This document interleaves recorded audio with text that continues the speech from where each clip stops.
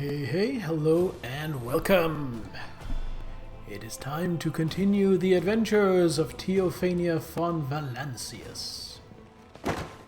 Pizza time. Please be on-off lurking. Hope you're having a nice day. Alright, Salaminator, thank you for being here. Enjoy your lurk. Here for your pizza only. Well, Salaminator just demonstrated how to get a pizza. You just do !pizza in chat, and the bot will give you a pizza if you're lucky. Pizza time.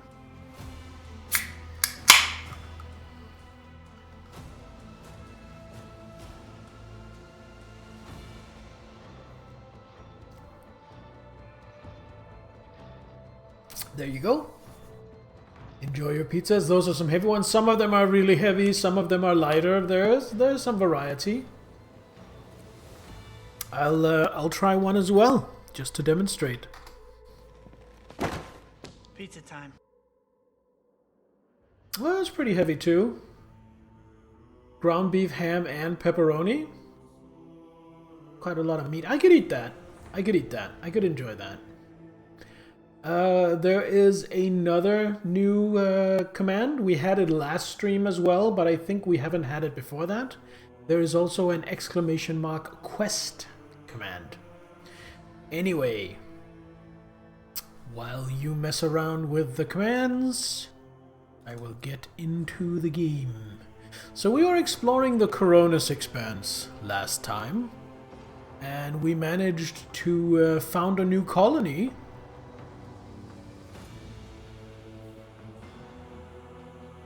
And yeah, explore some systems. And last time we figured that Palatium Stellus is unexplored, so we've been... Oh, I need that. Started here, we've been here and here. I think we've been here as well, yeah. But we haven't yet been to Omicron or System Speculo, so there's still a bunch of stuff.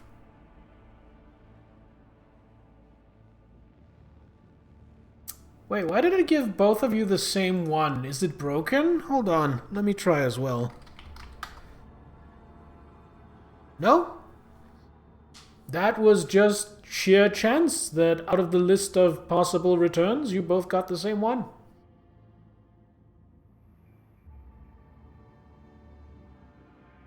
Yeah, Salaminator didn't manage to solve it, so you had to be brought in to help.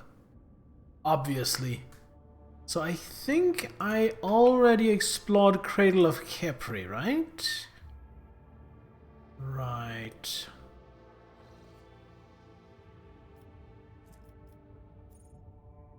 Right! This is where there was the distress signal. There was just an ambush with a bunch of turrets. Got it. Got it. So... let us travel to Palatium Stellus.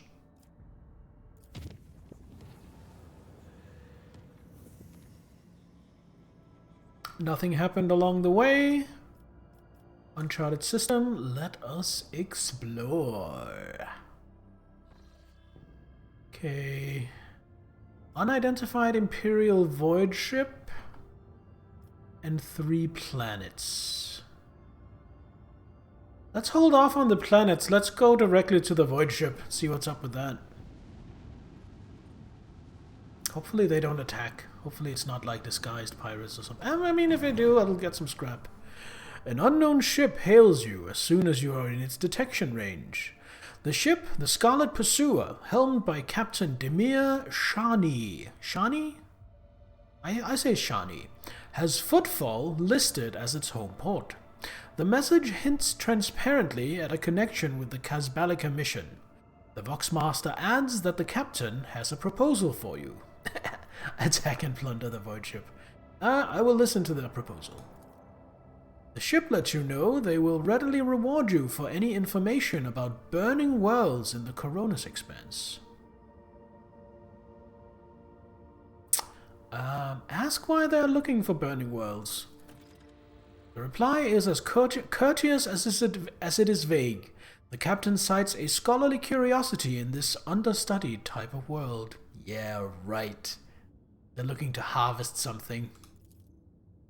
Upon hearing the message, Magos Pascal expresses a keen interest in burning worlds and asks the Lord Captain to take the issue into consideration.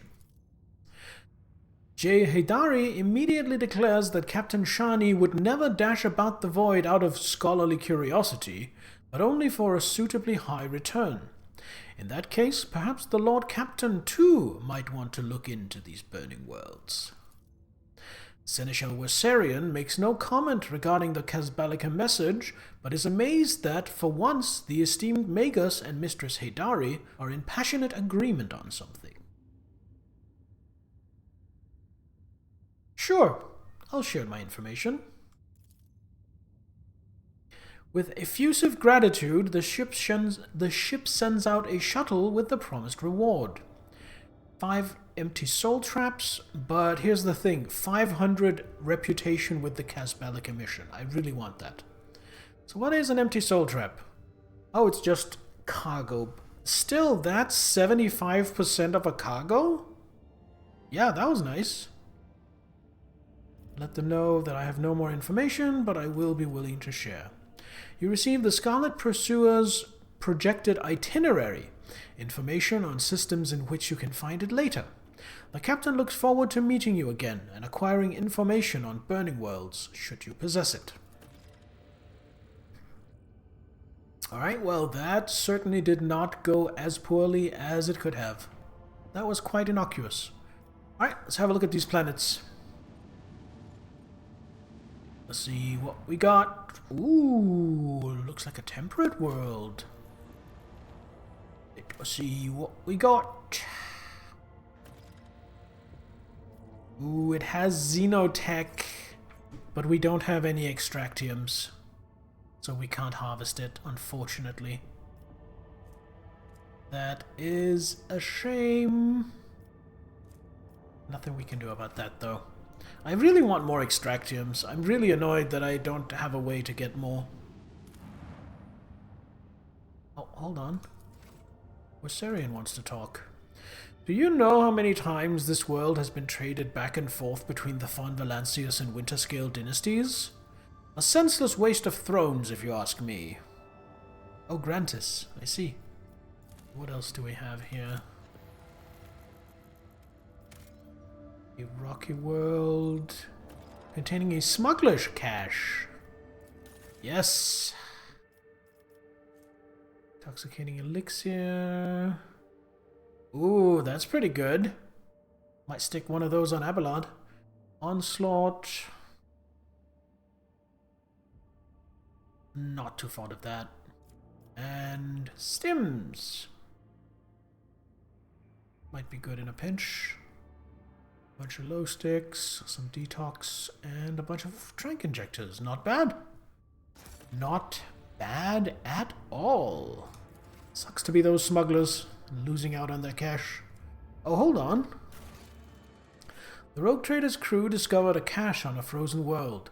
The cache was filled with suspicious substances. One can only hope the owner will not be too aggrieved by their loss. Oh no. Is someone coming by to take revenge? Trade war with competitor in the coal trade, having lost several of his xenotech providers. He is in need of a powerful and influential supplier of the forbidden merchandise. 2 profit factor for 4 xenotech. I will complete that contract. I need more profit factor. Profit, profit, money!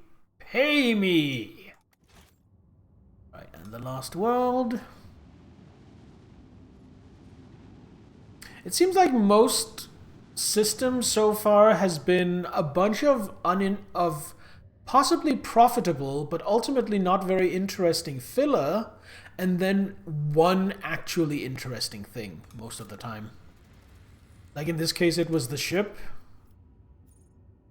That 2 plasteel hardly even seems worth the extractium, even if we had it. Alright. Diratalas. Now I want to go up here to Forgotten Twins and Nameless Star. So I'm going to try charting new routes and see what we find, especially in this direction. Nothing.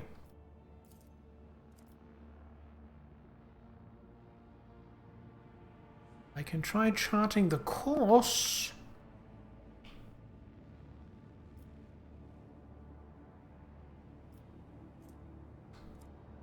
Let's try. Okay, so now there is a course, but it's deadly. Now we reduce the difficulty by 2 to unsafe, and then we travel there. During the warp voyage, the navigator's sanctum reported there are warp reefs right on the ship's course. The fragments of the Sea of Souls given material form. The navigators may either steer the ship past the dangerous region or risk approaching the ragged formation to gain valuable insight. I have enough warp lore to risk approaching the warp reef. Watch this come back and bite me in the ass. Following the Lord Captain's orders and the navigator's instructions, the void ship approached the warp reefs and passed the sharp formation without brushing against a single one. No one on board noticed anything in particular, but it became a momentous event for the navigator, who gained a special understanding of warp emanations. Oh shit, we got 6 navigators insight! That was so worth it! I just spent 5! Oh my god, that was so good! Shush! Alright, the Forgotten Twins. Let us explore. And then I hope when I chart new routes that will give me a route to Nameless Star.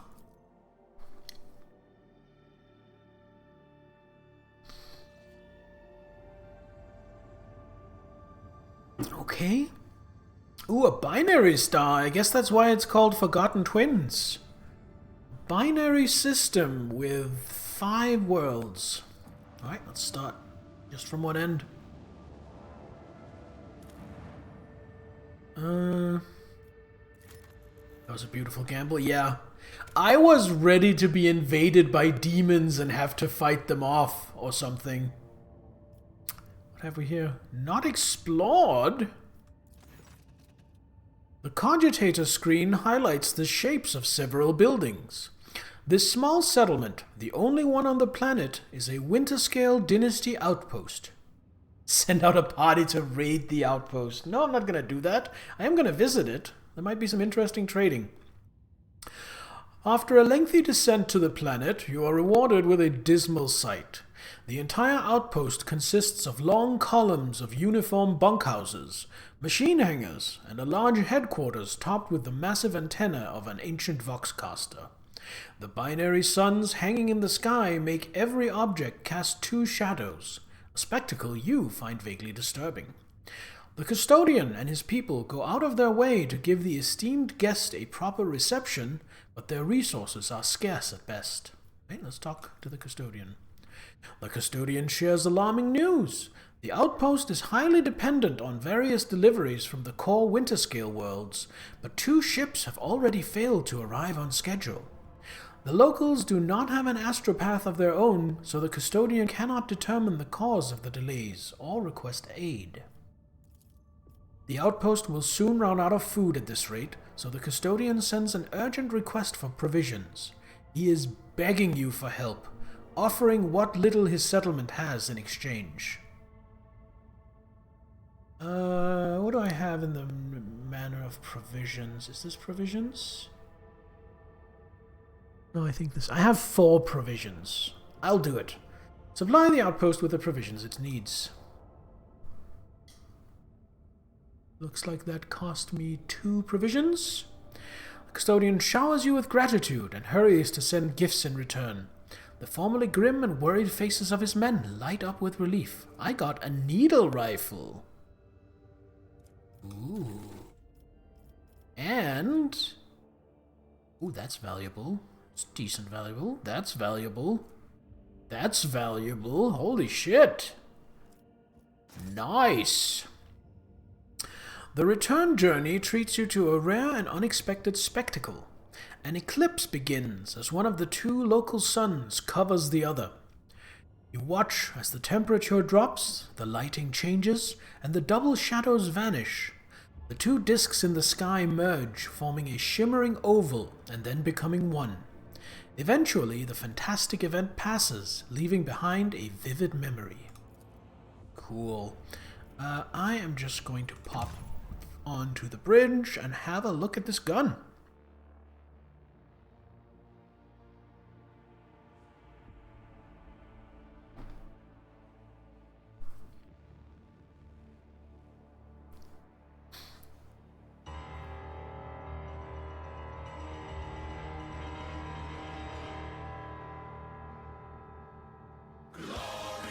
Hey Nittler! Hope the birthday party didn't take too much out of you. Thanks for checking in. Let's compare this to my marksman rifle. Okay, so my marksman rifle does do significantly more damage, but the needle rifle has 6 toxin damage on top. Let's see, it has better range. And it has less additional hit chance, but then it has 40% armor penetration. I actually think that is an upgrade. Now the question is, do I want to give my marksman rifle to anyone? Pizza time.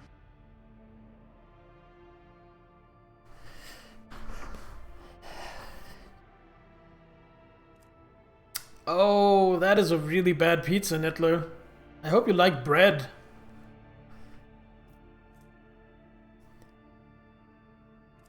I might give it to Abelard. She's definitely fine. He's fine. You know, I'm thinking... She has a staff to bonk if she gets stuck in close combat. I think I might switch her other weapon out to be the marksman rifle. It's just a skull. He has his staff. Yeah. He has that. Does she need a rifle as well? No, because we want her to have the force sword. She, however... Now the rebel sniper rifle is better than the long lass. And she is dual wielding. So I think Abelard gets a long lass instead of the modified las gun. There we go.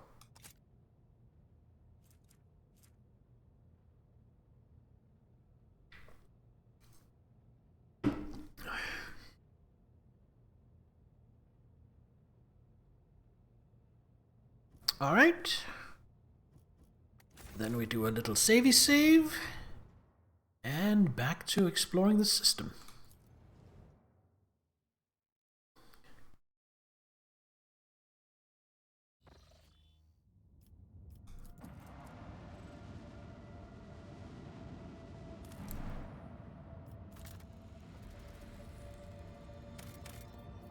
Got 2 plasteel, that's kind of meager.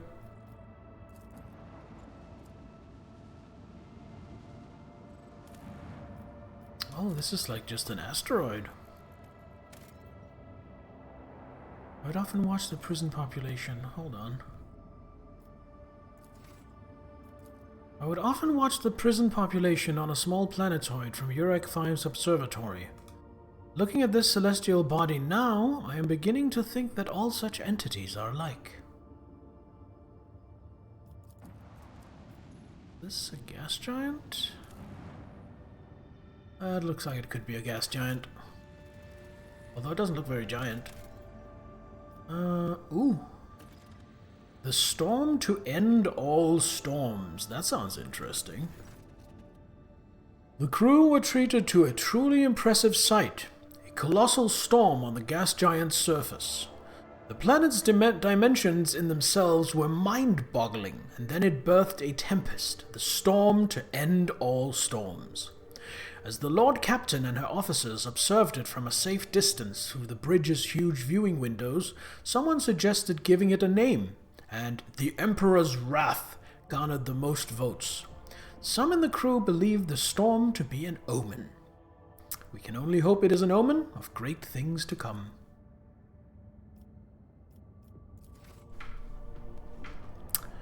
Alright, last world in the system. Looks like just a dead world to me. Ash world. Dead ash!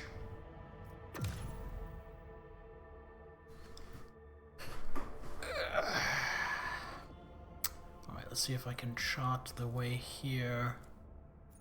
Scan is required. Alright, chart new routes. Ooh, we do have a route. We also have a route to Langren's Belt. Interesting. I want to check out this nameless star first, though. Sup, monkeys? What's up, Anguished One? Eldari scum?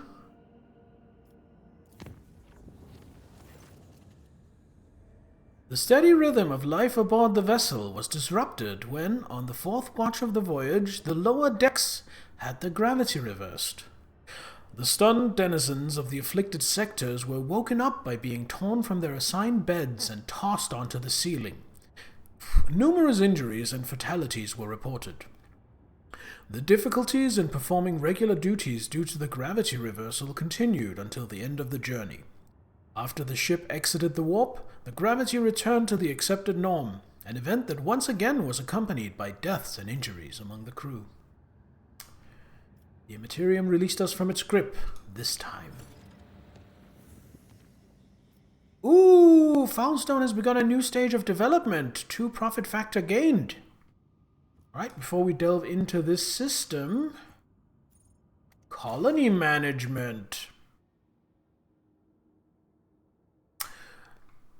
Lord Captain, the world of Foulstone has been upset by a conflict between the followers of the Order of the Hammer and the refugees from the Winterscale dynasty's domain. An argument broke out near the tomb of the renowned holy man Nicomedes Keefe, and the tomb was damaged in the fray. The pilgrims revering Keefe's rival, Philopomenes of Malpai, claimed Keefe to be a thief who had stolen the relics of St. Cognatius and violated the sacred mystery of his resting place to sate his greed. The Order of the Hammer is furious at the heretical statements and the desecration of Keefe's burial site. 1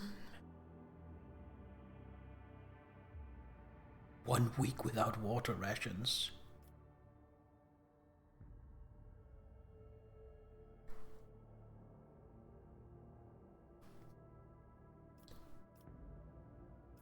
Who is Nicomedes and Philopomenes? What is the issue here? Saint Nicomedes Keefe is a missionary who arrived in the Expanse alongside the founders of the Order of the Hammer, offering them valuable guidance for colonizing Foulstone. He converted many worlds to the Imperial Creed, but his most famous feat was his search for the burial site of the legendary preacher St. Cognatius, who conquered the Expanse thousands of years ago, leaving behind scores of relics. Keefe was able to track down some of those relics. The order was named after the power hammer of St. Cognatius, Piety's Charge. Alright, we are getting interrupted by ads, so I am going to go use the bathroom, and then we will continue this in just a few minutes. So don't go anywhere. I will be right back.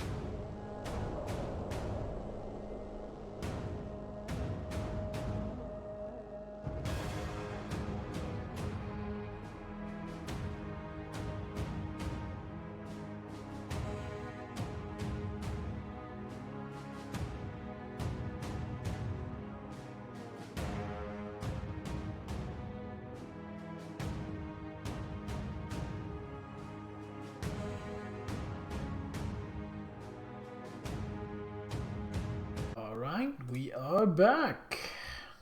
Hello everybody. Ads are still running, but I don't give a shit because ads should be over for most people. So let us continue this debacle. Philopomenes of Malpai is a priest from Winterscale's realm. Reactor online. Hello, Yaganod, welcome! Online. Weapons He preached online. in the same times as All Nicomedes systems Keefe and nominal. denounced him for the false veneration of Saint Cognatius.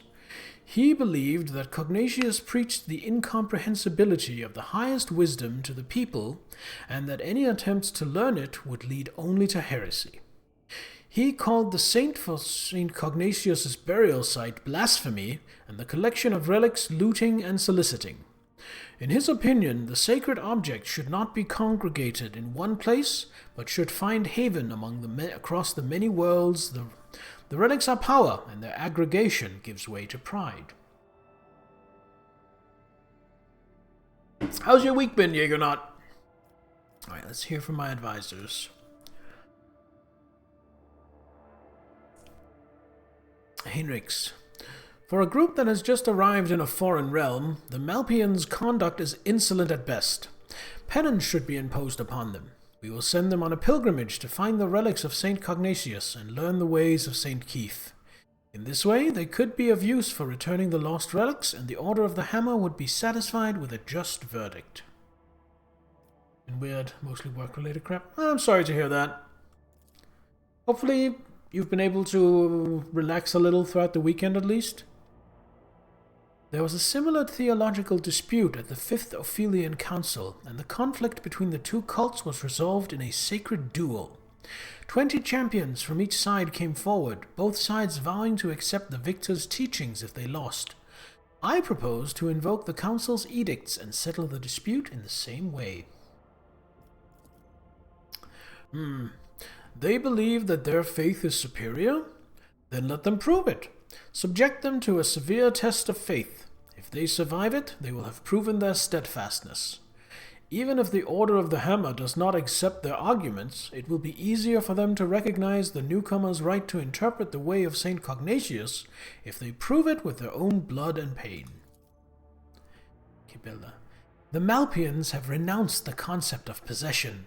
Their vows are true and similar to ours, but they lack humility and reverence for the dead. The blood-spun web could embrace their leaders. We could teach them. We could soothe the turmoil. Ooh. Oh, and I get to actually pick there?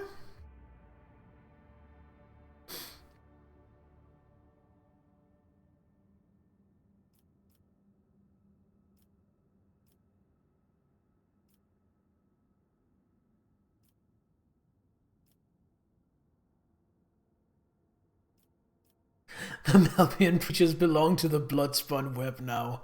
That is insane. We are not doing that. Holy shit. I actually still really like this one. Of putting some of the Malpians into the rank of the Order of the Hammer to kind of intermingle them. So yeah, that's what we're gonna do. The Malpians display impressive zeal. I charge the Order of the Hammer to welcome 100 of the new arrivals into their ranks. Let them learn one another's ways and come to accept their distinct paths towards the reverence of Cognatius. It shall be done, Lord Captain. Received a Malpian Shroud. Whenever the wearer deals damage with a melee attack, they gain 10 temporary wounds?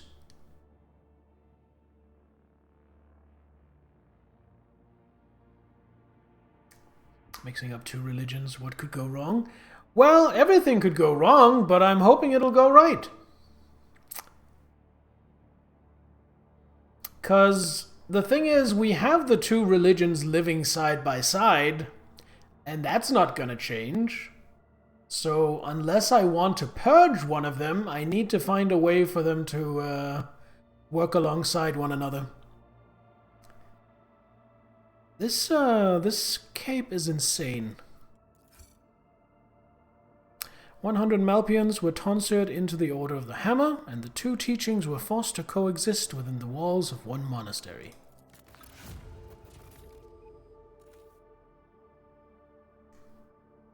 +2 profit factor, +2 complacency. Alright. Before we do this...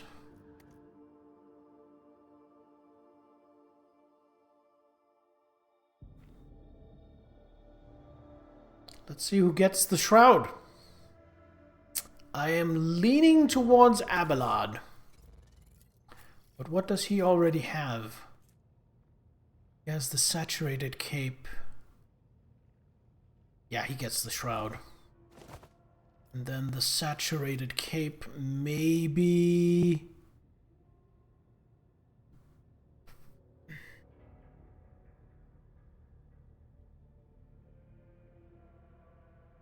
yeah, he...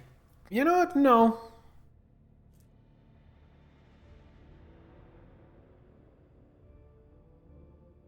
Yes, he gets that. And the emergency injector... what do I have? No, I'm keeping that.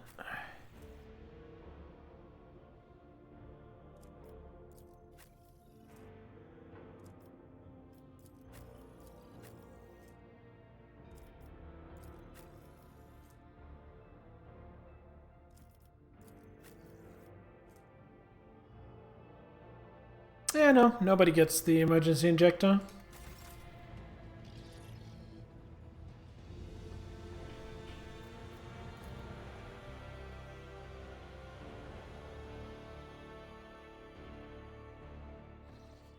Right, let's continue colony management, because we can start a new project. We don't have a lot available, so let's see what we have to work with. Touched by holiness. Spend 3 profit factor.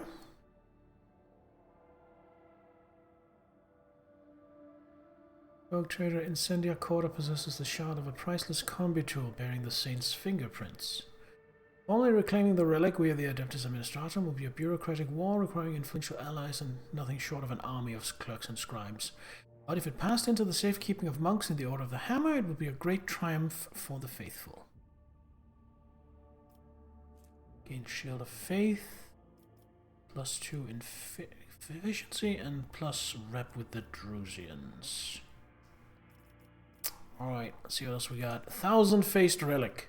The monks demand a great work. Thousands of faithful, with skin entirely covered in scars in the form of lines from scriptures about Saint Cognatius. I'll have to spend 1 chemicals. 3 people. Is people a resource?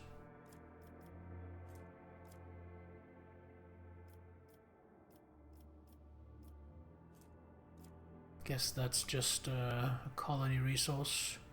No, I can't see it.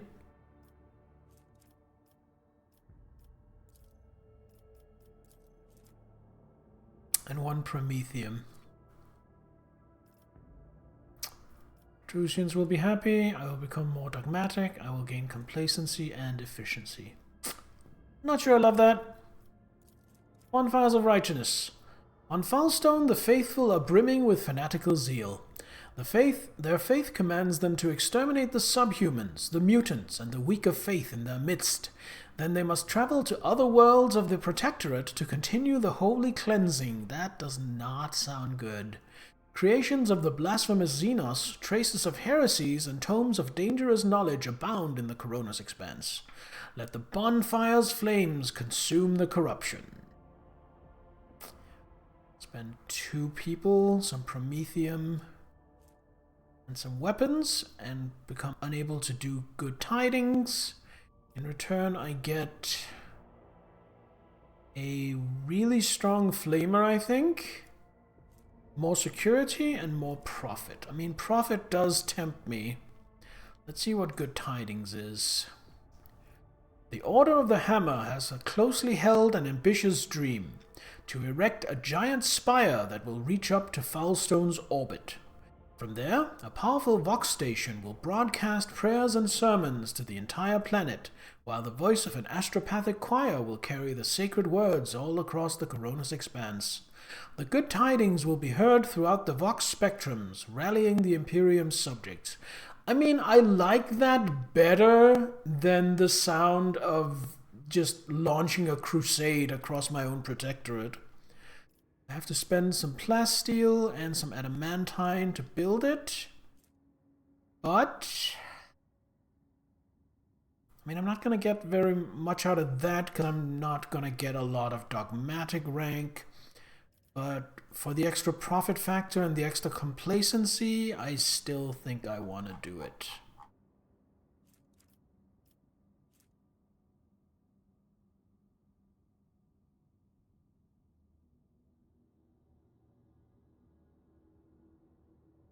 So let's do good tidings. Set that to work. Then, now, let us visit Nameless Star.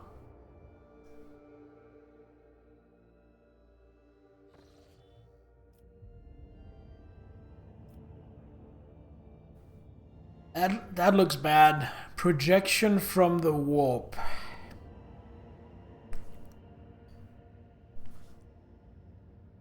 We probably shouldn't go there. But we're gonna. Let's visit the various worlds first, though. Let's save this for last.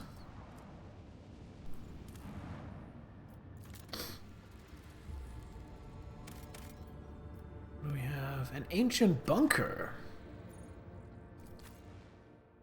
Ooh, away team. So who's going? Nothing bad ever came from the warp or a warp projection, right? No, nothing bad. Literally nothing bad has ever happened because of the warp. Tell me not to do something, because I will fucking do it anyway. Who do we want to bring? I think I might like this party. I might drop Cassia for Jay. No, let's go with this. This is turning into my standard party.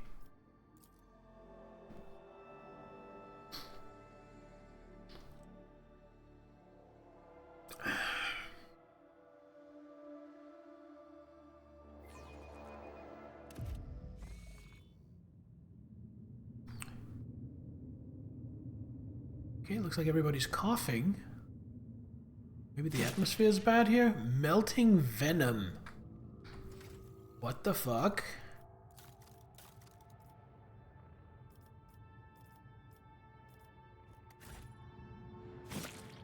These poisonous vapors somehow found their way into the bunker's ventilation system.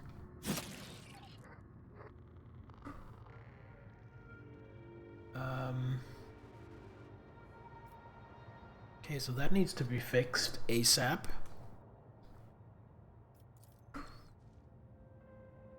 It's about time.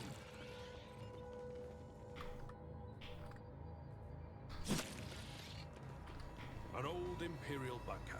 Ah, there are some Dargonas too. A good place. Massive doors dotted with small chips, scratches, and bullet marks. There's no sign of any hinges, levers, or anything resembling a lock. There's a dusty panel built into the wall to the right. As you approach, the cracked screen starts to flicker faintly.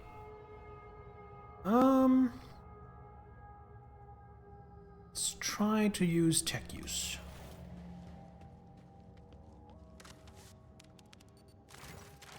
Succeeded! A little patience and you hear the tired clicking of mechanisms from beyond the wall. The door opens slowly and with a groan.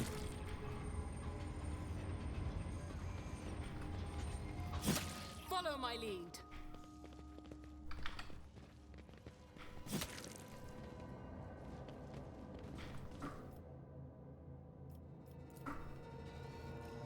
Yellowish gas slowly seeping through the rusted air duct.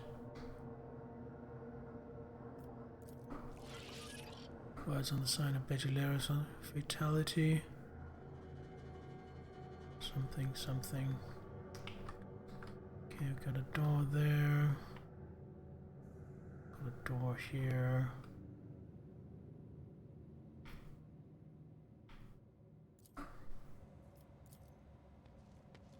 Force the storm.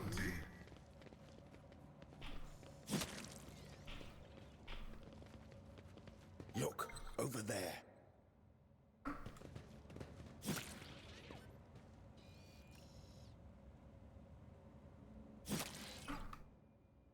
Game, will you please allow me to click on this thing? Okay, just some loot. Acquisition is possible. God damn it. Victory awaits!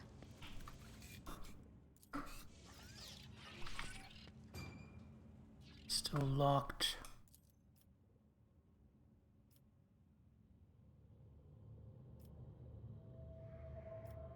It says 0%. Guess I can't get through there.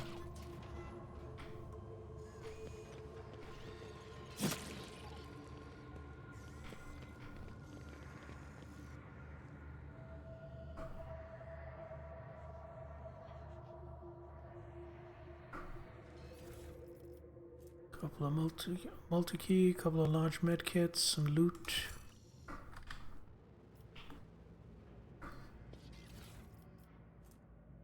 Decayed scroll. Okay. Reading time. 348 years ago, our ancestors arrived on this blooming world, built the cities and the manufactorums, and founded here a society free from heresy and fear. But the immortal emperor of humanity, warden of light, saw fit to test our faith. A great war tore open a rift between our ancestors, dividing them into two factions and turning the world into a boundless battlefield.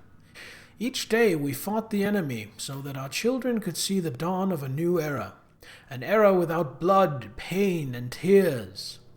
Brave people, living and dead, paved with their bodies the road to our future.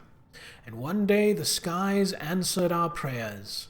The great star allies descended from the darkness of the cosmos and bestowed upon our great army the doomsday weapon. And so we brought righteous anger upon our foes and ended the centuries-long war and welcomed the dawn of a new era. The universe will hardly notice our deed, but the God Emperor sees all. We, children of a great nation, must dedicate ourselves to this sacred mission, to survive and revivify this world, as the most beautiful flowers are revivified from ashes. And hence do not despair, sons and daughters of the Imperium, for our star allies are behind us, and the God of humanity is with us. I know that help is coming, and soon the skies overhead will shine once more. Well, that sounds sinister as fuck.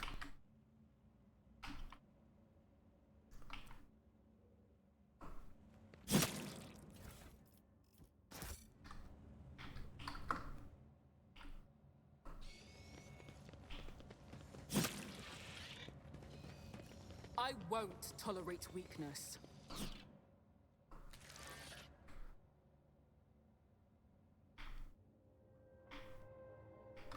Oh, there was a door there. Damn it.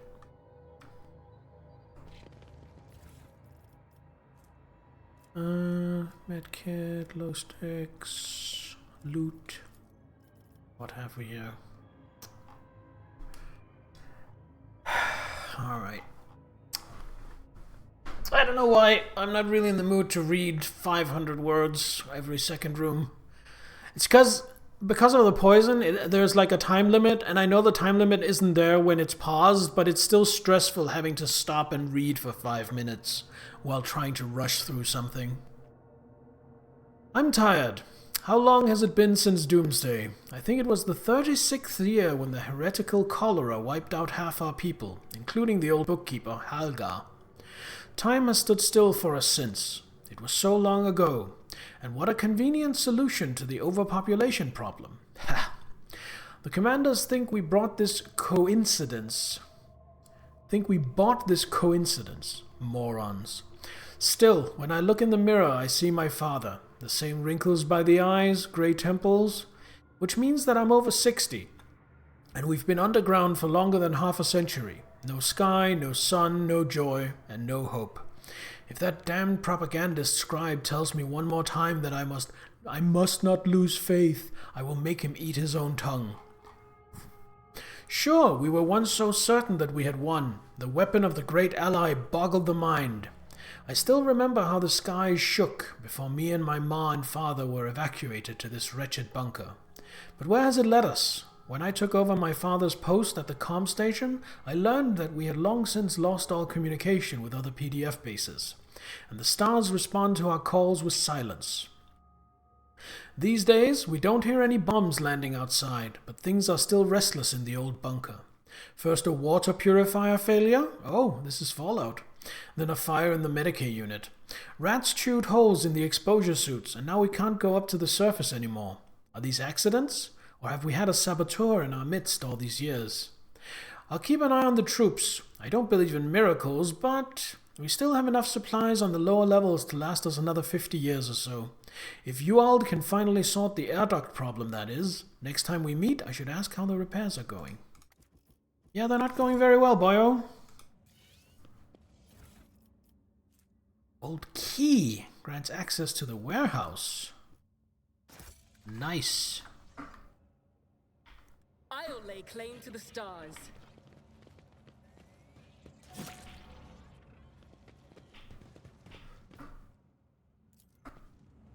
Several crates of dry rations survive to this day. Each one bears a seal with the coat of arms of the Winterscale dynasty.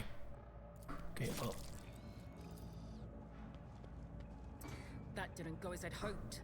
I was thinking that would be what the key was for, but I guess not.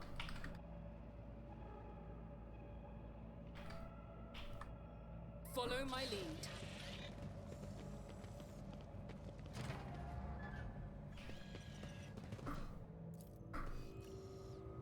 Rusted reservoir for storing drinking water. It's only half full. Yeah, but it is half full. Valve is required to regulate the flow. So I need to find a valve. Probably in the warehouse. I have no idea where that is.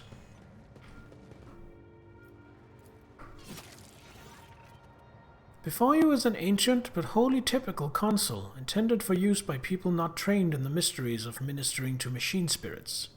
The cogitator is completely silent, but as you approach, you sense the warmth emanating from its metallic casing, a telltale sign that the machine is working. Pascal offers the cogitator a reverent bow, chanting the binaric area of launch priming. The spirits of this machine embody resilience and indomitability.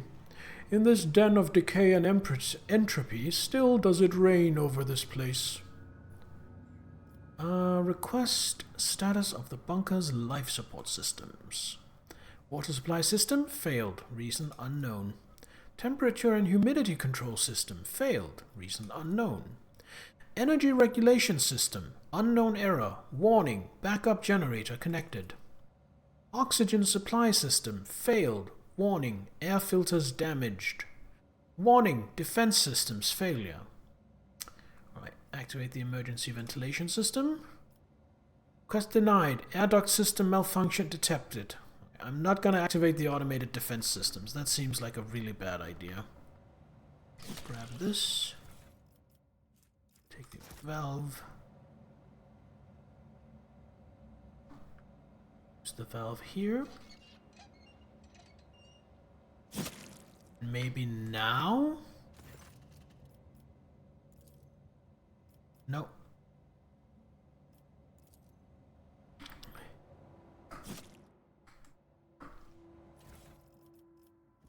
Loot.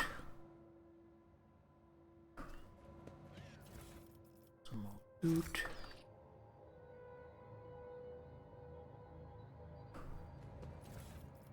Loot.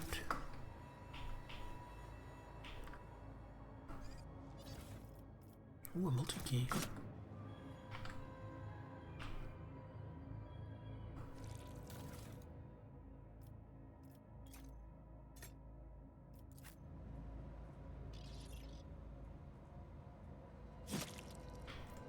Now?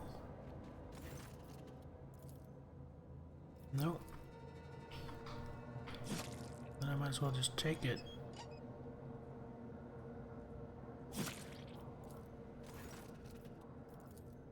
There we go. Processing input data, blah blah blah blah, booting, compressor, activated. Oh, emergency FL activated, automated defense systems activated. Pascal's voice hisses mournfully. With your permission, I would extract the command blocks of this noble machine to hold a vigil for its deceased spirit. Deceased spirit. The Omnissiah preserves the faithful.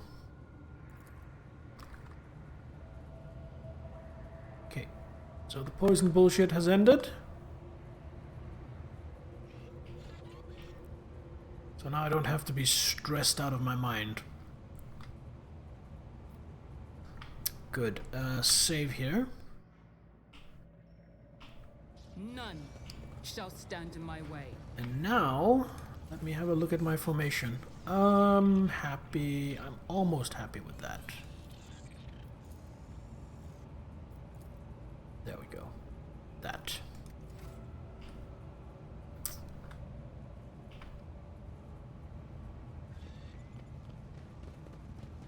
Let me just... I am registering unconventionally high efficiency for the unit Cassia Orselio relative to her limited experience. The unit status is... So that was where I needed to use the key, not on the door. It's amazing how hard it is to do even basic shit when you're stressed. Is it not, esteemed Magos? I learned this wisdom from your fellow priests, and it has helped me many times.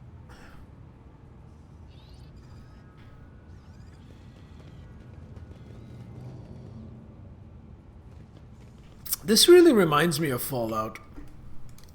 Am I the only one that this feels Fallout-y for? A new challenge. Cast your eye there. Someone sawed off the emergency stairs and tried to conceal the damage.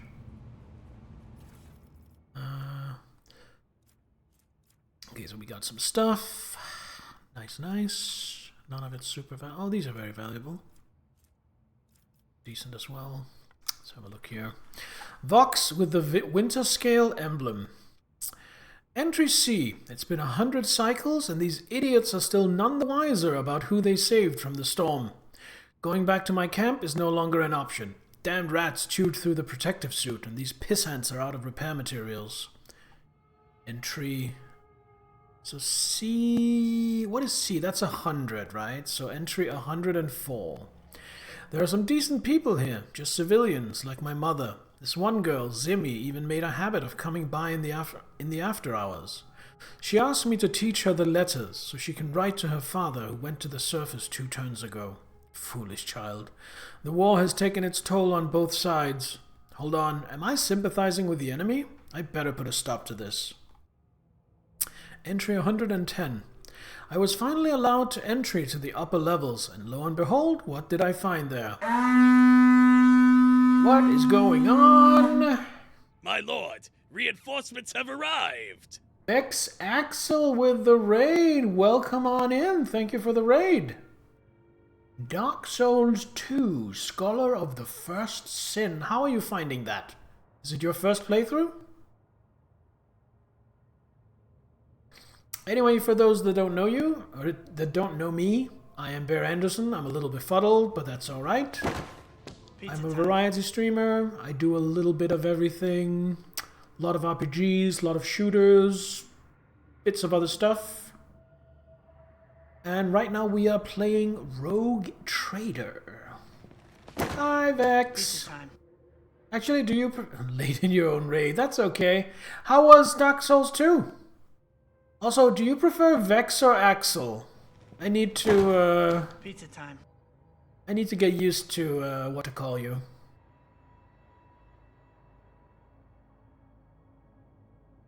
Other one works? Alright. I think Axel. I think I'll try and call you Axel. Actually pretty close to your favorite. What is... Pizza with ground beef, ham, pepperoni, onion, jalapenos, and cheese. Ooh, that's decent. Dark Souls 2 is a lovely game. Fume Knight is a pain. Fume Knight is probably the hardest boss I've ever beaten in any Souls game. I am quite proud that I managed to beat Fume Knight on my own. It only took me like, I don't know, 100 tries. It was a pain. It was struggle. Are you on your first playthrough? Anyway, let me get back to this. The same supply crates as those gifted to our lords by the Star Allies. The same rations as we've been eating. The same weapons as we've been fighting with. So our lives have simply been toyed with. Winterscale has betrayed us. I must report this to the command, no matter the cost. I got my hands on a cutter and decommissioned a few blocks of explosive. No one noticed a thing. I bribed the archivist with 12 rations. Now I just need to get the schematics for the life support systems. Rats brought disease from the surface. The Medicae unit is packed. Just the right time for a quick short circuit. Zimmy drank the poisoned water and vomited a lot of blood. The schematics were inaccurate, but now I know for certain which pipes go to the living modules and which to the barracks. Senior comm officer suspects something. It's time. Alright, so clearly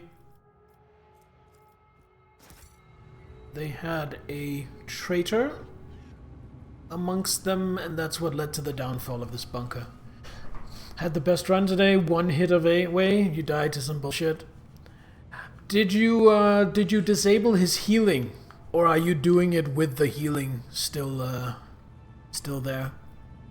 Because I would never even try to beat him with the healing.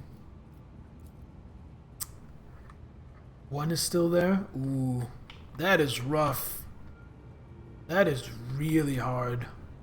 It's about time. Unknown accident caused the elevator shaft to collapse. Reaching lower levels at this point would require sending a mining team. Wasted 1 chisel on the big stairway because he didn't know better. I think, I could be wrong, but I think there are enough chisels to deal with all of them. So I think maybe there's just at least 1 chisel somewhere out there you didn't find. So maybe, if you're really struggling, maybe you could go back and look for that. Then again, if you were only 1 hit away today, you know, probably you'll get him next time anyway.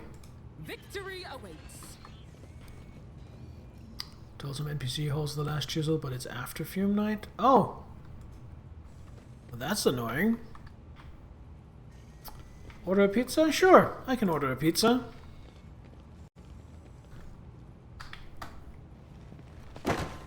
Pizza time. Kebab, lettuce, cheese, and dressing. Not my favorite, but not bad. I can eat that. You're welcome to order a pizza as well if you want, Axel. There you go. Pizza time. Stuffed crust with kebab, chicken, French fries, and cheese. Ooh. That sounds positively delectable.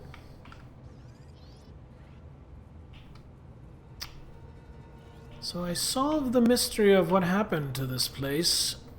Am I done?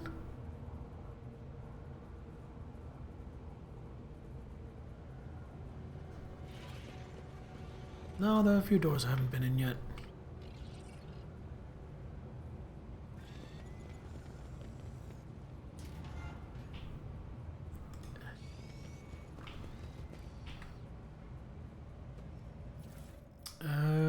Officer key grants access to the archives. Poor guy died in the toilet.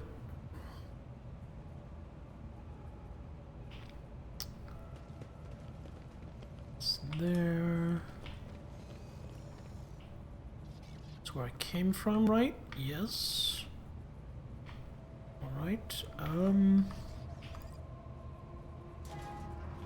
I won't tolerate weakness. Worn seal. A worn golden seal adorned with intricate patterns. Someone has deliberately scraped the coat of arms off the handle. Interesting. I wonder what that's good for. Pascal, can you pick this? No, you can't. This cannot be.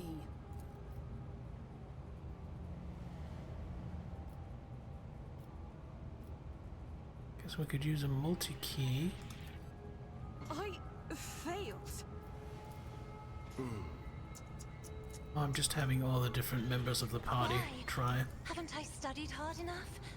A soldier would have been disciplined for such a performance. Alright, let's try the multi-key. There we go. Blessed with multifunctionality. Multipass. Lilu would have been proud. The Emperor favors me today. I'm watching your Get back. away from that goop. Always.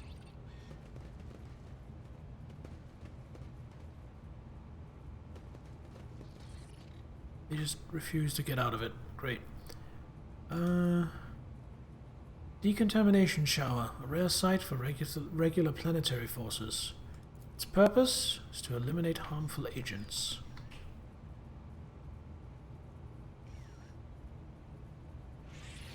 Okay. So far, so good. Still haven't checked out this. Kebab on a pizza? Never heard of that?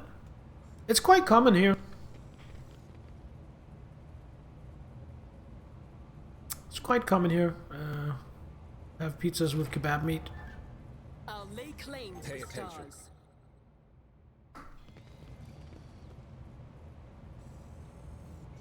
Genta deal with that. Never doubt me.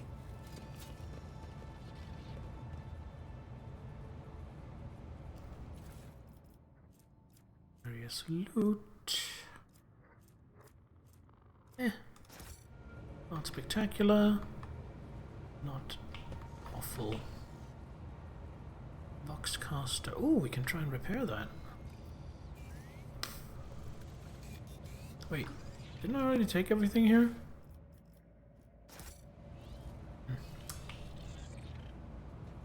Can you repair that? God grants the insight. Hold fast. The Star Allies are with us. I feel like the Star Allies are like chaos. For our families, for peace, for honor!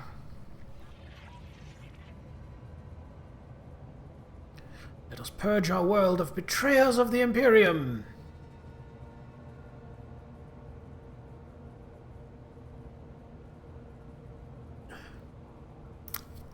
Alright, seems like that was all of it.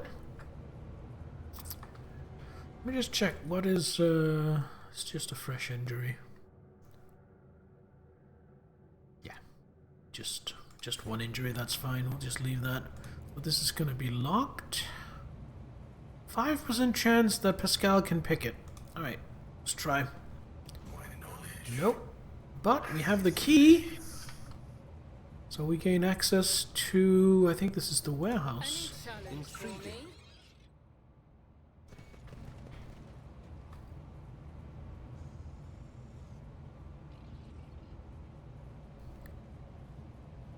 This is a solo job Sets my for path. Argenta. Actually, let's just save before I fuck this up. Onward.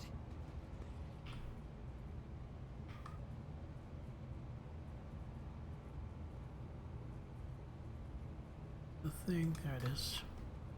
I better myself through my service. Alright, everybody come on in. Ooh. Ooh, an extra melter charge. Nice.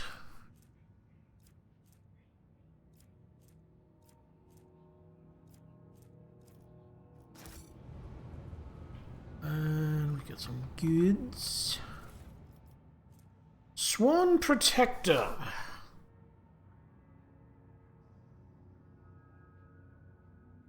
It's like a decent lasgun. You have to be iconoclast to use it. +1 resolve for each enemy killed until the end of combat.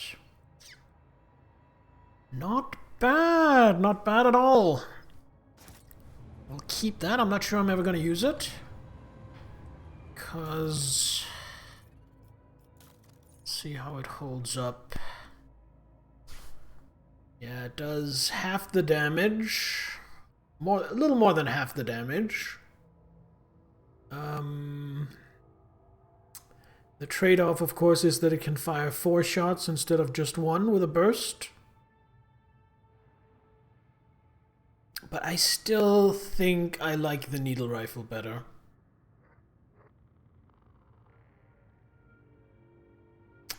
And the only other person on my team that's an iconoclast is Jay, and she's all about dual wielding. So a rifle type weapon just does not work for her.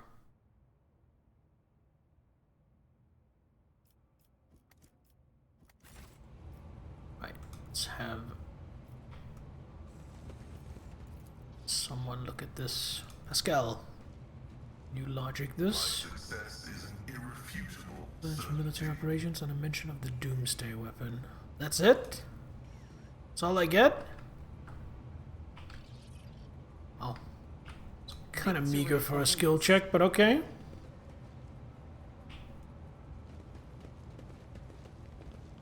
I mean, it's getting pretty clear what happened here. There was a civil war going on the planet, and someone came along and offered one side a really strong weapon to win the war, maybe even to both sides.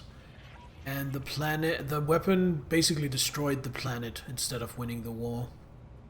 And it's these star allies, and I can't tell if the star allies is just the Winterscale dynasty that wanted to fuck up this planet for some reason, or maybe it was Xenos, or maybe it was Chaos bringing about the ruin of this planet. I can't quite tell which one it is.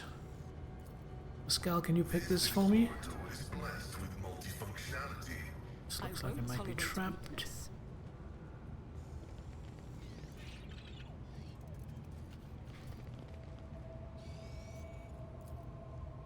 Corrosion was merciless to these old Imperial bayonets, chainswords, and las guns.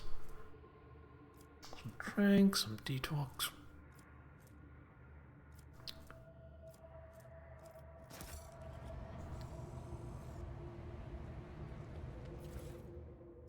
What have we here? Oh, it's just a combi tool.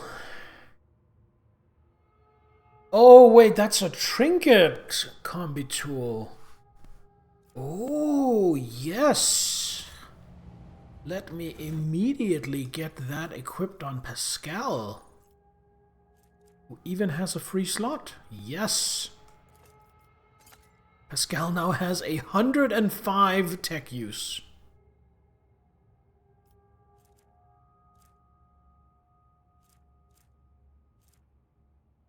What goes in that slot?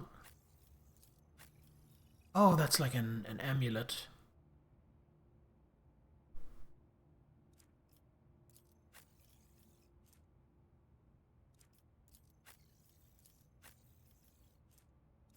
Oath.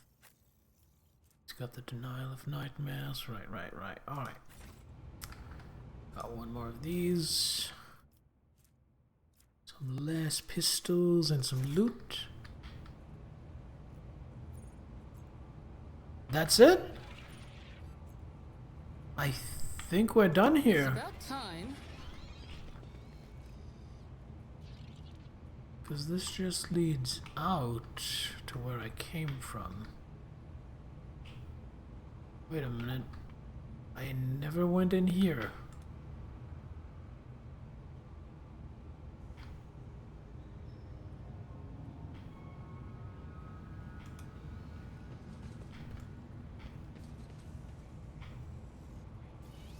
Oh, the door's locked, closed.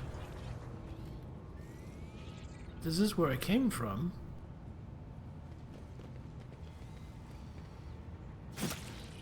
Oh, there's still melting venom outside. Got it. Now the automated defense turrets. Yeah. I was prepared for that. Alright, let's get everyone into position. Magenta here. Tiffania here. Here. You here. And our two melee bros just ready to charge. Yeah, that'll work. And this thing there. Right, Argenta first. Claim this as a prey. Faith without deeds is Sidle, of worthless. course. Doubt Call is the for the weak. bold. And full burst.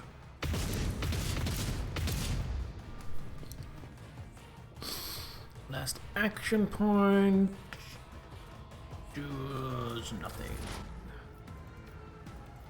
Scal, I think we're gonna focus down one at a time. I think that makes the most sense. Actually, Machine Spirit Banishment. Request approved. There we go. Then Machine Spirit Communion to reduce all of my weapons' recoil. And then we have one left just for a regular plasma shot. There we go. And the turrets go. Oh, there goes my cover. There are 4 of these turrets. That's a little much. Still kind of mad there isn't a faction of Jedi-like psychers in 40k. Why does that make you mad? Better get My commands Medicaid are signal followed up and without running. hesitation. Then voice of command on basically everyone. Then bring it down Me? on Argenta. If you insist, Lord Captain. Argenta can do I'll do it. first.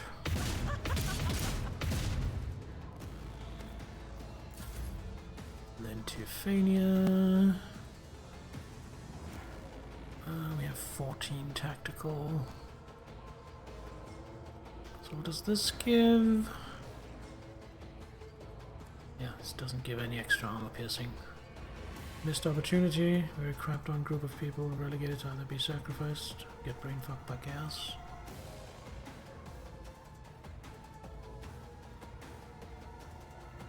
I guess.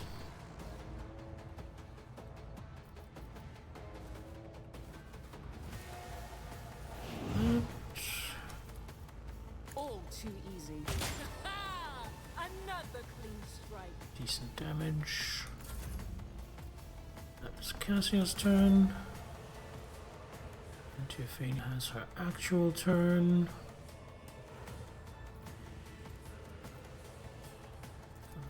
Already done. Magenta. Bring it down. Absolutely Joy not. can't because she's already had one. Put it on Abelard. I will do my Brace for duty. impact. Victory is Charge. imminent. Nothing's impossible for this old officer. And shield bash. Target well struck. And regular attack. No, that's it.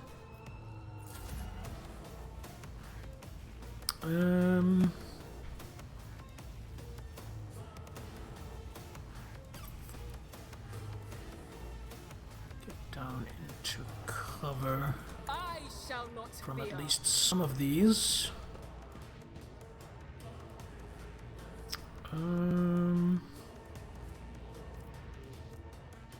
Anyone need to get back in the fight? I think Argenta could use get Nothing back in I the can fight. do. Then just a shot. Suits my purposes. Ooh, overpenetrate. Nice.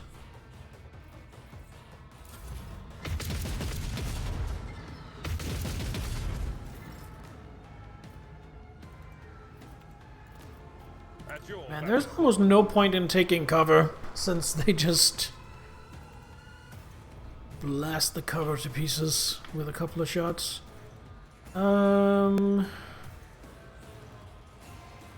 Regular attack.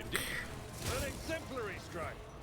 Target well There struck. we go. And then stalwart defense.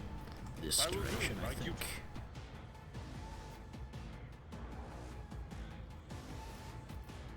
Word of the Emperor. I can basically get everyone except Tiffania. But of course, Lord Captain. Then we Hammer of the Emperor. Then we charge. For the throne's glory. Holy terror, smite your We enemies. attack. I won't object to it. Do I need to invigorate anyone? Oh, she's in range. But Yes, of invigorate. course, Lord Captain. Oh, she might not be in range.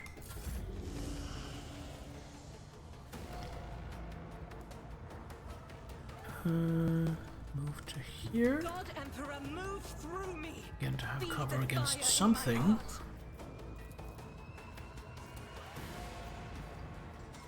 Okay, that's not an issue, because I will claim As the Call the Emperor Bolt. commands, I act. I will claim Controlled Shot. Then we'll burst. You can escape the Emperor's judgment. Yep. Turn. Now Pascal's gonna start killing this turret. Machine Spirit Management. Machine Spirit Communion is on cooldown. Right, perfect spot. 2 left. I think we analyze. And then a regular plasma shot. And oh, sure, there is. Right, there we go. Guess I can also Toxic Needle. It's not gonna do much, but every little bit helps.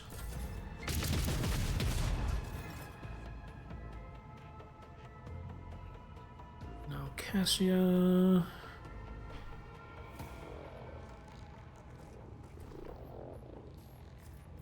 Move this. Neither of us Here. has to fight alone anymore.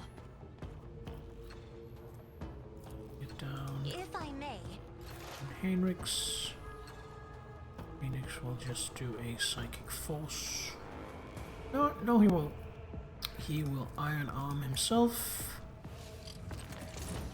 And then we'll Psychic Force. There we go. Oh, we have I feel right, the that's Daring power Breach. surging. Just put some wallop into it. Just 4 I regular won't attacks. object. Nothing stands against me.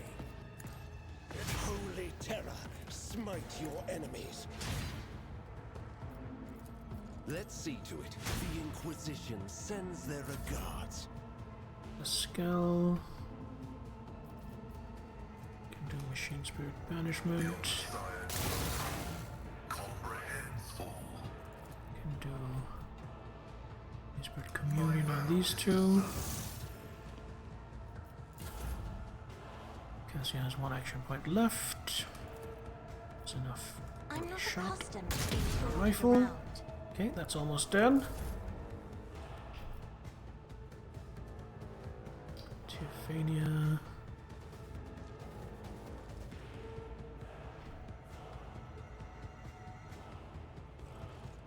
Go here. And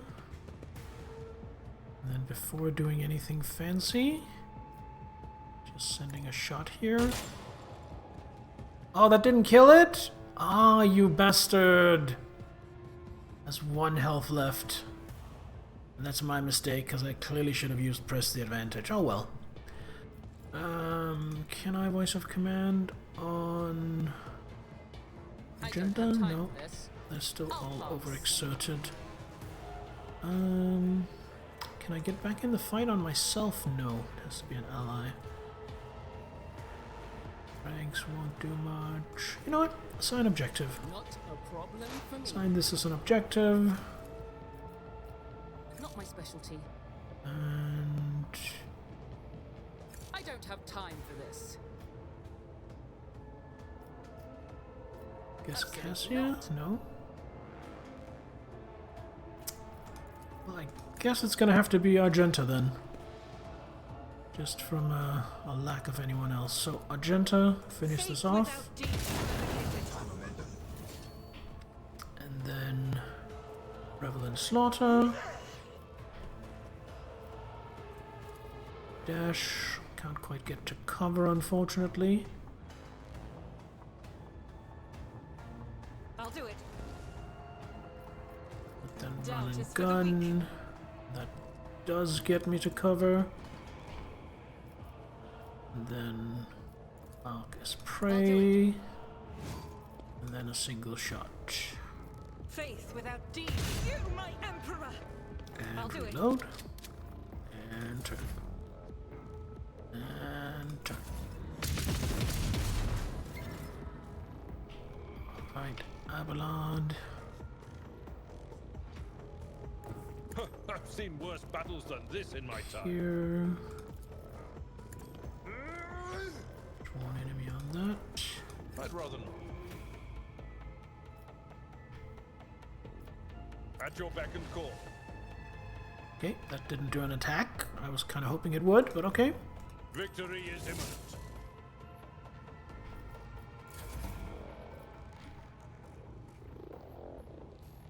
I need a foothold.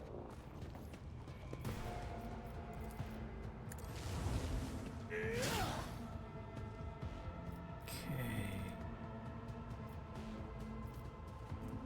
What of the Emperor?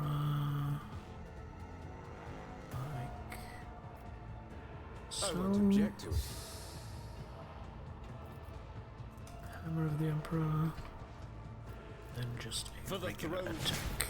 There we go.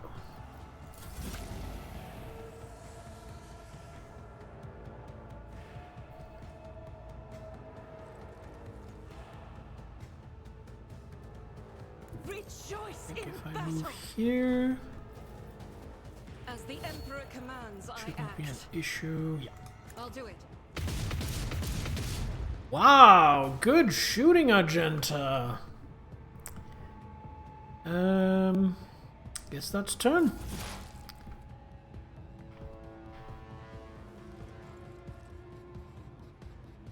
Activate calculated fury algorithm. Chain Spirit Banishment. And Marcus Prey. Request denied. Already is marked as prey. 3 action points. Let us analyze. And let's do a big boy shot. By now, combat is an equation. Your life is a negligible variable. And that's gonna be it. Ow, ow, ow. Right, Cassia. Start by moving this.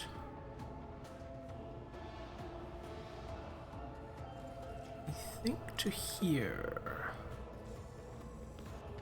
Yes. Beautiful. Then she moves, that's too far. That's where she's Battlefields are gonna move. always drowned in scarlet. Okay, we have 3 action points. 1 is gonna be a shot. So 2 Isn't is this a gonna job for be the serfs? having Argenta.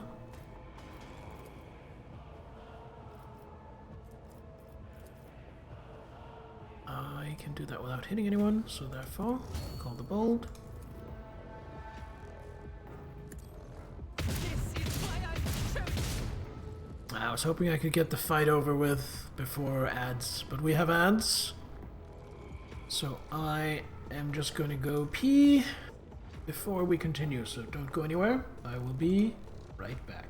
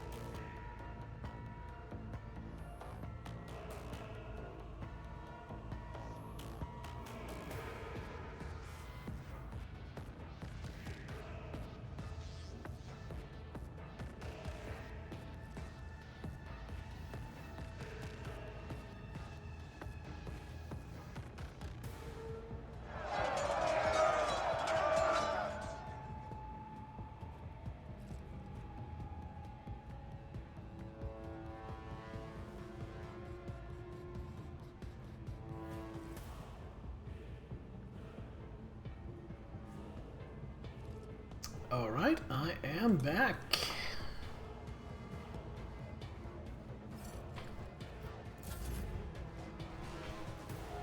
Okay. This is just a freebie turn.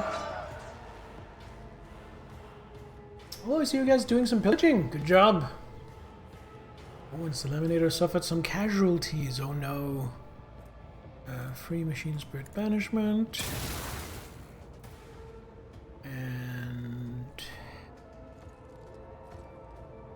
if I do another overcharge, I'm probably gonna explode because I'm overheated. So rather than do that, I think I am just going to study and then regular shot. There we go. One action point left. Left to do. She has 1 point left, which means she's going to shoot. I am a navigator, not a servitor. Chosen by Korn. Blood for the Blood God.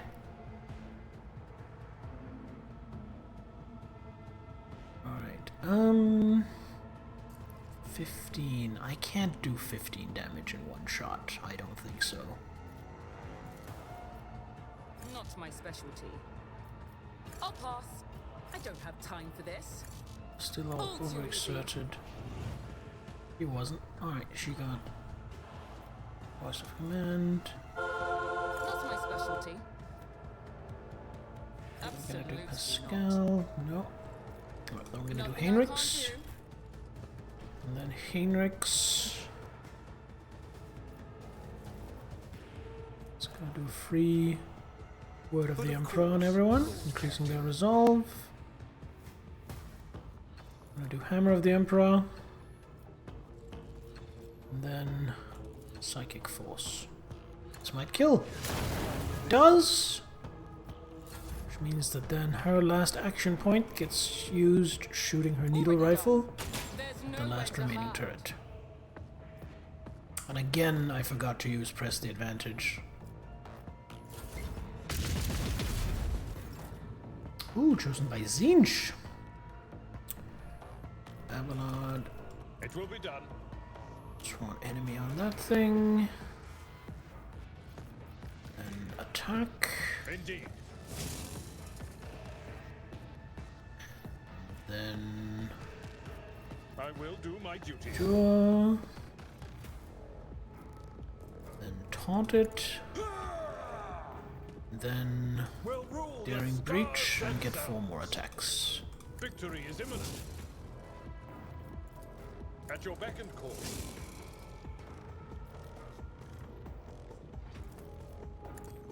Lesson learned. Grey hair, sure hair. Who thought that was a good idea? Target well struck. There we go.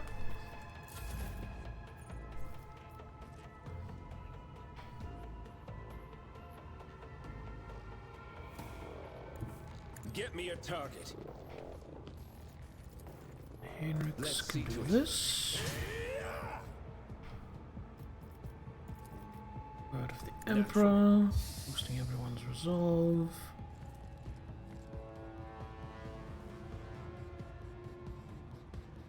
Hammer of the Emperor. And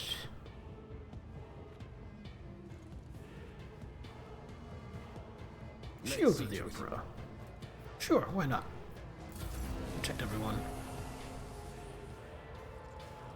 Magenta. Guided by faith. Move to here. Has this thing already been made prey? No. Prey. Faith without Call the deeds is bold. worthless. I'll do it. God damn it, that didn't target it. I screwed up. Oh well. That's on me. Heavy is the tread of his faithful. Now Pascal. Request approved. Should have put her more over here. Yeah, that's me screwing up the angle. Oh well. I think that might still be overheated, so this might hurt me. Nope. Got away with it. And then analyze enemies. And then shared analysis. And then Cassia. Let's see, they're in and they're in. So Cassia says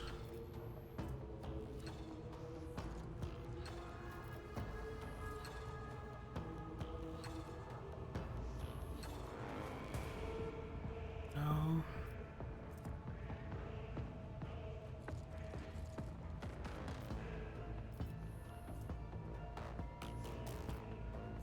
Glimpse of Fate. Pascal. Shoot. Isn't this a job for the... Oh, never mind. Didn't have to, There's no loot to be had, to be salvaged from them.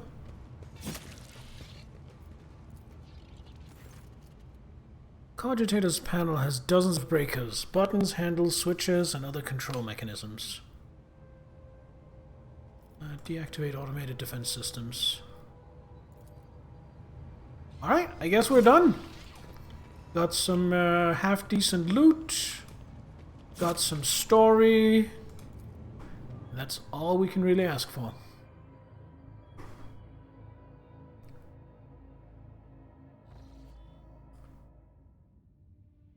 Lord Captain, the crew that was sent to the surface reports that they have cleared the collapsed passages leading to the lower levels. After exploring the abandoned rooms, they discovered valuable cargo that has already been brought aboard. So what did we get? Full set of uniform kit, a full set of provisions, and a full set of ranged weaponry. Very nice. Alright, so Oasis 5. Definitely worth it. Let's save. Didn't expect to be chosen by Slanesh. You never know, the gods are fickle. Looks like a planetoid to me. A little bit of plasteel, which I can't extract. Another planetoid. A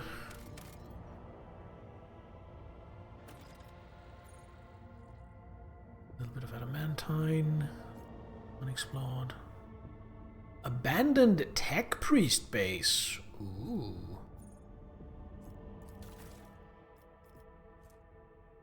Some rod cogitators. Plasteel ballistic plates. Very good. Now what do we have here?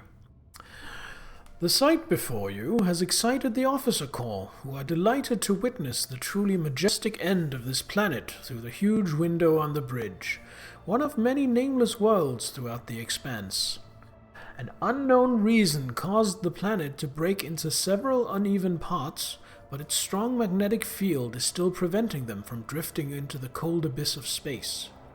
The planet's hard inner core has remained almost untouched as thousands of explosions taking place under its shell of hard metals light up the world's heart from the inside. The Augur crew detects several ruined extractiums on the broken planet's surface. Their analysis shows somebody used to mine adamantite here, but abandoned the deposit after the catastrophe. Most of the machines are damaged beyond repair, but the tech adepts claim one of the complexes can be restored if the rogue trader has the required parts and equipment. Yes, definitely provide the technicians with scrap to repair the extractium. A few dozen time bells later, the Lord Captain is informed that the repair crew is suffering from unrelenting headaches, most likely caused by the oppressive magnetic field of this world. However, the machines have been successfully repaired, and the extraction of adamantine may continue if the Lord Captain wishes. Of course, the mine needs to be staffed with a squad of working servitors and a maintenance brigade doomed to endure the endless pain caused by the magnetic storms. Yeah, I don't think it's worth it for 2 adamantine, so I will take the extraction machine and apply it somewhere else.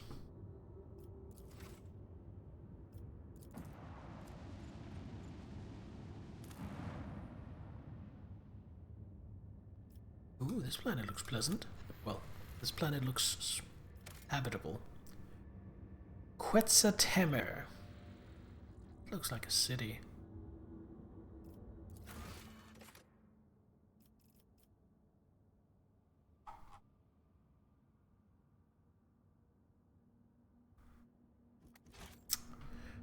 Alright, wait, why is my ship not at full?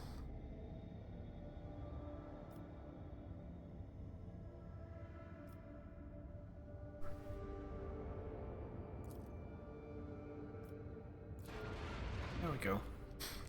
And now, let's go look at this projection from the warp. I may regret this, which is why I saved, because there might be nothing good that can come of this. This might just be objectively a bad thing to investigate, but we're gonna find out. When the rogue trader's ship draws near the unidentified celestial body, the machine spirits on every deck, from the captain's bridge to the cargo holds, become frantic. The engines are refusing to cooperate, sending the void ship hurtling toward the epicenter of the anomaly like an arrow toward a target. You awake after unsettled sleep to find yourself lying on a stiff cardboard mat. You are overcome with a strange sense of wrongness. The place is dark and reeks of body odor. Someone elbows you under the ribs and grabs you by the collar, spitting abuse. It is an enforcer patrolling the void ship, and she is clearly displeased.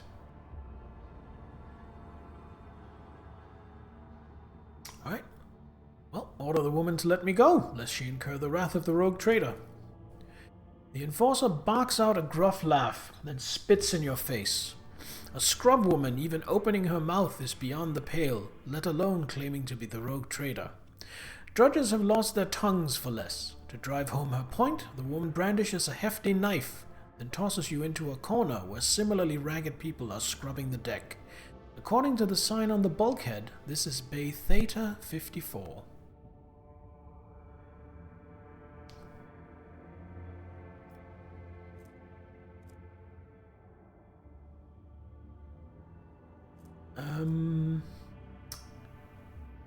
Talk to the locals to learn about everyday life on the lower decks.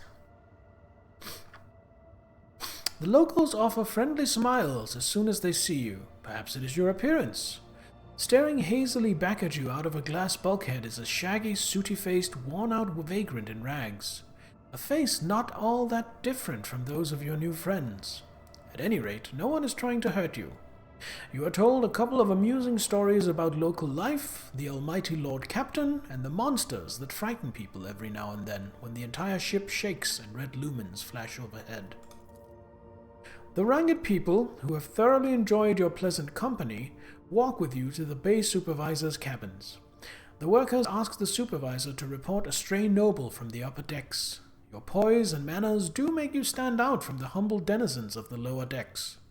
When you are restored to the bridge, the Voxmaster gives praise to the Emperor of Humanity and explains that you were trapped in an anomaly that made the people on the ship inexplicably trade places.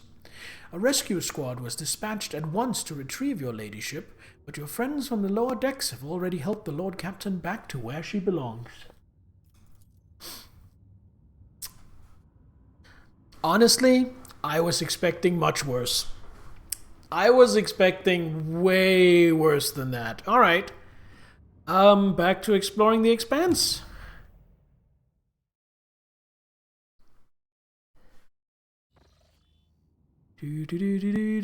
Okay. So we can go to Langren's Belt. We can go back over here.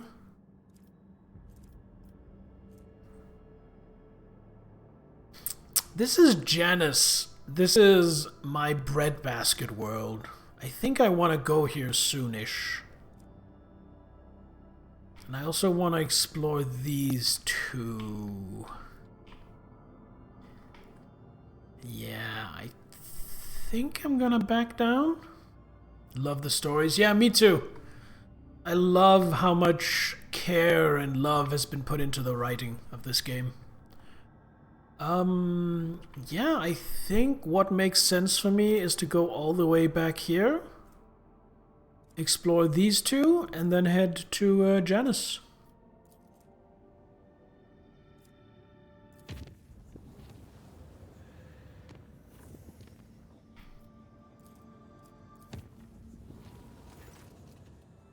Oh no. Demonic eyes had materialized and begun to slither across the walls of Crew Quarter 49. The burning orbs swelled like bubbles of fetid swamp gas, only in secluded places at first, appearing in plain sight. Everyone subject to their glare started experiencing headaches and spells of self-flagellation. After one of the officers peeled off a portion of his own skin to fashion a makeshift eyelid for one of the fiendish orbs, the section was quarantined since neither fire nor other munitions could prevent more eyes from sprouting up on the ship. The vessel was cleansed only by escaping from the clutching embrace of the Sea of Souls. By the God Emperor's grace, no perils of the warp prevented the vessel from returning to real space.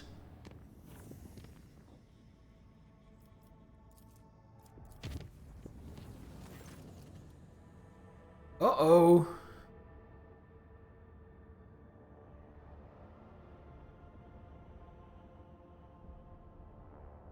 Oh my god, my ship has been boarded. Enemies of humanity have been spotted aboard the ship. Warp beasts have enthralled the crew in charge of one of the macro cannons and massacred those who resisted the heresy.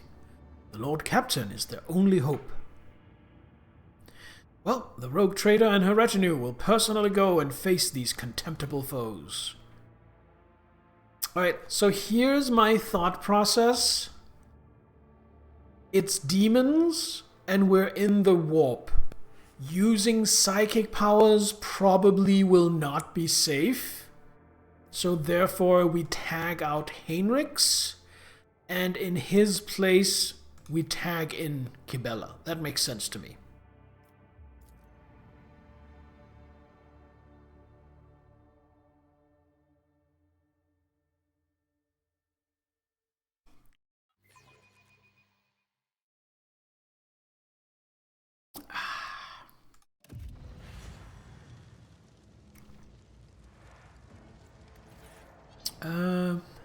Yeah, that looks fine. Have I been here before? This looks familiar. Follow my lead. Was this where the whole debacle with the haunting was as well? Yeah, I think it was. Oh, that is a bloodletter of corn.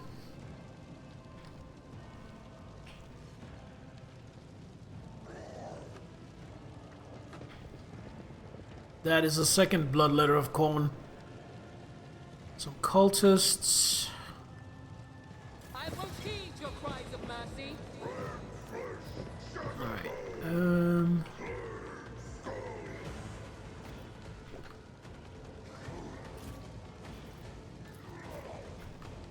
Abelard front and center, I like that. Genta over here. Cassia here. Pascal over here. Kibella here. And this thing here.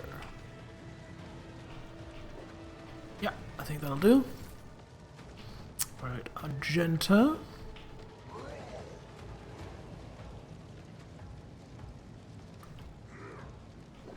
You know what? I don't use grenades much. Oh, she doesn't have any. I was gonna say this might be a good place to throw out some grenades. Move to here. Let's have a look at these things.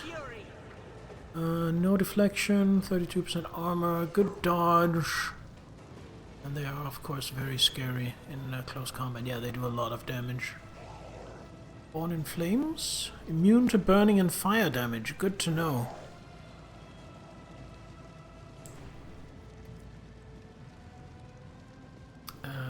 Mark you as prey. As the Emperor commands, I act. Furious Recital. Call the Bold.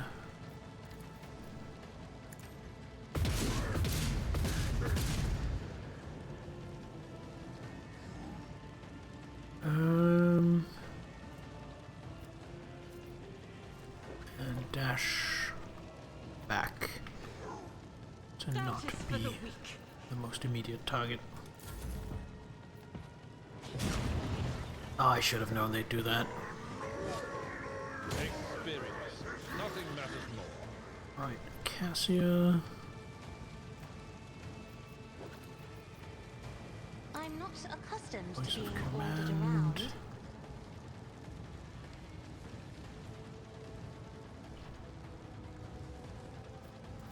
Can I shoot that thing? I can.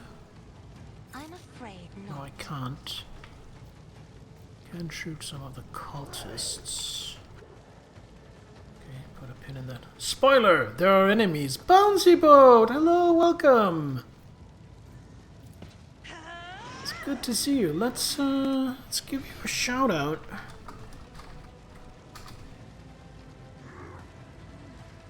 How is your Lies of P playthrough going?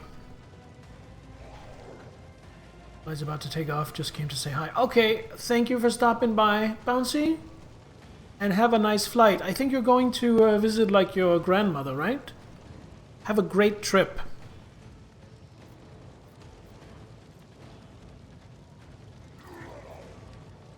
You're actually going home. Oh, okay.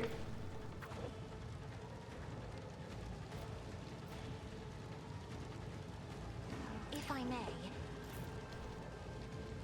You just visited your grandma. I see. Well, I hope you get home. Not just safely, but also, like, well in your head, not completely worn out. And hopefully you're able to, like, get well rested before the next work week starts. Dash back here. Do it. Pop call the Faith bold without again. deeds is worthless. I'll do it. Not quite enough to kill, but certainly enough to give him second thought. Pascal.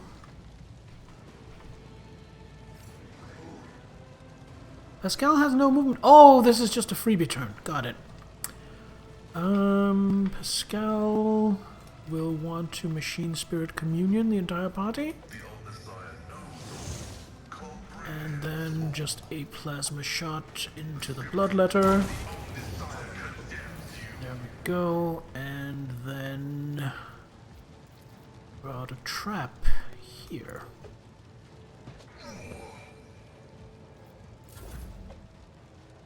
Cassia is done.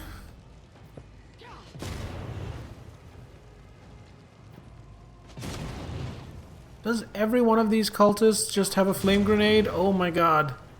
Okay, that's a little obnoxious.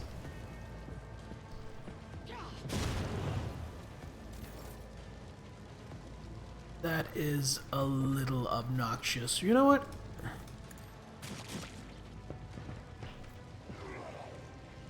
We can do some of our own. Let's see, what do we have? Blinding grenade? Nah. Gas cloud grenade? Or frag grenade? Let's just do a frag grenade. Here makes the best sense.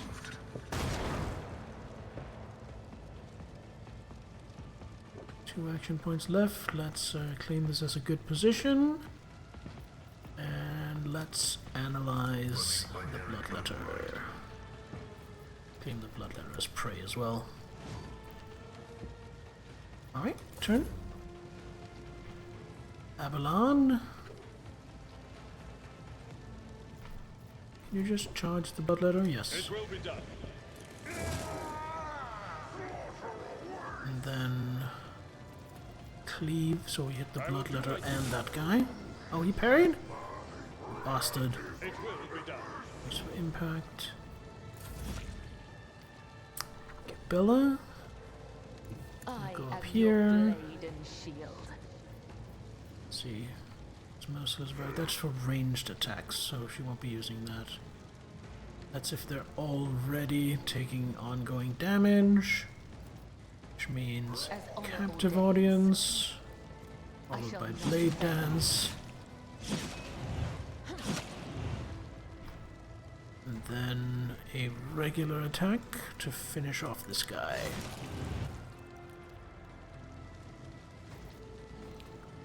And then death from above to here. There we go. And we are not going to death from above again. We're going to hold off. How many charges do I only have one charge of it?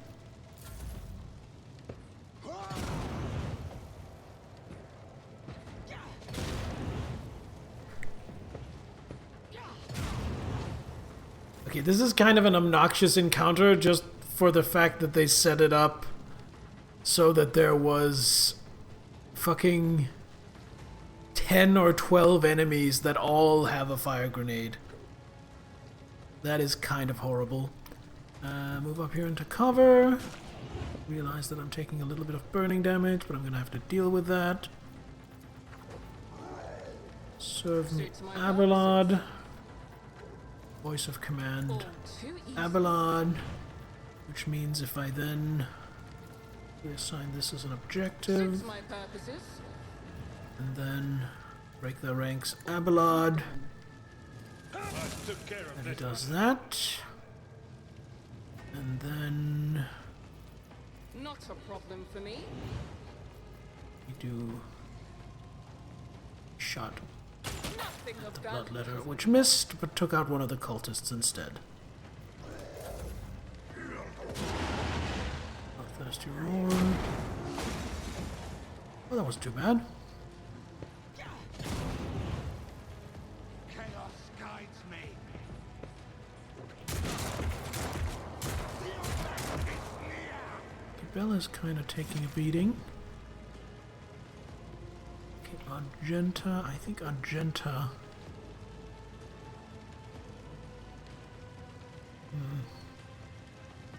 I think Argenta wants to move here, actually. A lot of damage. Medkits herself.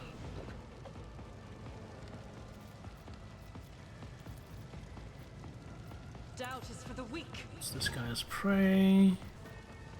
I'll do it.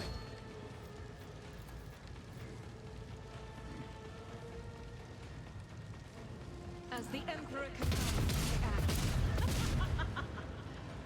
Kill anyone, but did some damage. Her positioning is fine. Turn. Cassia.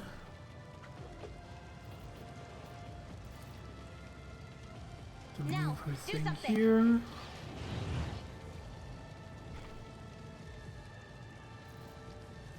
Can I? Me. If you insist, Can- Lord Captain. Alright, so Machine Spirit Banishment, probably not going to do a lot to a Bloodletter. What might do a lot to a Bloodletter is bleeding. Request approved. Vulnerability analysis successful. I don't know if demons can bleed. I mean, it kind of technically doesn't really have a body. Oh, I was hoping that would spill over to Abelard, but I guess not. What a shame. Can you shoot it? No. Do not dare ask. Be careful not to cross my gaze. I am a navigator. Ah, you missed.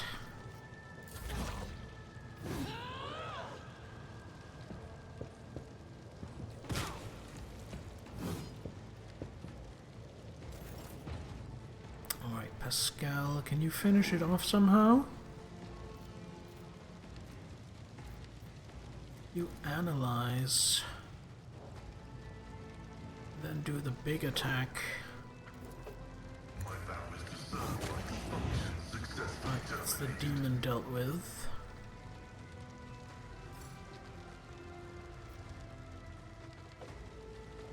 Then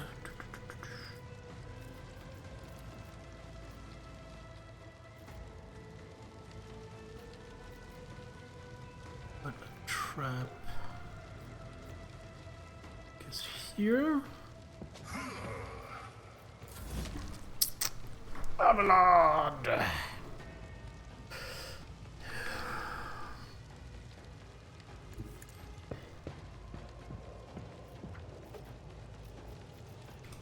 Let me on you. Sweep on you two. Indeed, reduced to dust. And Victory is endure. imminent. Kybella, I think, wants to deal with this marksman. A dance of blades and shadows. Oh, I hadn't seen. Well, I had seen. I'd forgotten about him.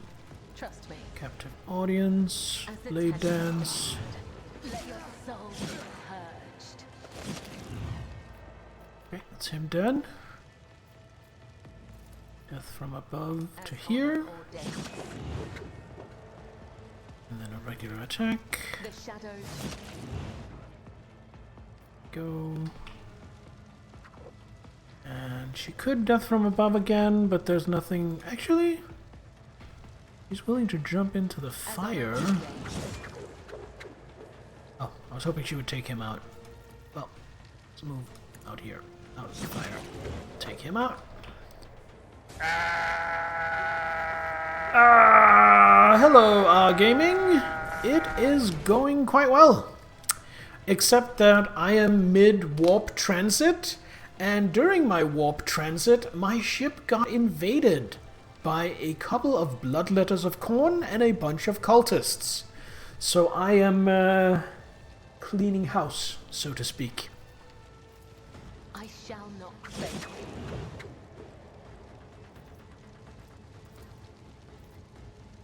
Let the blood of the wicked be shed as thou hast willed.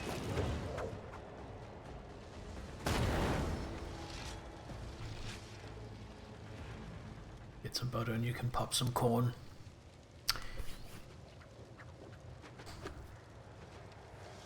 Chip you've had got the most useless Gela field in the universe. It's kind of my own fault because whenever I use the navigator points to make routes more safe, I never spend the full points to get it all the way to safe. I get it one level from safe and I'm like, that's good enough. I want to save my resources and now I'm paying for it. And by paying, I mean I am receiving experience points and potentially XP for it.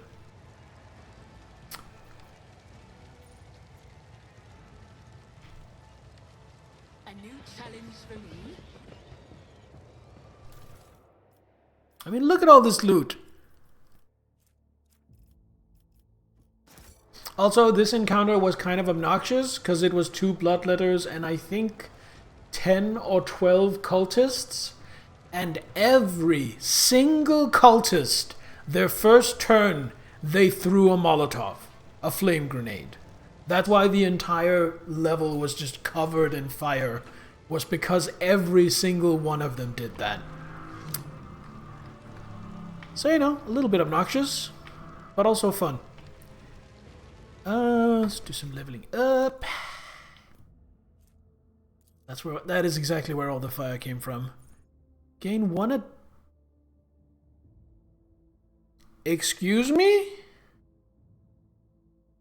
Oh, that is so welcome. Nice. And what else? A characteristic. Where's my fellowship at? Fellowship is at 60. So that would put it to 65.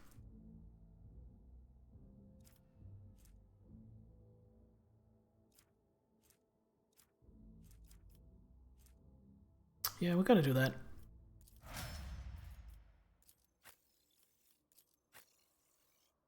No, my fellowship was bumped to 60 by that increase. Okay. AP increase and characteristic. Let's get toughness to 70. Extra AP and I mean we're just gonna go ballistic skill. Oh, and she also gets a common talent. Nice.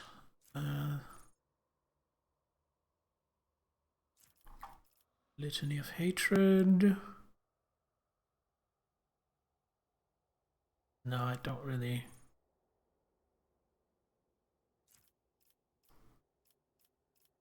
Coercion, Demolition. Alter Expert.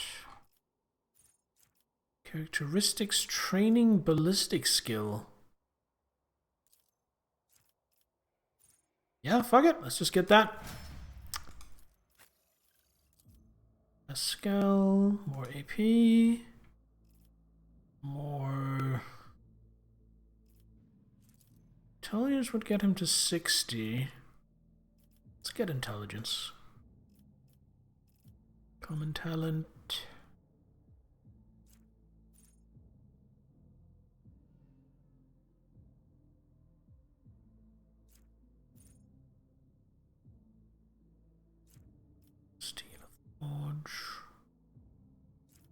Don't have heavy armor. Can I get like heavy armor proficiency? Yes.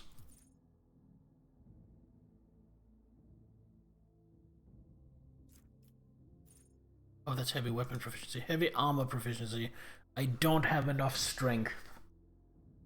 How much strength do I have?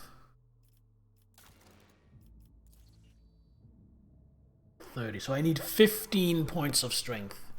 You know when that's happening? Never. That's when that's happening.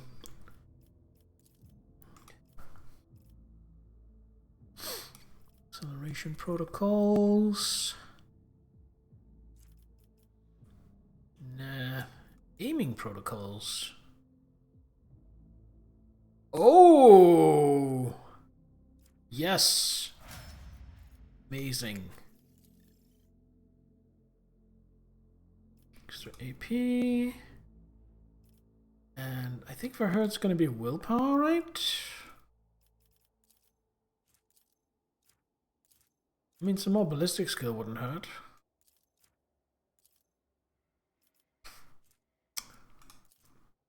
I think I'm going to give her ballistic skill. And Kibella. Just weapon skill.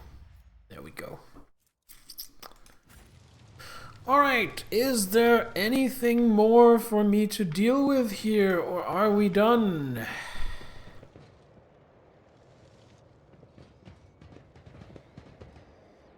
I won't tolerate weakness.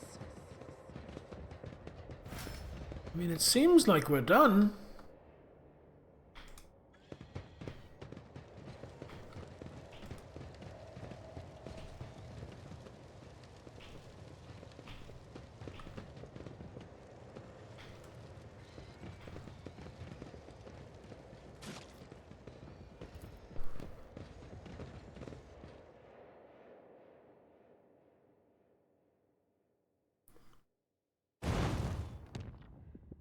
Alright, made it to Cradle of Capri.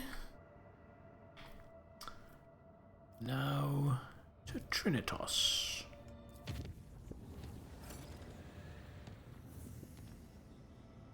Ooh! Colony Falstone has begun a new stage of development. 3 profit factor gained. What profit factor do I have? 30. You know what I think I'm gonna do?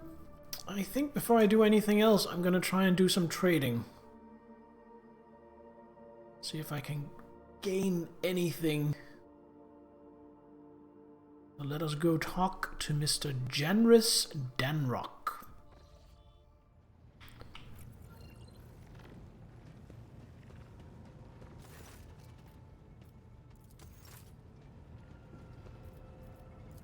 Drusians. Can get the militant's cloak. can get a bunch of stuff. Trading broguishly, yes indeed. Ooh, Cloak of Retribution, some crack grenades, a heavy bolter? Requires strength 60.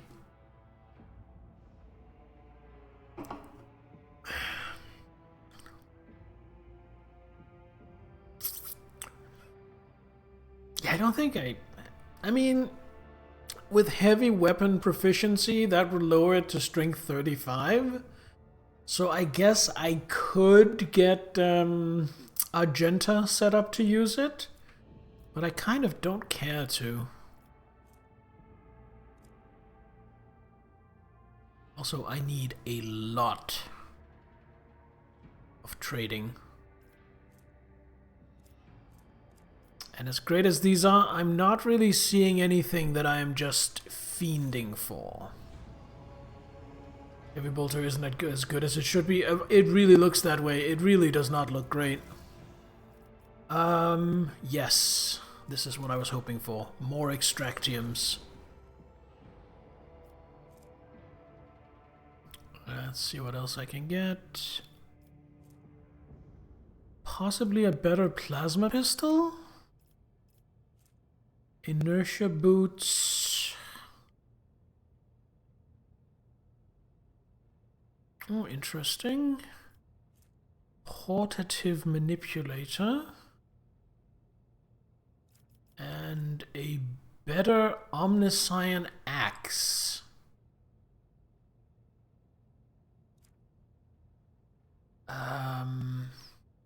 I might go for this. I might go for the Explorator fleet. What does the Casbalicans have?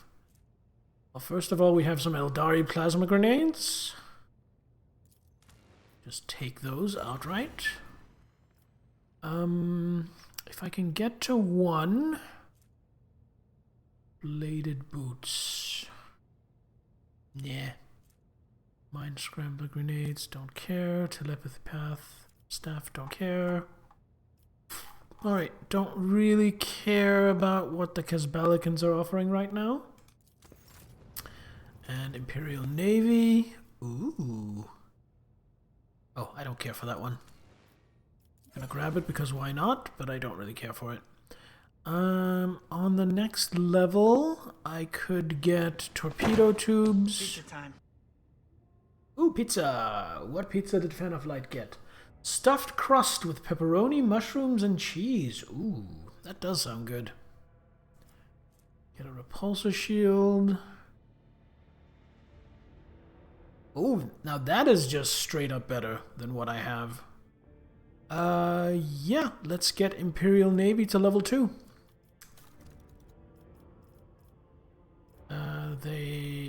If I can... Let's see, okay, I definitely can. I need 500. 1,500, I should say. Which means... that? Oh, that's only 1,300. Oh, I see. Heretic trophies aren't as valuable as Eldari. Okay, and then I can do one ship component, and that gets me there.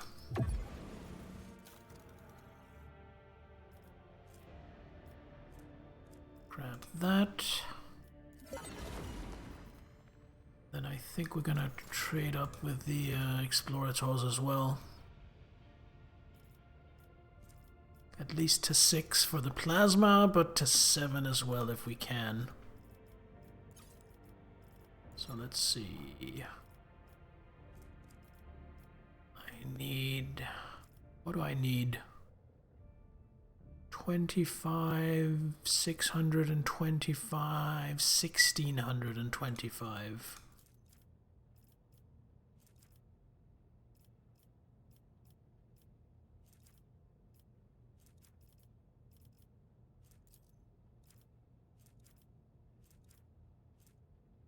So that should do it. Then I need another 1700.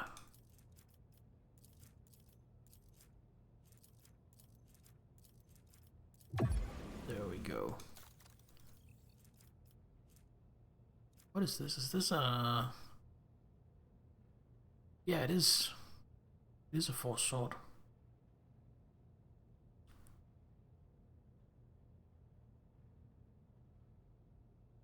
Oh, that's a pretty cool force sword. I might equip that on, what's his face? Heinrichs, if I get it. But for now, let's get all the other things. Nice.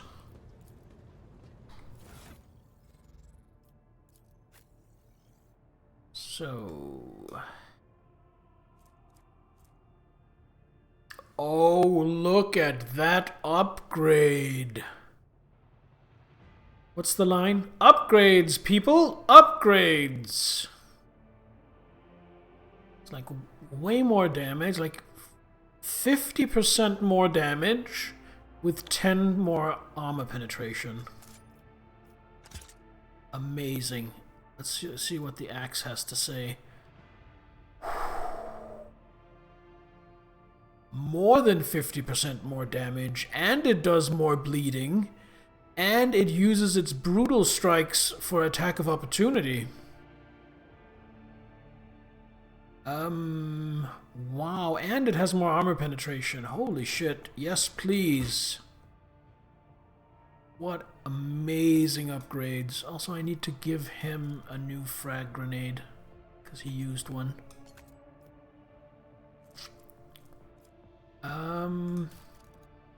That was all right.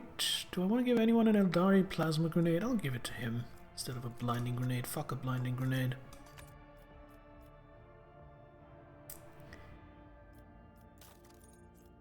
Portative manipulator.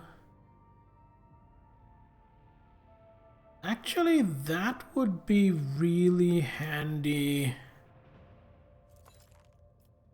on Jay, because she needs to do a lot of reloading. Lots of endurance. Pizza time. Injury falls unconscious. Their allies. I mean, sure, might as well. What are these boots? Inertia boots. Okay, that would go really well on you.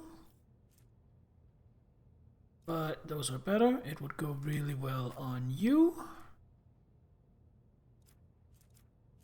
Those are better. Or it would go really well on you. Those are better. Okay, so they're not gonna be an upgrade for anyone, fortunately.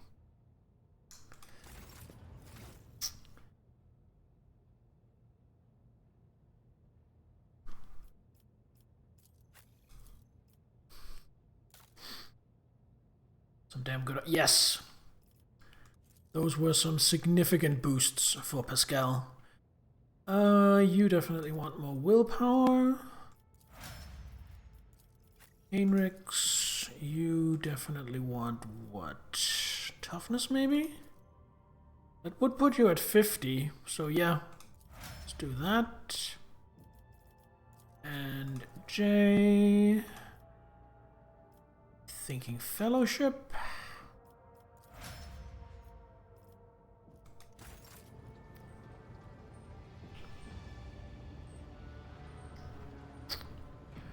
And then ship management.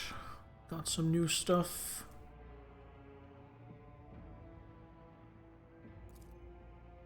That in cargo, I don't like it.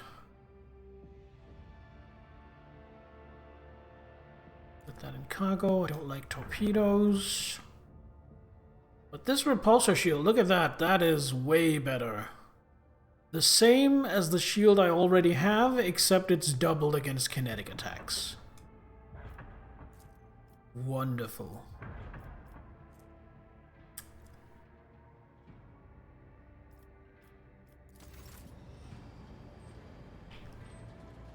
Alright. I think that is done. Now, a project finished on my colony, so let's go to colony management. I bring woeful news, Lord Captain. Prelate Hectacius of the Order of the Hammer has passed away. Immediately after the launch of the orbital Voxspire, he entered the halls of recording and, having sat on the command throne, was granted a vision. For over 3 days, Prelate Hectacius preached about Saint Cognatius being reincarnated in a body made from the saint's own holy relics. This spiritual feat depleted Prelate Hectacius' strength, and he peacefully departed for the Emperor's throne shortly after the sermon's conclusion. The Order's elders believe this to be a sign that Saint Cognatius' relics, currently stored on planets throughout the expanse, must be brought together. The Order is preparing for the election of a new prelate, under whose guidance it will undertake this holy mission. The majority of the votes are divided between Prioress Lugnalia, as well known for her fervor, and the merciful Celara Tychon.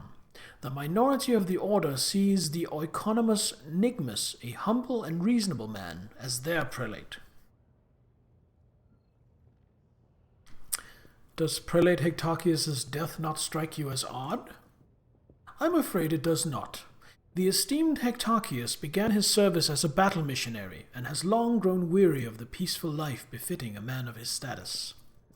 He yearned for a worthy spiritual feat, and when presented with the chance to serve as the voice of a saint, he gave what little strength remained. When he died, he was exhausted, but content. Right. How does the Order intend to carry out Saint Cognatius' mission? The Conclave aims to procure all the relics that once belonged to Saint Cognatius, all that can possibly be procured. Given that the saint is a legendary figure, many items in the Coronis Expanse have an alleged connection to him. However, it seems unlikely that any of the relic's owners will be eager to part with them.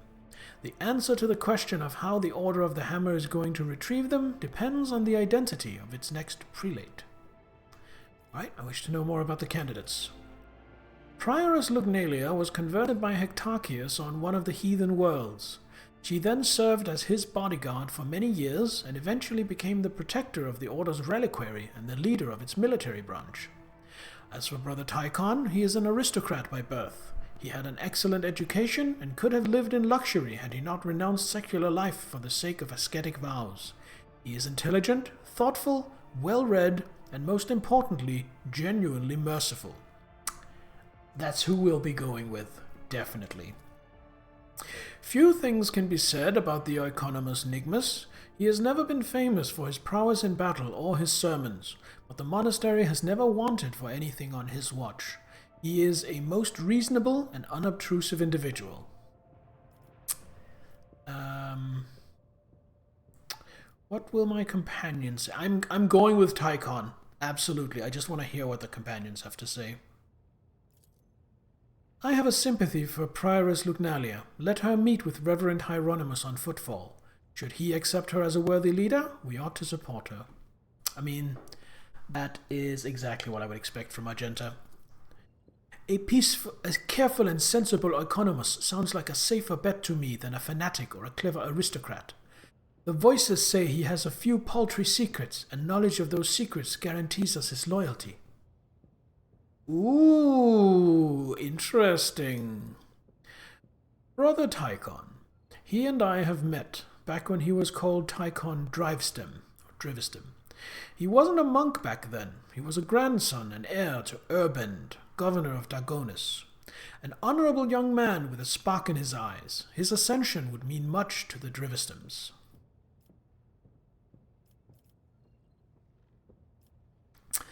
Abelard, see to it that House Drivestem thanks us for the assistance we provided to their kin. Will do. I bet Urband never thought the boy would be of any use to the family. Now we will have to endure a decade of him boasting about the Drivestem blood that always strives for great heights. Brother Tychon has been chosen as the prelate of the Order of the Hammer. Peaceful emissaries departed from Foulstone for many planets to form alliances and reinforce spiritual ties with the holders of St. Cognatius's relics. This diplomatic mission will undoubtedly require sizable financial support.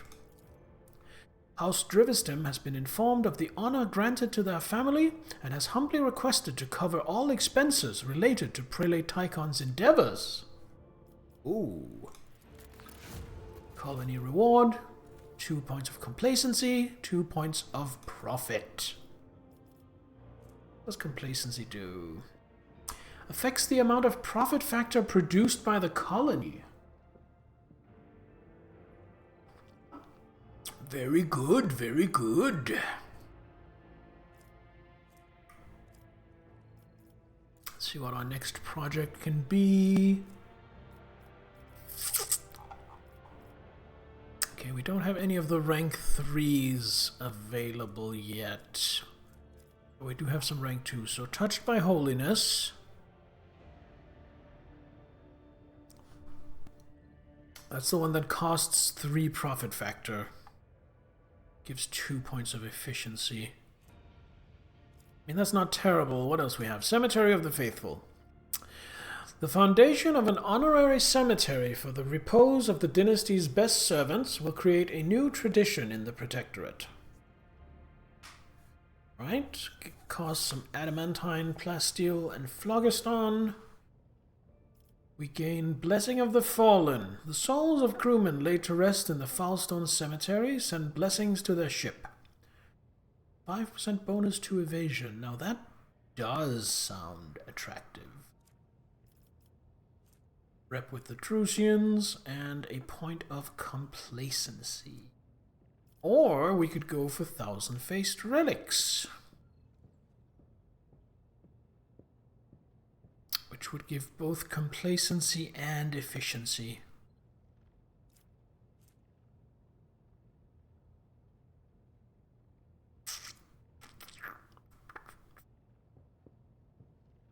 Right, I think we're gonna go, because I'm not really interested in gaining too much dogmatic rank.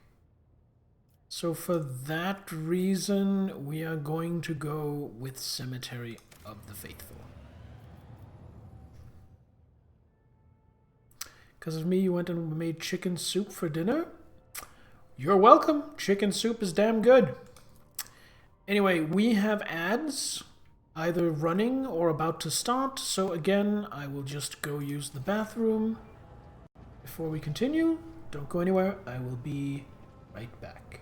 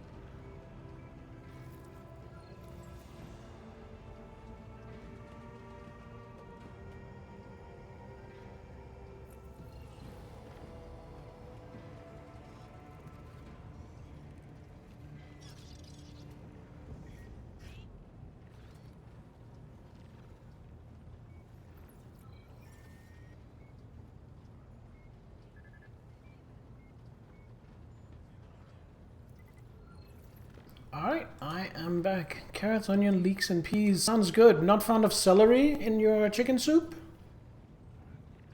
I feel like that's kind of a staple as well. As for me, I had a soup I have a lot, which is I just take a 1 liter carton of pre-made tomato soup, Just, I think it's Caroline's, the brand. And I just shove in a buttload of onion powder, garlic powder, paprika, splash of cayenne pepper, dash of salt, and then about 100 grams of green lentils. And then I heat it up gently and then gently boil it until the lentils get mushy. Then I serve it with a bread. A single bread. My local store has whole grain Greek flatbread, which I really like, which I serve with the soup. So, very tasty, very delicious, very filling, good amount of protein, good amount of fiber, cheap and not a ton of calories. So all in all, it's just amazing. I think soup, lentils, and bread all together come in at just about or just under 1,000 kilocalories. So for someone who is trying to diet, it's also really good.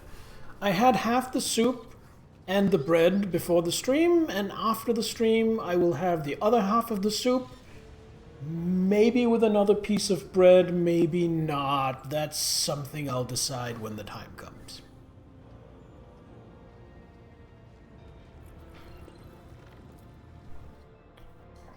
Sounds nice. It is very nice. I recommend it.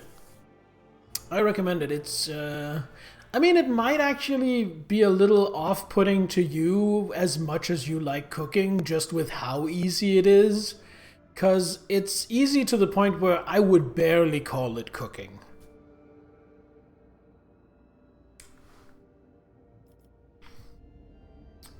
But it's very tasty.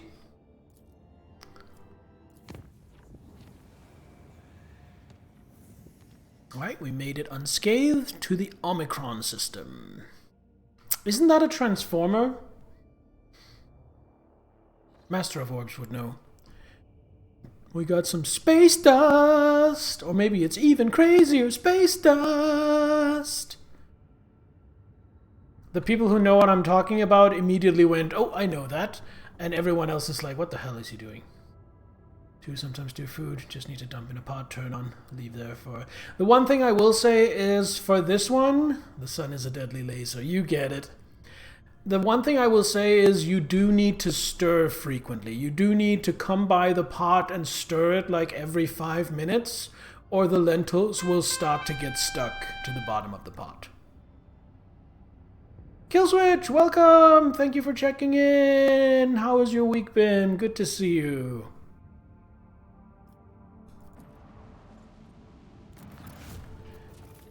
Oh, some fuel. All right.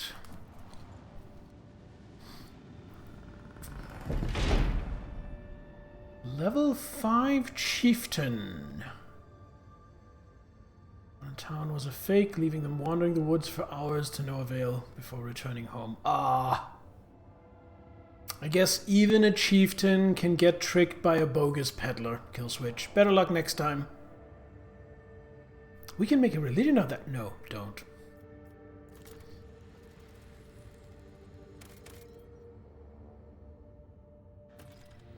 Just didn't have any celery. Fair enough. I mean, some people just don't like it. Honestly, I wouldn't put celery in most things, but I think it's pretty good in the things I would put it in.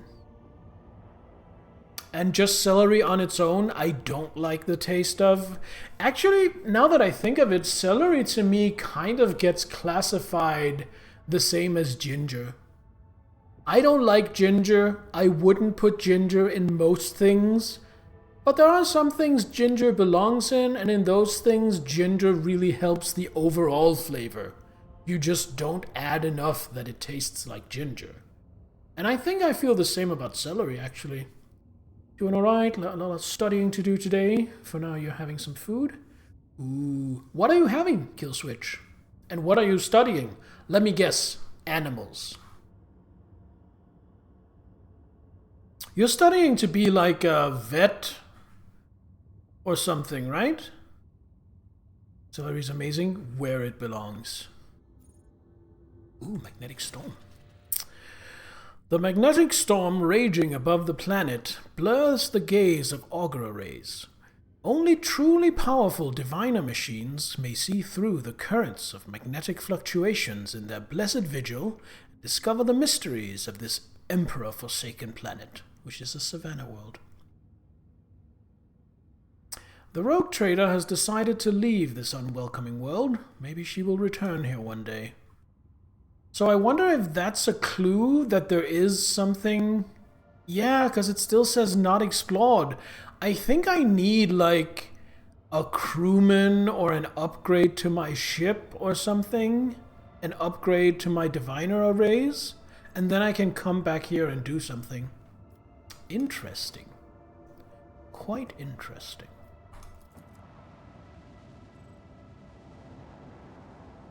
Also, Aurelia, I think since last you were in the stream, we've gotten 2 new commands. Exclamation mark quest, which you may have seen before, I'm not sure, and exclamation mark pizza, which is definitely new. Just, you know, in case you're interested. Some soups, some stews, cold potato and pasta salad. I don't think I would put it in a cold potato or pasta salad. I think it would get overpowering for me then.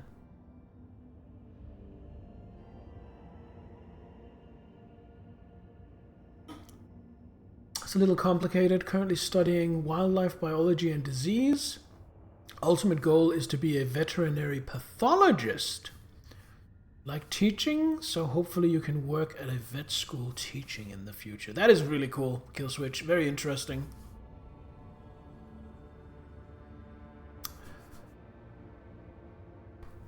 If you...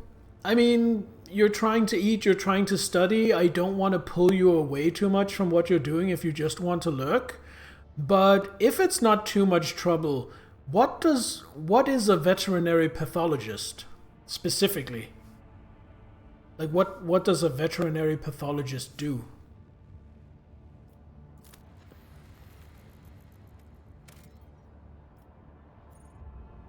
Ooh, inhabited world. It's an inhabited desert world.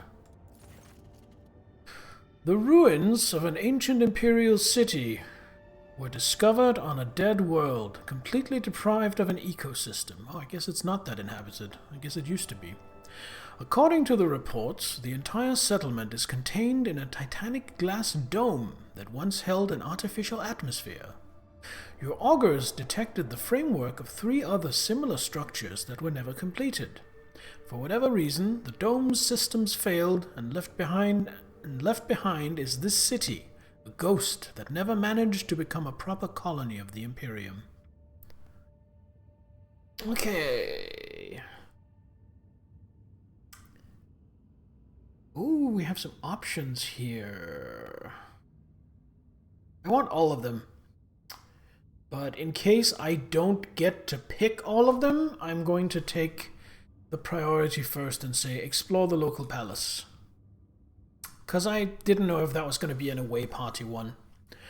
A lavishly decorated estate of the local ruler towers over rows of featureless bunkhouses.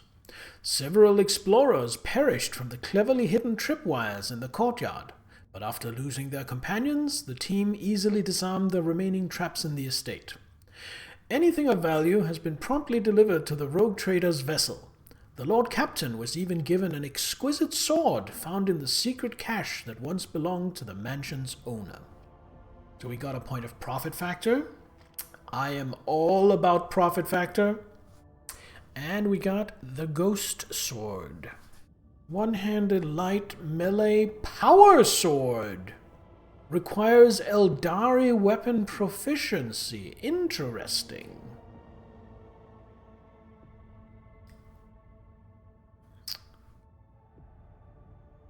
Very interesting. So I might give that to Jay? But between that and the Eldari sniper rifle I also have, I'm actually starting to feel tempted to spend a talent next level on my rogue trader and take Eldari weapon proficiency. It's all good, take a break right now anyway. 2 types of pathologists, clinical and anatomic. Clinical ones look at things like cell samples under a microscope to diagnose disease. Okay, got it. Anatomic ones, which is what you're more interested in, looks at the body and organs for symptoms, most often in the form of autopsy after death. So mainly specialized in like diseases and death and so on in animals, just like our gaming said. That's pretty cool. That's pretty cool. Some might say it's a little morbid, but I actually think if you're not squeamish, which obviously you're not if you're going down this path, I think it could be very interesting. I think if you know, I feel like this is the kind of topic that the more you know about it, the more it pulls you in and the more fascinating it gets. Send out a crew to explore the city's temple district. Got some, ooh, holy gifts. Those are very valuable. Nice. The temple district is situated at the heart of the city. The God Emperor's statue, intricately carved from precious crystal, is suspended beneath the dome, supported by chains of gold, and can be seen from anywhere in the colony. Inspired by the majestic sight, the expedition members set off to explore the area with renewed vigor. Soon enough, they stumbled upon an ancient weapon lying on a pedestal wreathed in sunlight. The expedition brought it back to the ship and told many tales about how the Emperor himself, who had been watching them from above, had directed their attention to the sacred relic. A blessed bolter casing. Single attacks with bolter weapons automatically hit the target. Argenta's getting this, for sure. For sure. And then we got a bunch of holy gifts. Nice. In wildlife, the anatomic side is a lot more important because of population medicine. Wildlife is less about treating an individual animal, like with pets, and more about treating a population to try and conserve a species. Helps to learn about control outbreaks and pandemics. Wow.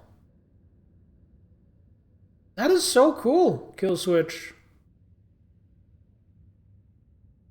That is really interesting.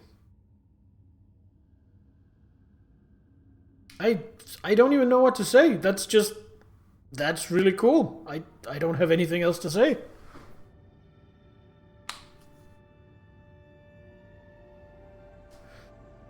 Actually, is there any particular like geographical area or any particular group of animals you especially want to work with? Because I can imagine at least some people going into this would be like interested in, oh, I want to be a veterinary pathologist, and I especially want to, I don't know, study the bison of the American Midwest or something. Gotta get set up. Have a great rest. Have a great stream, Gaming. Thanks for hanging out. On the way out, let me just shoot you one of these. Everybody, if you are into sci-fi games of all kinds, 40k, MechWarrior, all kinds of other stuff, definitely check out Gaming. He is a cool guy. Sometimes Monday, sometimes Thursday, I join him for MechWarrior 5. Not very good at it, but he is pretty patient with me. Alright, order the scouts to gather as many supplies as possible. Ooh, that was a bunch of supplies.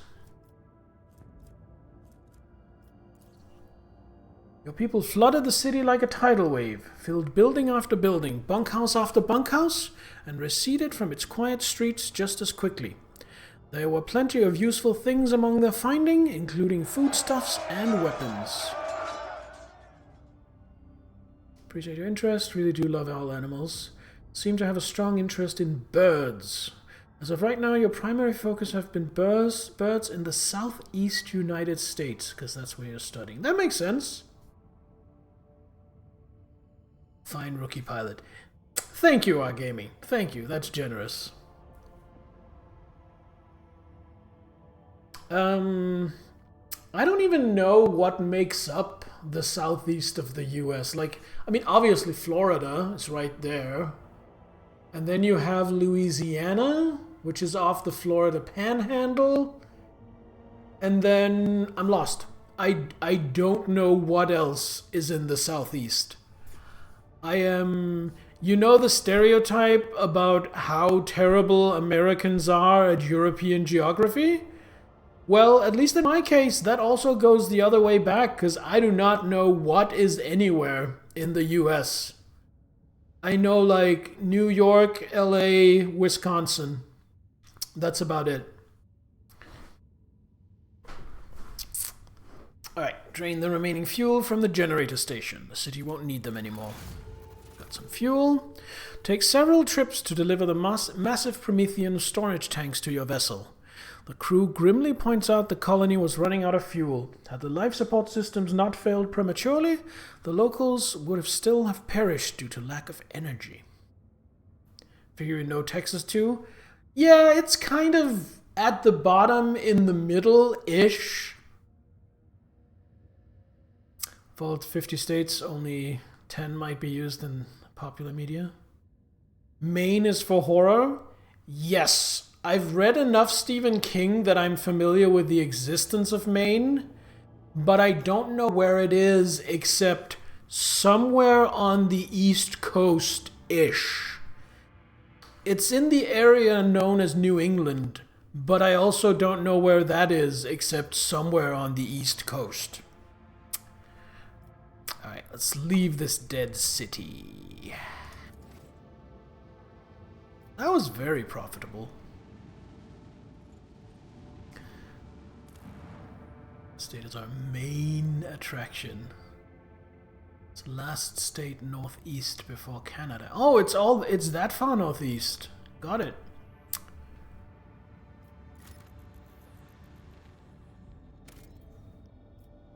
Two plasteel. I think probably 2 plasteel is not worth an extraction.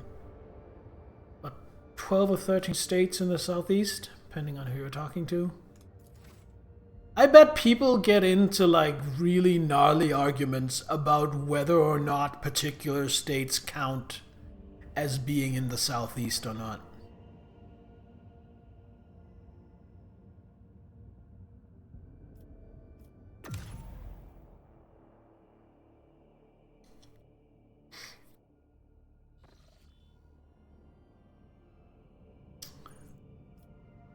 Right, so actually let's try charting, see if there's anything west of here. Ooh, no, but there is a route directly to where I wanted to go next. Nice. So we're gonna do System Speculo, and then we're gonna head here for Janus. And I am assuming Janus will be like a larger chapter, because it's like one of the main planets in the Protectorate. Goes for like every group of states too. Used to live in New England before I moved to school. Did the same arguing. Yeah, I am not surprised at all. I am not surprised at all. That's just how people be.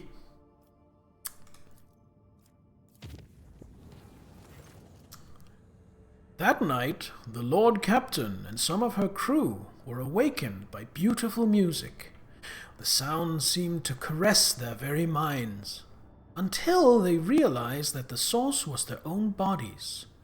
While their teeth were chattering out a staccato, their tendons were being plucked like strings by unseen hands, and invisible breaths flowed through their bones, turning them into mournful flutes. That sounds terrifying. It also sounds like you took too much acid. The illusion ended, but for a long time afterward, every movement made their hearts stutter in fear. Was the orchestra about to strike up once more? The Immaterium released it from us from its grip, this time. Alright, Speculo.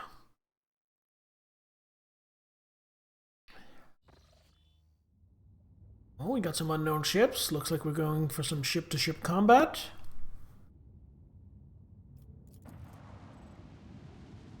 Let's do that last, I think. Kind of looks like Great Britain, doesn't it?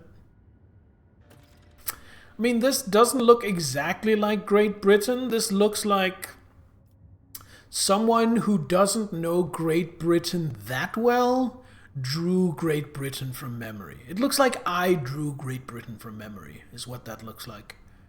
Right, so I currently don't have any Xenotech, because I'm deploying it all for contracts. So I think I might spend an Extractium here to get some. Augur's Anomaly. What do we have here? Ooh, away team. Okay. Let's take out Kibella, as good as she is. Let's bring Heinrichs. Do I want to bring Cassia? I think I do. She's really good. But I think I'm going to take her out and bring Jay instead for this one. Yes.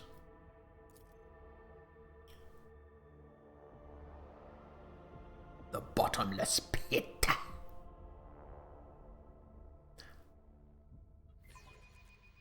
Xenos are the mortal enemy of every subject of the Imperium. Any human who displays inappropriate sympathy for or even heretical interest in these foul aliens will very quickly come to regret it. Before we do anything, Jai, did I want to give you the Ghost Sword? It's not that much better than the Venom Blade.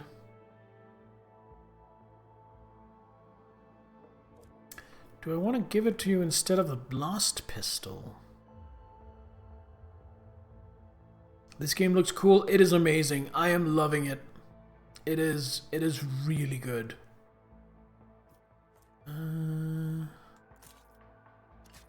Let's do this for now. And then I think we take off the Shuriken pistol, put a blast pistol, and then we switch these two. So we have a splinter pistol and a blast pistol, and dual swords. Alright.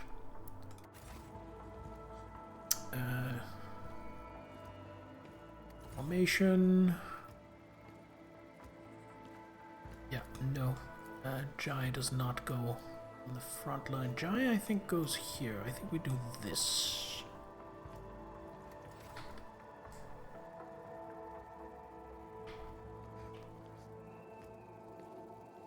So there is a servitor walking around. What are we doing here? Our prayers are different, but I notice similarity in our attitudes towards ministry. It unites us. Who did he say that to? You are right. Only we know what it is to pray to our intercessor at an altar in our struggle to protect those close to us, to be their spiritual shield. Inside the containers are the remnants of stones and frescoes depicting a black spot surrounded by structures of some sort. Oh. Oh, that was, Oh, there's a literal hole here. Okay. Victory awaits! Found some stuff. Staff of Mind Sight. Allows you to cast Vision of Death.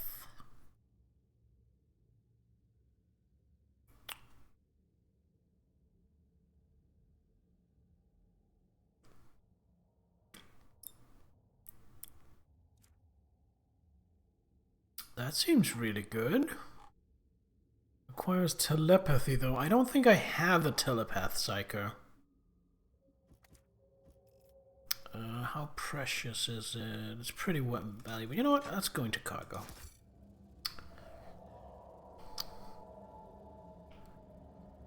None shall stand in my way. Inscription. The burden Time and weather have almost wholly erased the writing left by an unknown author. Okay, you're not going to tell me what the writing says? God damn it, game. The darkness swirls beneath your feet, a void of impenetrable gloom. You do not hear a single sound from the depths of the pit. No wailing wind, no rustle of dust. That's almost a poem. Is it just me, or is that's almost like a poem? Mericlan! Good to see ya! Thank you for joining the party. Let me just hit you with one of these. Boom.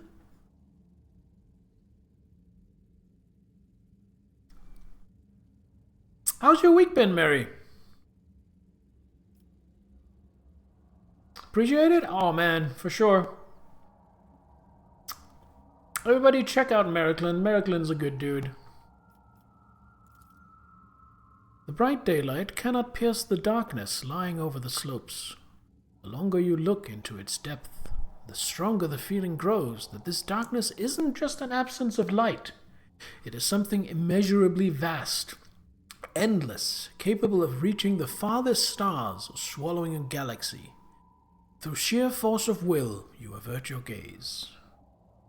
Good but chaotic. Had a kid's birthday party this weekend and a sleepover, so it's been a lot but fun.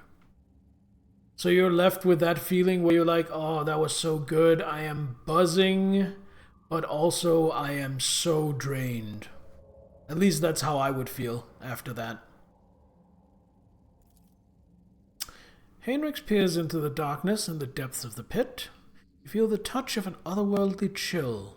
The interrogator arches an eyebrow. Whatever this phenomenon may be, there is no warp sorcery within it.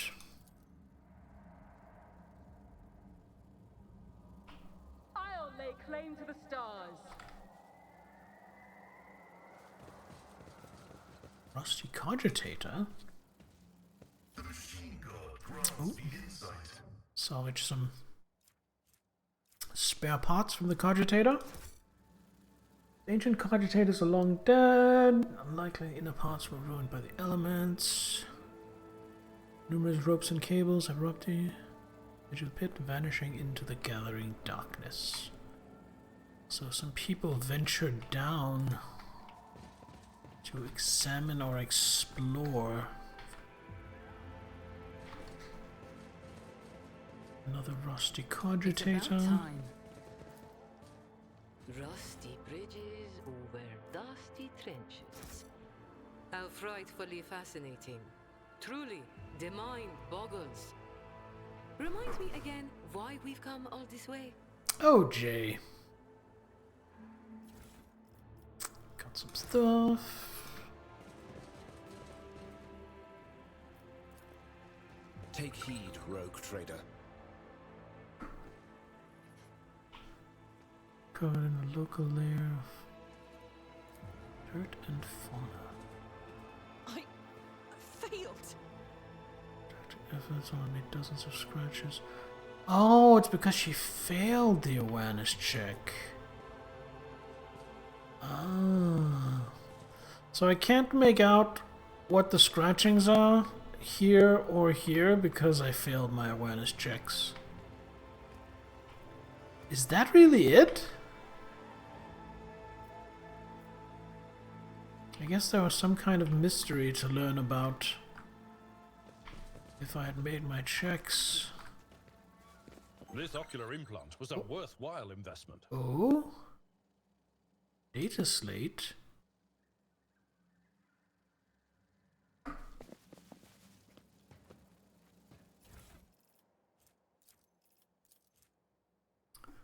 Alright, let me just wet my vocal cords before we start this.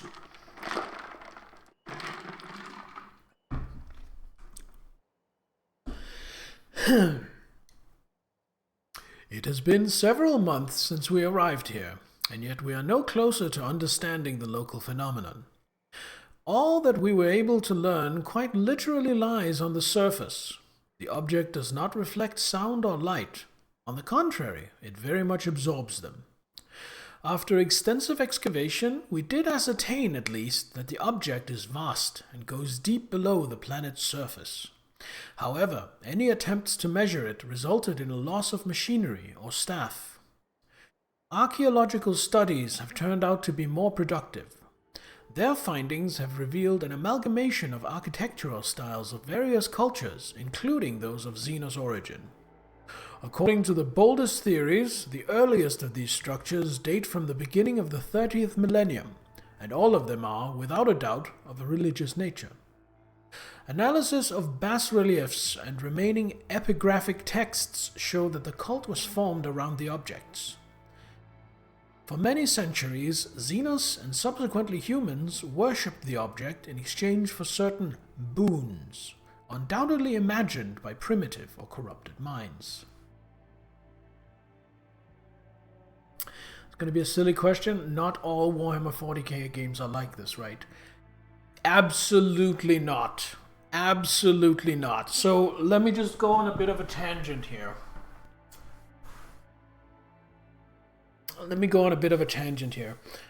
So this is an RPG. There aren't a lot of 40k computer RPGs.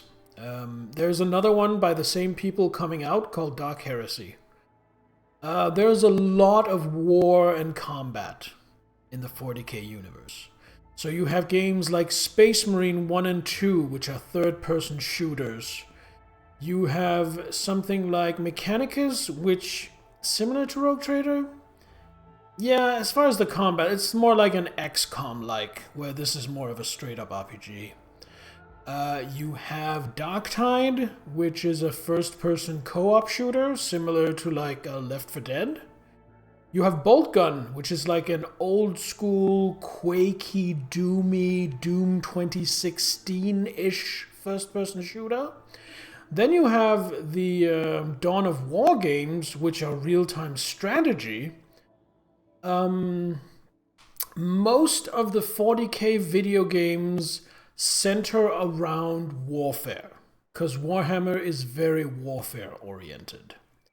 This particular game, you play as a rogue trader, which isn't outright military. You play as an independent trader operating on the fringes of the Imperium of Humanity.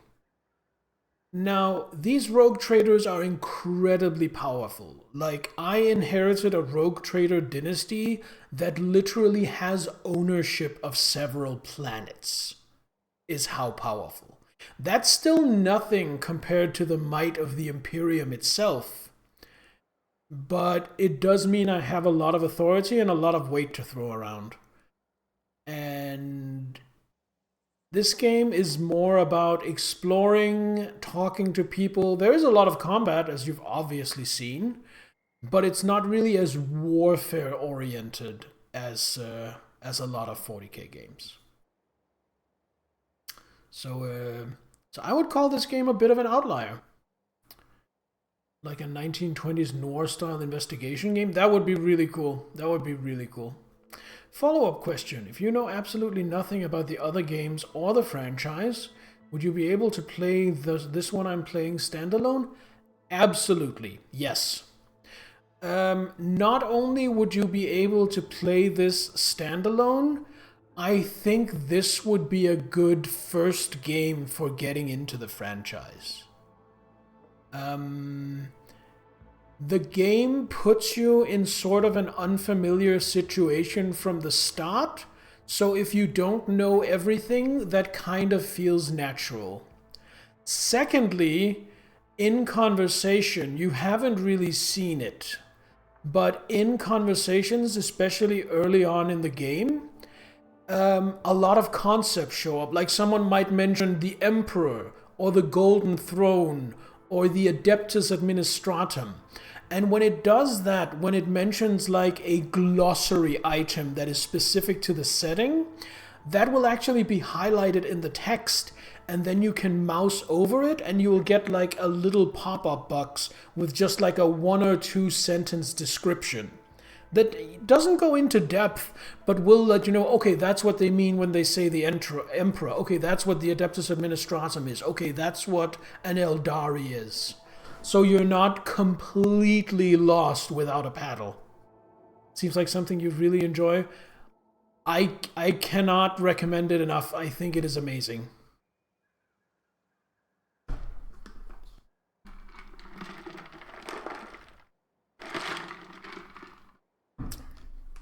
It is, this is my 14th stream of the game.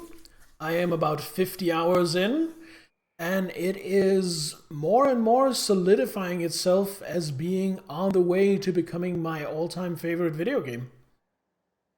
I feel like it's like if you take all the best parts of a game like Baldur's Gate or another classical RPG, but then you add the best parts of something like an XCOM, and you add the best parts RPG-wise of something like a Mass Effect or a Dragon Age, like a classic height of BioWare.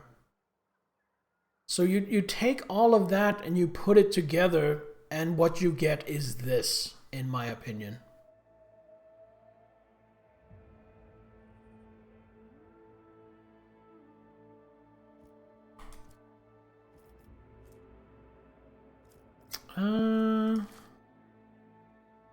Take that. I mean, I think that's all. Unless I want to rappel down into the darkness and almost surely die. I think that is all. Follow my lead. I feel like there should be something more and I'm just missing it because I failed these awareness checks. But that's okay, you don't get to have every single adventure. Sometimes you miss out on something.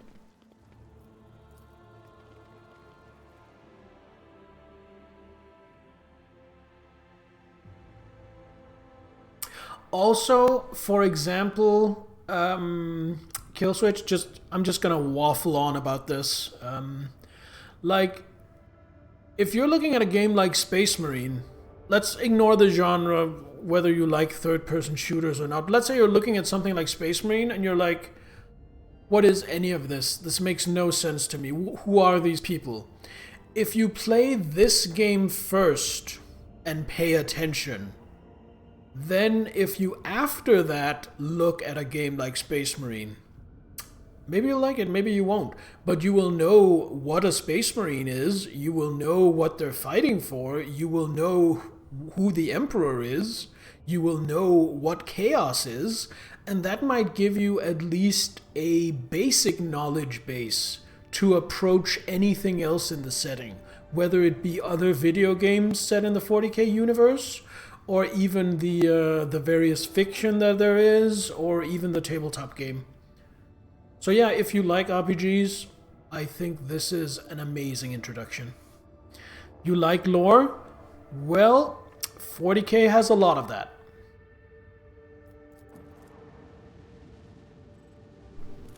Alright, let's see what we have here. A rocky world with a little bit of adamantine. We're going to leave that for now. We're going to explore this planet, and then we're going to save before engaging these ships.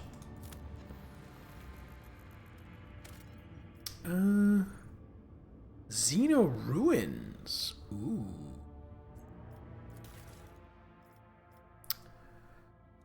So, got some fabric and Hunter Father's armor. Can't be equipped by this character. Definitely will be trying this. You can muster the money and time for it, probably after your final exams are over. Yeah, you probably wait till after your exams, because I think if you're not doing it on stream, so you're not constrained to only playing it while you're streaming, I think this is the kind of game that can really suck you in. What is the Strike of Kurnus? Regains all movement points and can make an additional attack this turn once per combat. Ooh. That is really good. Feeling able to just... Yeah, I really think so. Can Jay wear that? No, she can't.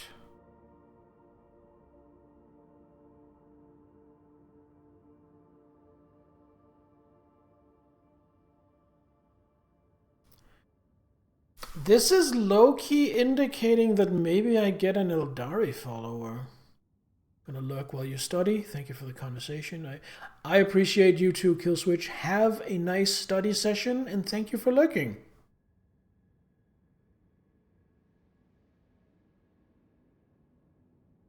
Yo!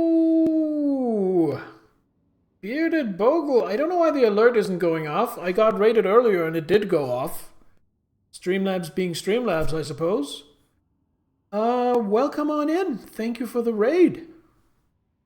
Doing a game about digging a hole. I haven't heard of that game. What's it about? What do you do in the game?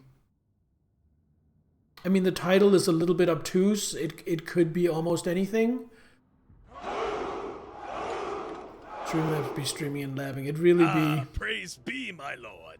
Another able warrior has joined our cause. AAA battery acid or battery acid, whichever you prefer. Thank you for the follow. Welcome to Henderson's Army. That alert played, even though the raid one didn't, so I don't know what's going on. Anyway, anyone over from Bogles that don't know me, I'm Bear Anderson. I'm a variety streamer. I do a little bit of everything. A lot of RPGs, a lot of shooters, bunch of other stuff. I'm not very good at games, but I'm very good at keeping a casual, laid-back, friendly kind of atmosphere.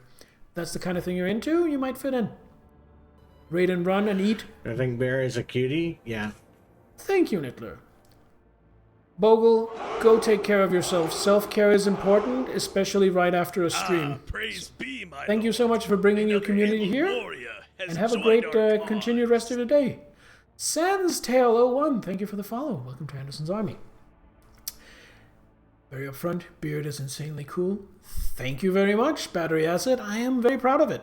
I grew it myself. I trim it a little bit, and as you can see, I braid it, and I try to take good care of it. I mean, who needs a personality if you can have a cool beard, right?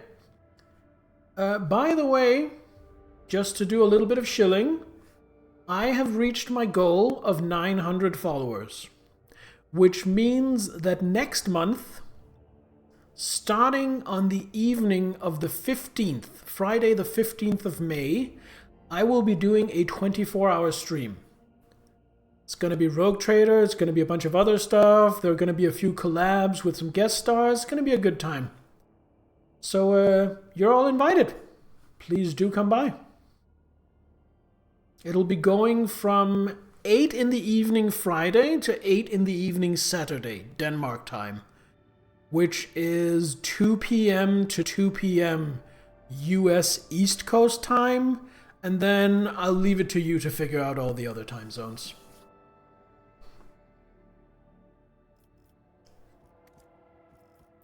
I'll have that.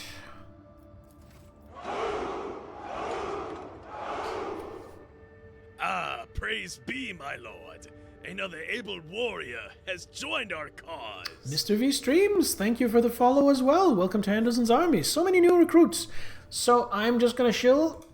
If you are interested in hanging out while the stream is not live, if you are interested in knowing what's on my mind, if you are interested in shooting the shit, if you are interested in getting updates on when streams will be happening, there is a Discord. No pressure. Trust me, I get it. Every streamer has a Discord. We're all already in 700 Discords, and sometimes we just don't want to add another Discord to that list. So if you don't join, I totally get it. No pressure, but it's there if you're interested. Anyway, I am going to save, And I'm gonna check out what these unknown ships are all about. A report shows up on your personal cogitator screen.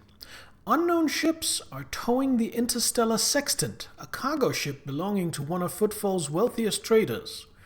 It looks like the pirates have bitten off more than they can chew, and have now been forced to drag the ship to a more secluded place where they can plunder it undisturbed. Well, bad luck for them that I came by. Attack! As soon as they see you, the escort ships charge into battle at once, while the captive sextant powers up its warp engines. Unless you interrupt the preparation for the jump, the cargo ship will forever vanish beyond the veil of the Immaterium, along with all the riches it is carrying. Alright, send all available forces to intercept the interstellar sextant. Don't let it get away. By the way, new people, I have a bunch of minigame just for fun commands in chat if you're interested. Exclamation mark, chosen, power, dungeon, class, pizza, quest. So let me just do this, and you can check out what is available. Let us purge your enemies, rogue trader. Alright, what are we up against here? We have the Interstellar Sextant ready to jump. We have 2 Cobra class destroyers. And I guess that's it. Okay, so if I go here, that will let me lance it, but everything else will go into the destroyer. If I go here, shoot the destroyer.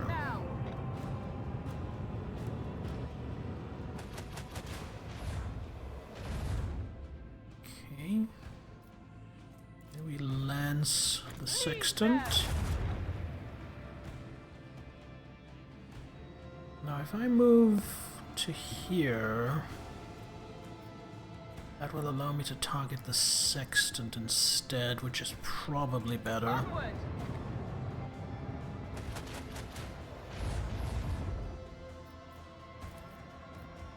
Macro cannon fully.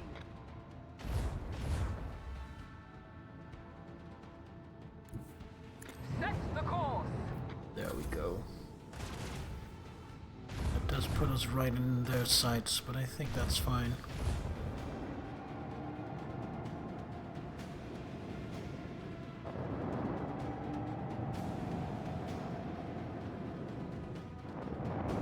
Oh, there were more escorts than I thought.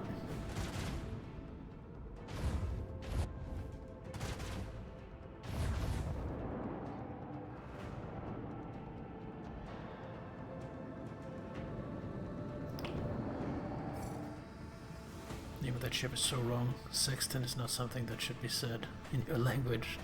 And what language is that, Sans?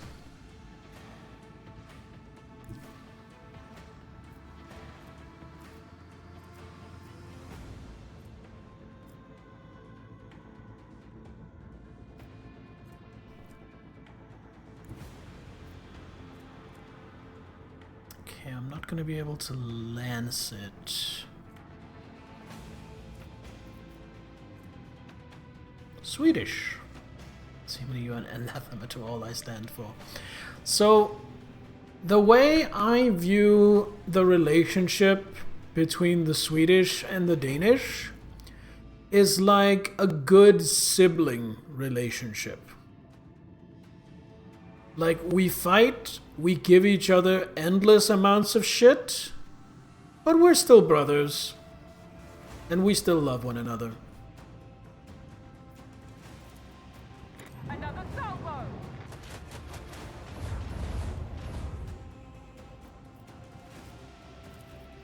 Fire right now. Oh!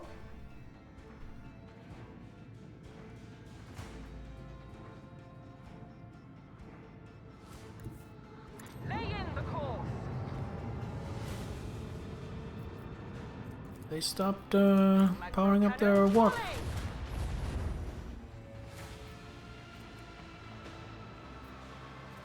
Can I get it there? No, I can't. Wish the States and the US had that kind of relationship. You know what?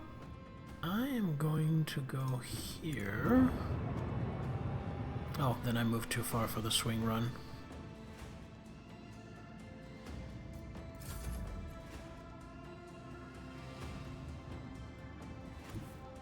Onward. Alright, that was a little bit of a misplay then. Oh well. Now we just have to get rid of the escorts.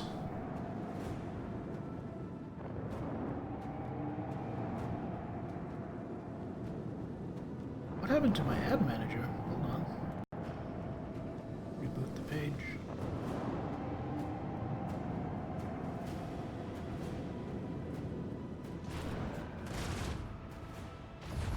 Okay, put out some torpedoes.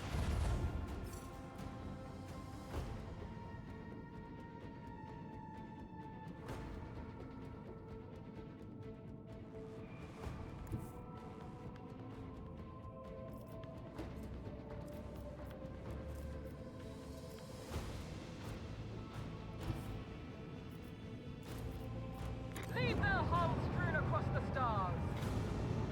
Ship combat could generally be a good small browser game by itself. You know what it is? It's basically a miniature tabletop game that used to exist. There used to be a game called Battlefleet Gothic, which was basically this with little ship miniatures. And a lot of people are sad that it no longer exists, it's no longer supported, because a lot of people really liked it. Fire right now. Macro cannon, volley. Okay, that's one of them dealt with.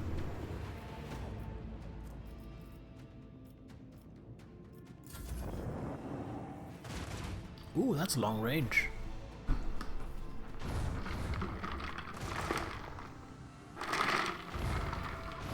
Why is it taking damage?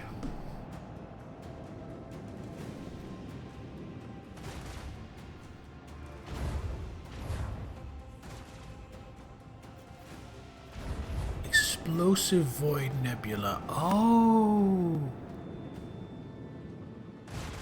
Ah, okay, I see.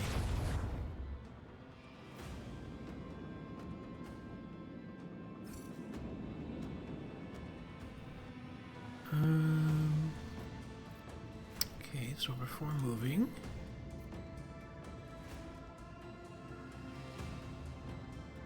attack this guy.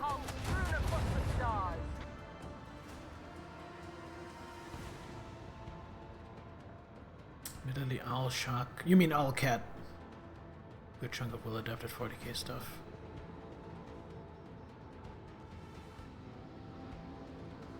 This is Owl Cat, and Darktide and Vermintide is Fat Shark.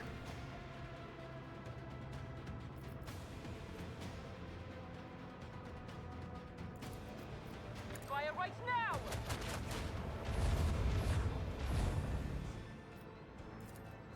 Another salvo.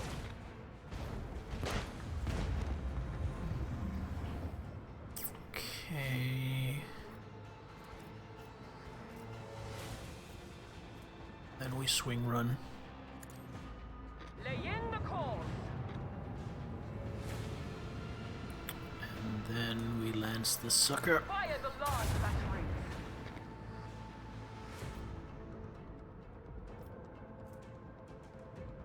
New heading. Arc Augury. Don't need either of those two right now.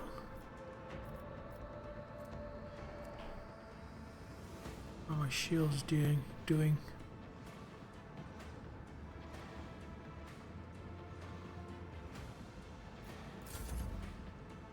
Oh, didn't move far enough.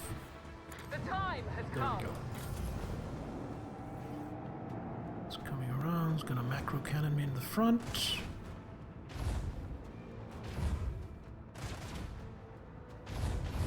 I'll shark and fat cat.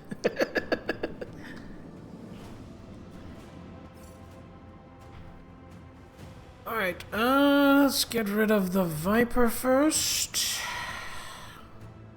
Lancet.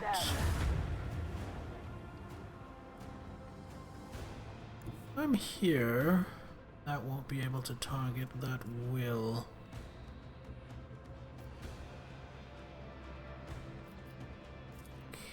Macro cannon falling!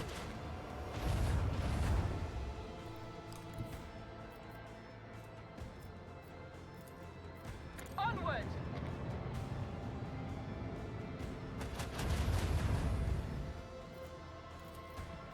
Fire right now!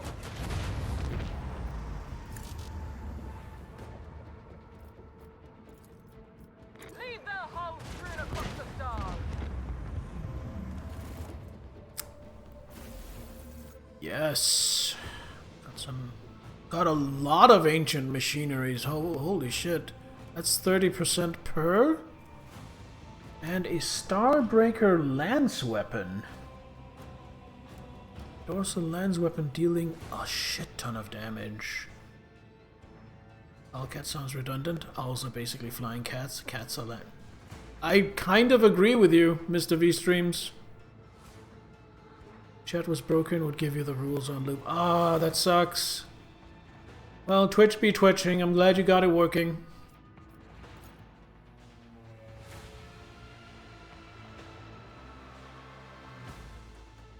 Alright, let's repair.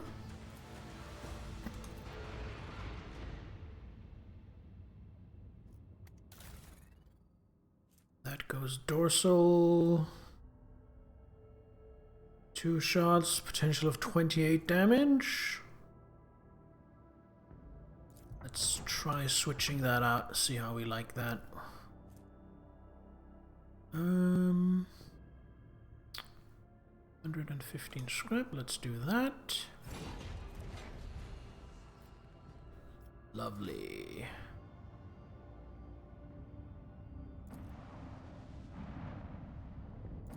Alright. That is it. We have ads about to start, so as usual, I will go use the bathroom, stretch my legs, clear my head, and I will be back in just a couple of minutes. Don't go anywhere.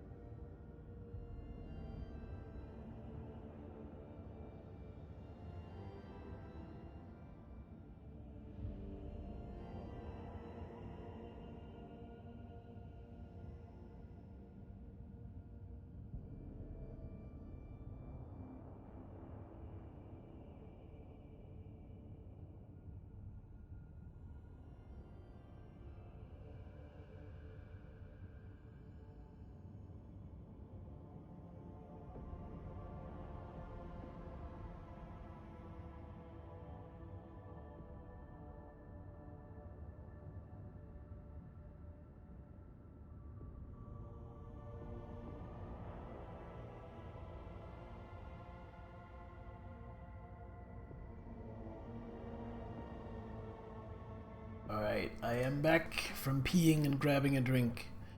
And actually, Jägernaut, cats having hunted something into extinction sounds a little wild. But it's actually wilder than that. You'll have to forgive me, I don't know the exact details, but apparently, at one point, one of these Age of Sails ships came across a small island, which was home to a species of, I believe it was flightless bird. And that ship had a cat. And that cat, not cats plural, that singular cat. It wasn't the dodo, I think. I think this was a different bird. I think humans mainly hunted the dodo into extinction. But this singular cat, one, hunted that species of flightless bird into extinction. So not only have cats hunted things to extinction, at one point a single solitary cat did that on its own. Which is just wild. Cats are one of the most effective. Yes, cats are God's perfect killing machines. It's just a shame for them that they're 4 pounds and we think they're cute.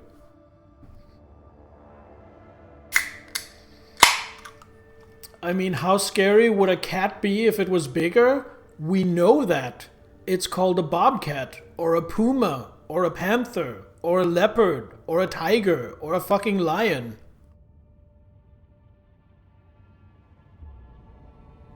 It's good for them that they're cute?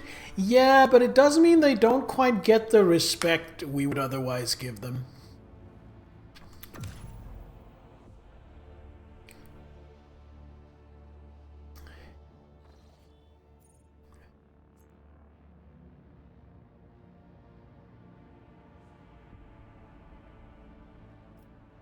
Alright, I want to get to Telecos Epsilon.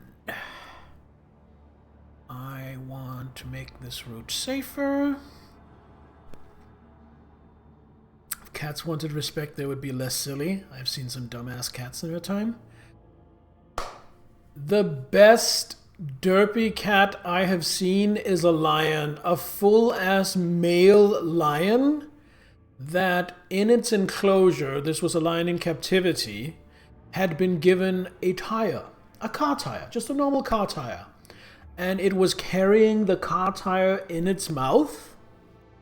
Nothing derpy about that. Except it had picked up the tire with the tire going around both of its front legs. So it was holding the tire with its mouth, and then both of its front legs were inside the tower, and it was going doop doop doop doop doop doop doop. I will never forget that image in my mind. It was just perfect derpy beauty. Alright, reduce the danger a little bit, and then travel to Trinitas. Okay, and then travel to Telecos Epsilon.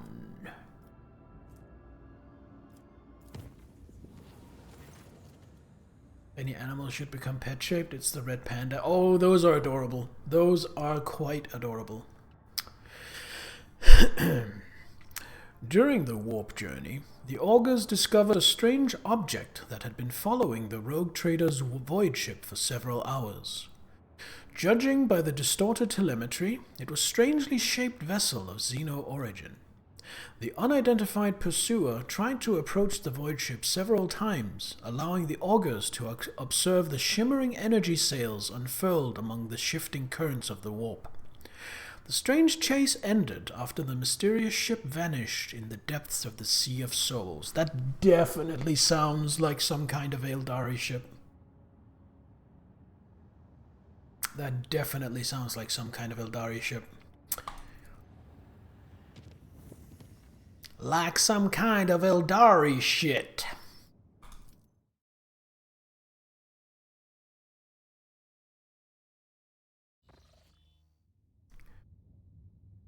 Lord Captain, according to the telemetry, the parameters of this system match those of the Telecos Epsilon, home to the agri-world Janus that belongs to the Von Valancius dynasty. We've received a Vox message from the planet. The agri-world's governor officially welcomes the rogue trader and reports that she has begun preparations for a formal reception to celebrate the arrival of the planet's sovereign. Your subjects are looking forward to your visit.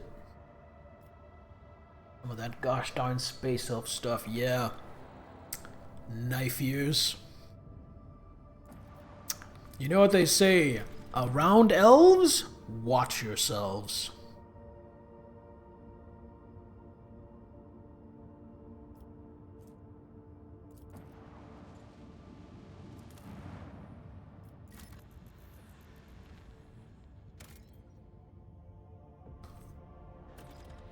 Dead world? Looks kind of gas giant. Oh yeah, it does say gas giant. Yep. Got some plasma batteries.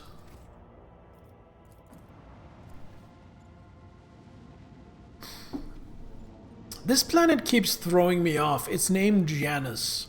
That's not a planet name, that's a person name. Janus is like the name of a dude. Okay, plasteel. It's only 3 though, and I don't have a lot of extract gems. I'm gonna hold off. Oh, what do you have? Lady Theodora loved frozen worlds. I never did discover the reason why, but the Lord Captain never once missed a chance to visit such a planet, even on the slightest pretext. Interesting.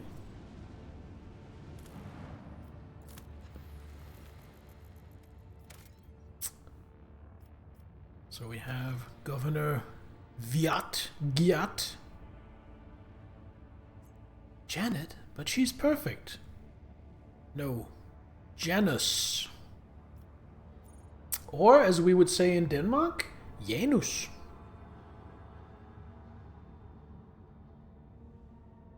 In our own solar system, there's just one planet that doesn't have a person name.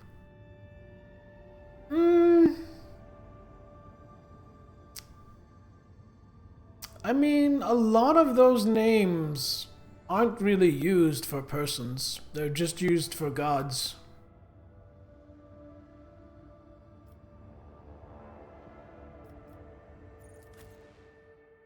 Alright, so this is an official visit with the governor of the planet. So, definitely bringing my seneschal. I feel like I should bring my bodyguard. I don't go anywhere without my tech priest. And I feel like I want both of these for their insights. So that is my boarding party. I would have liked to bring the Inquisitor as well, but can't have everything.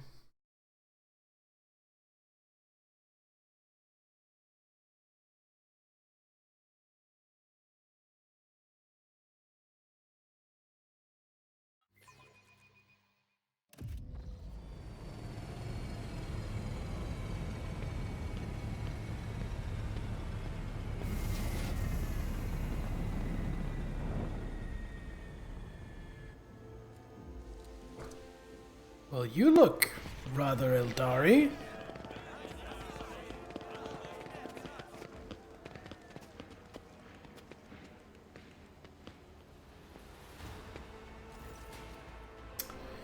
Vizdenza Viat. A lavishly dressed noblewoman in an opulent silk gown watches you with an expectant air, but then gracefully bows her head. Gem-encrusted implants protrude from her arms and neck. I welcome you on behalf of the noble house Viat Ab Aram. My name is Vistenza Janus Viat Ab Aram of Coronus. By the grace of the Emperor and the will of the rogue trader Theodora von Valancius, I serve as a planetary governor and imperial commander-in-chief of this world. Vistenza Viat raises her head slightly. Vistenza Viat turns to Abelard. And greetings to you, noble Wersarian. It has been years since your last visit to Janus. I am glad to see you again.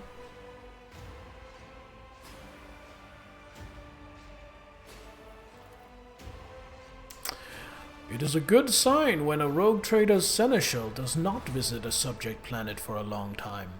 Isn't that correct, Lady Viat? It means the governor is taking care of all matters, and there's no need for the seneschal to interfere. Vistenza lets out a musical laugh. I hear praise in those words, and I thank you for them. She turns once again to you. In truth, your arrival in the place of the esteemed Lady von Valancius is quite unexpected.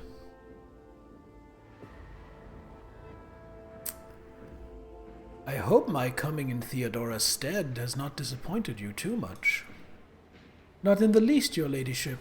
On the contrary, I am delighted after all these years to once again welcome to my world.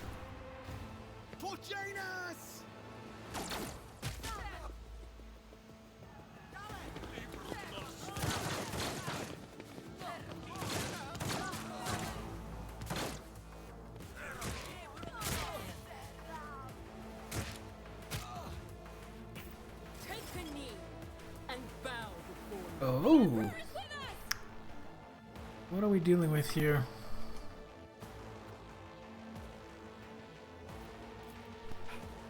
Servant, servant, servant, servant.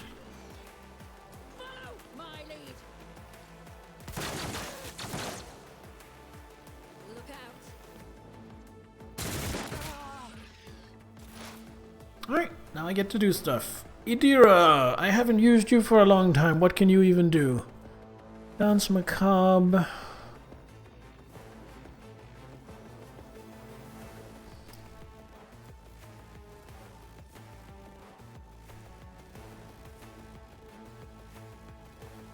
Okay. And aim for the opening.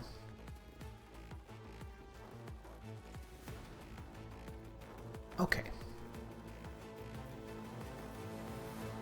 Sensory deprivation. Cause psychic shriek. And the staff allows me to do consign. Next hit against the target will be a critical.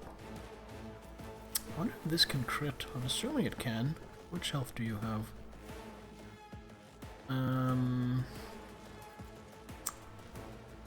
Okay, this could get ugly. Do I want her standing here? Spread out a little bit. Will do. Alright, consign. That counted as my attack? Oh.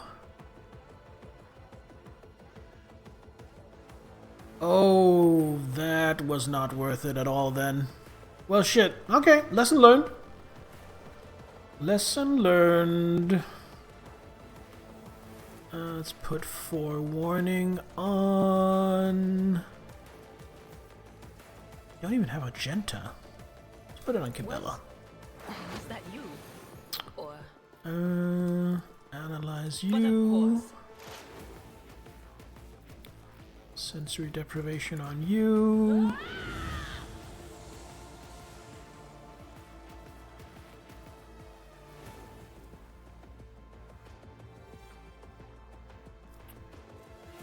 Good dance macabre.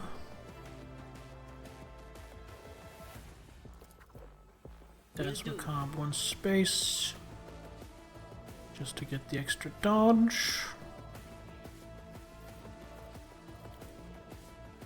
Activate joint analysis. That is her gun. quick. I can handle this. Mercy for heretics. Emperor, protect me. Oh, they are really lining up. Okay. I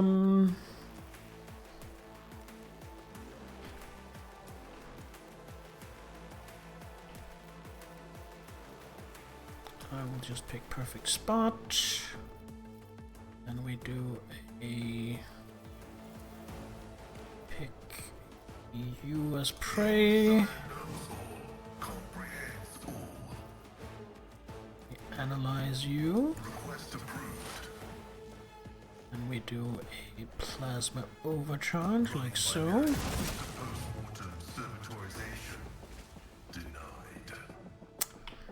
And then we sheet spirit communion to buff my weapons. Abelard. Is there only 2 left? Alright. Charge. I want to charge to here. But I can't. So I'm gonna walk because I need It will be done. you sworn enemies, and then if I cleave the both of them, the fight is over.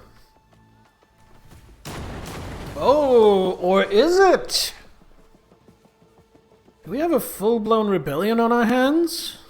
Again? These guys seem like they might be a little more...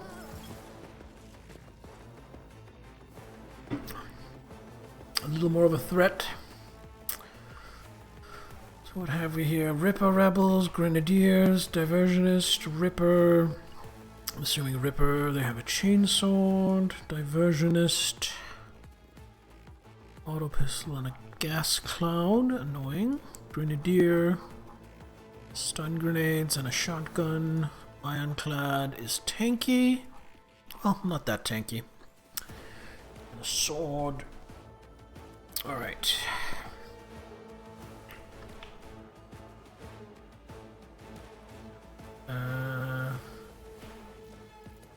Syrian, get into position.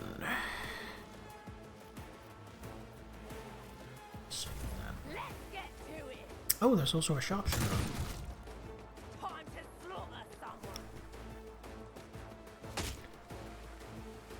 Let's make it quick.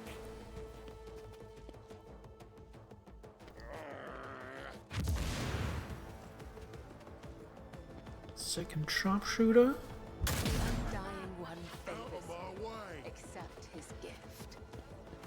Oh, they took down my my servo skull thing.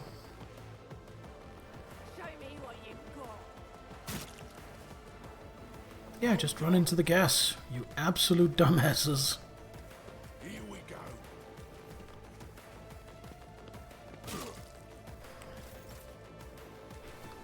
Alright, Teophania.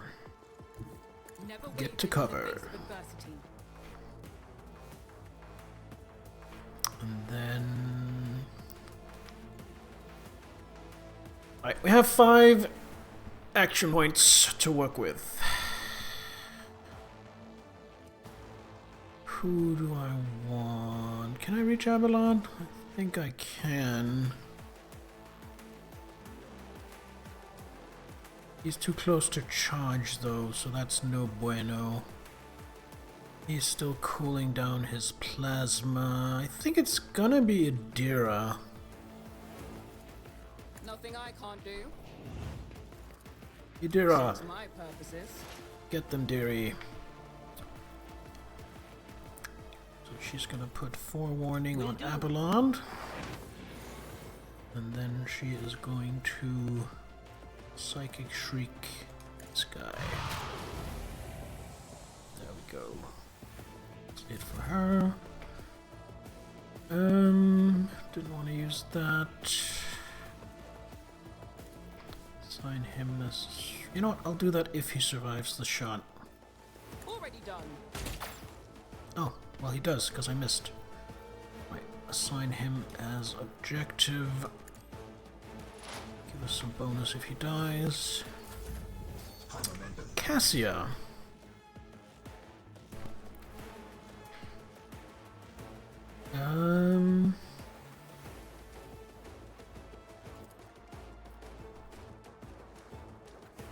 Reactivate this thing. Then I think voice of command. Just on everyone.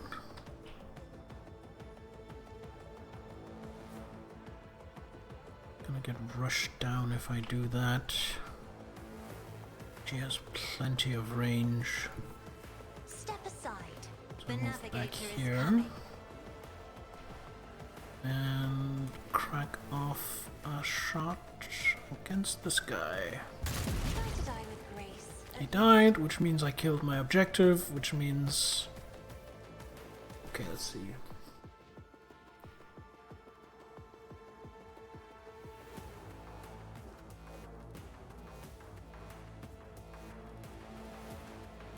That's really good.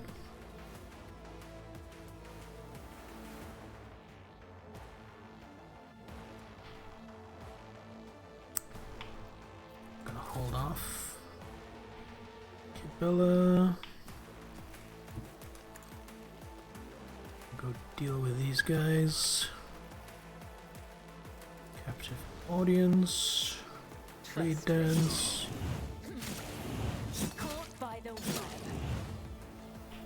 We go. Carnival of Misery.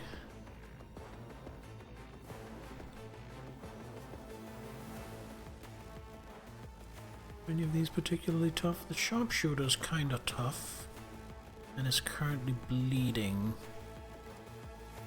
So if I use Carnival of Misery, Let not the righteous be. yeah, he bleeds 4 times and instantly dies. And then I still have 2 action points. So I can... Are you bleeding? You are bleeding.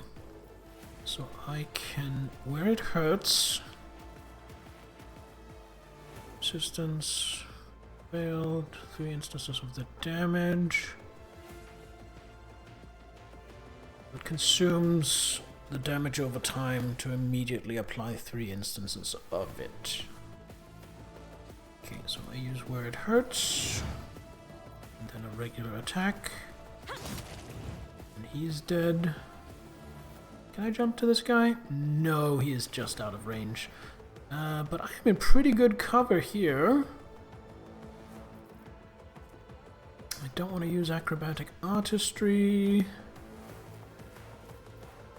Yeah, no, we're good.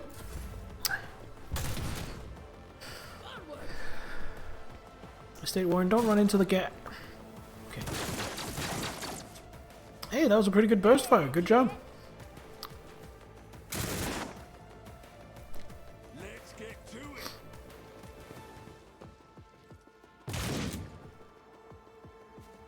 Don't touch me. Wait, did one of the servants stand back up?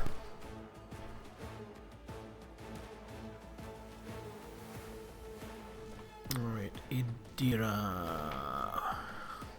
He is weak on this side. Come at me. Gonna have Idira take care of him.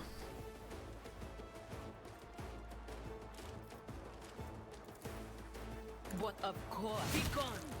There we go. Back to the stuff. Okay, we have 4 more action points to work with. Let's put forewarning on Avalon. Let's analyze this guy. Let's joint analysis. And why don't we blind this guy as well?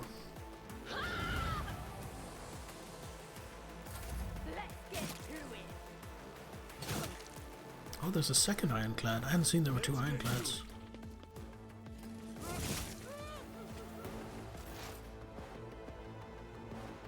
I might want a grenade here. Maybe not. Maybe not worth it. Okay. I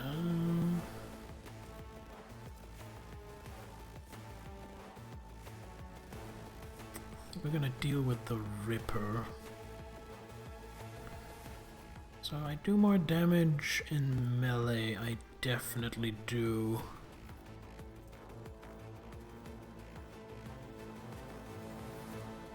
If I stand here, I should be able to hit both of them. Explorers know one route.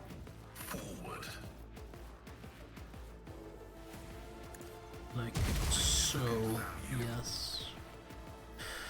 Alright. Then I want to put a trap here. I want to... I can't machine spirit communion. Guess I will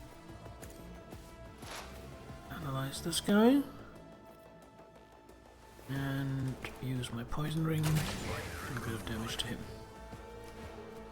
Beep.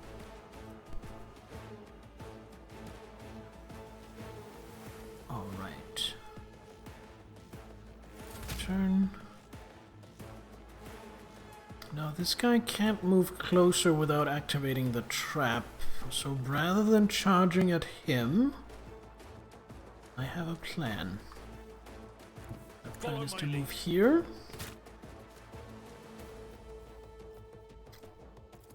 Brace for impact. And we kill this guy. Well, it might not be enough to kill, so... It will be done. Just one enemy.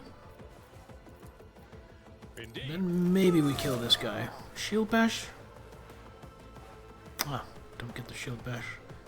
Then we have one action point. We stalwart defense.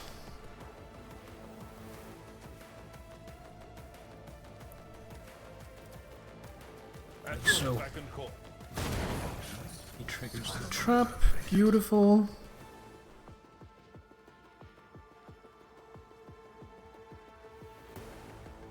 Now who do I want to deal with him?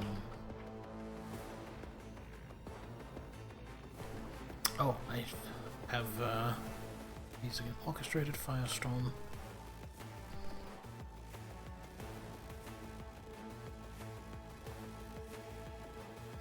Let's try that.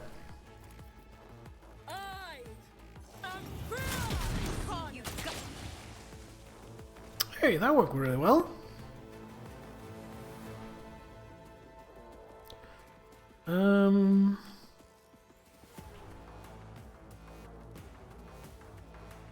Should have moved before doing that though, I'm just realizing. Oh well.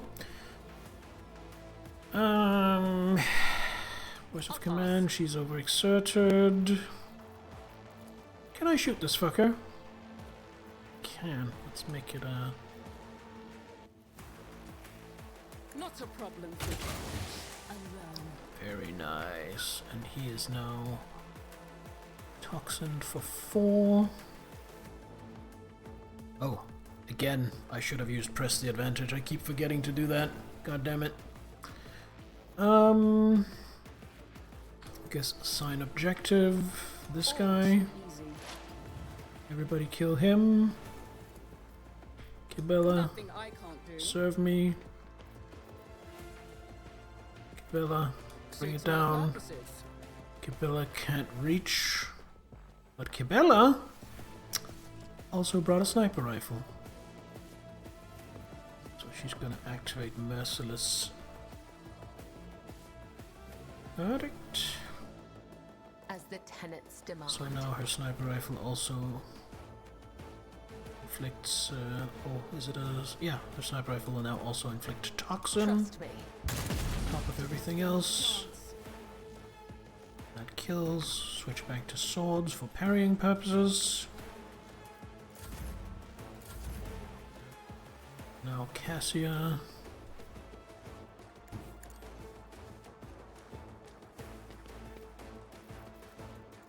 Forward.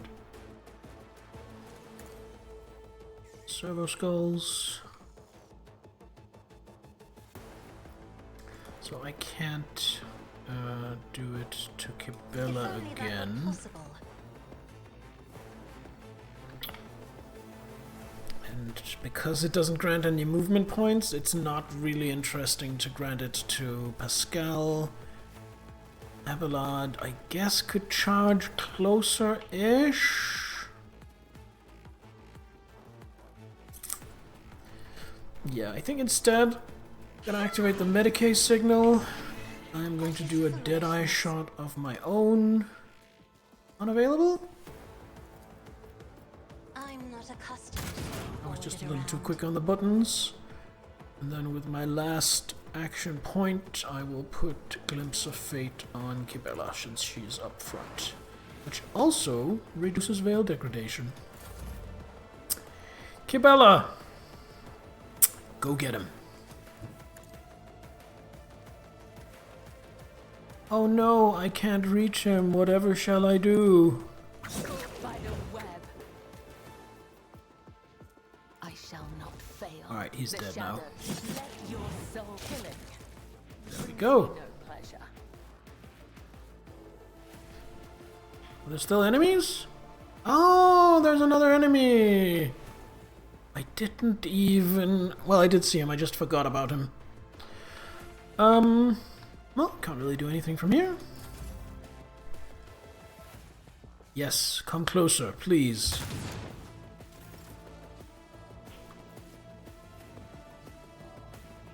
Go to here. Going from pre-Cabela DLC to post-Cabela DLC, such a power jump. She is so damn good. She is actually not one of my preferred characters.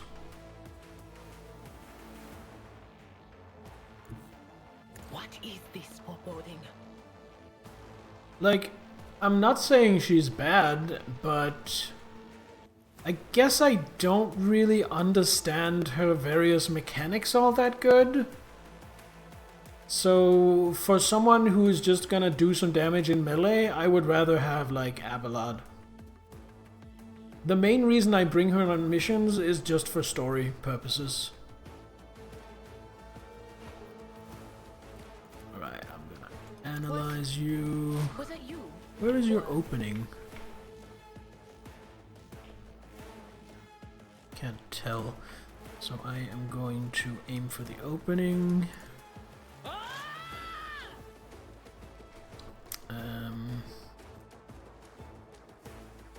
I am going to Psychic Shriek. No can do. Ah, he's too far. Oh, can I shoot him? No, he's too far for that as well. Well, in that case, can I consign him? No, he's too far.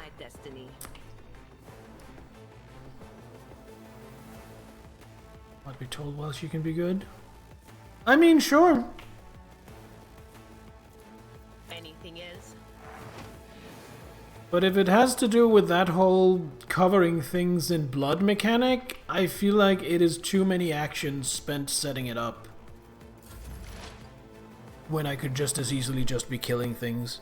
I feel like she is one of those characters that if you have an advanced understanding of the game, and you play on like insane uber psychopath tryhard difficulties, she's probably amazing. I just play on normal, I'm just a casual. And she does not seem like a character for casuals. As the tactical imperative dictates.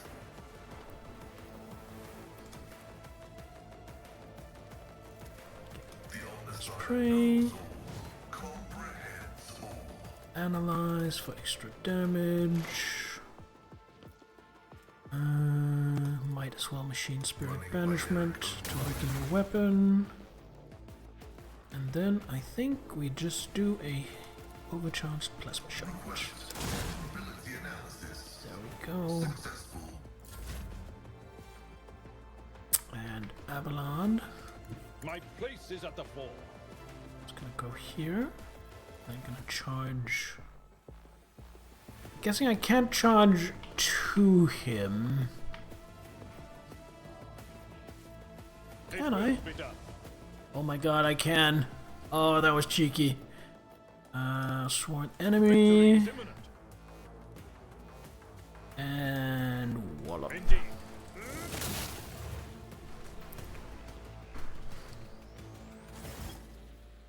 Your ladyship, Emperor preserve us, are you alright?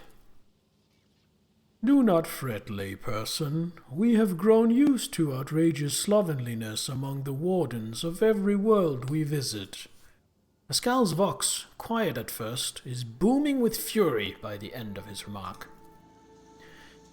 Pale greyness is strangling this peasant like a noose. His words are laden with fear for our well-being, and yet he fears for his own even more. Can attack a lot of times by the end with the jump, applying and spreading a lot of her dot, and then activate all the dots in the same turn. Well, fair enough.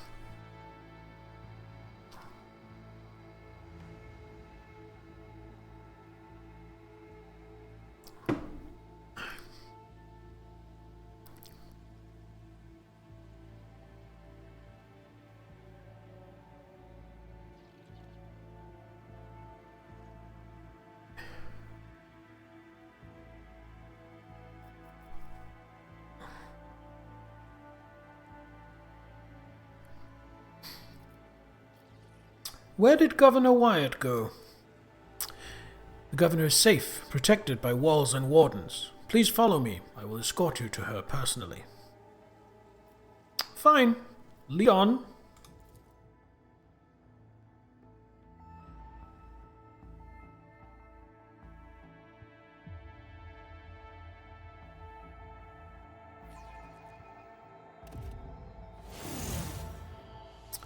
Upon seeing you, the guard at the door lets out a frightened yelp and doubles over into a low bow. Your ladyship, most honorable Theophania von Valancius, the governor is awaiting you in her office, where she is protected by walls and guards. Would you prefer to meet with her alone or with your entourage?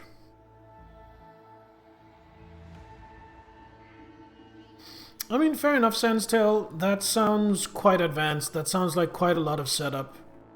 I think maybe I'm not smart enough to use her like that. I just kind of bludgeon everything.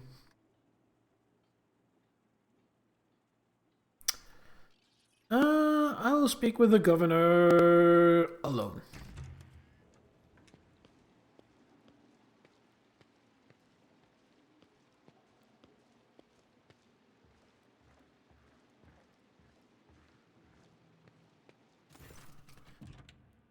Vistenza Janus Viat ab Aram of Coronis is furiously swiping at a data slate, issuing commands into a gilded vox. Upon seeing you, she hurriedly puts away her devices, smooths her skirt, and drops into a deep curtsy.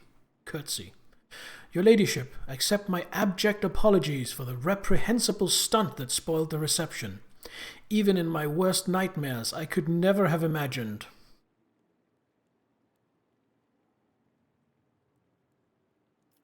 You can stop apologizing, Vistenza. I'm not offended. Thank you, your ladyship. Believe me, I am infinitely sorry that the troubles of Janus have reached us even here, the most protected place on Janus. The companion, standing next to Vistenza, respectfully bows her head. She is doggedly trying not to turn her head toward you, but it is obvious she is watching you through her lowered lashes.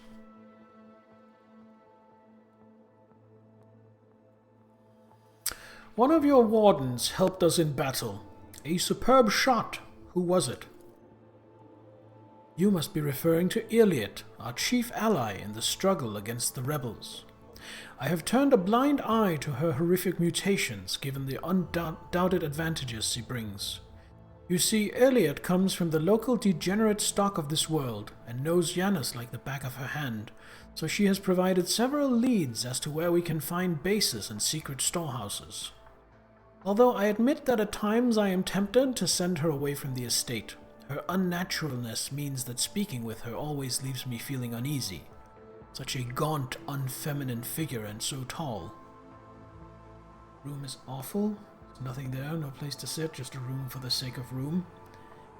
Yeah, this is the kind of room that you invite people into to meet you just so they are overwhelmed by the sheer scale of the architecture, specifically to give you a psychological advantage in negotiations. Which actually, if you read Dune Messiah, there is actually a little bit of discourse in that book about how some of the Kwisatz Haderach's palace was built deliberately with stuff like that in mind.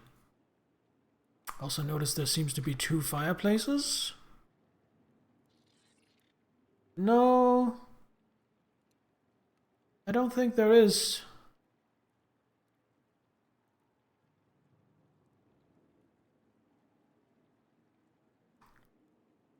Jun Misugi, I don't know what that means, ghastly ectoplasma, but welcome. Did you watch Dune Prophecy? Is that the 3rd film, Aurelia? Because if so, not yet.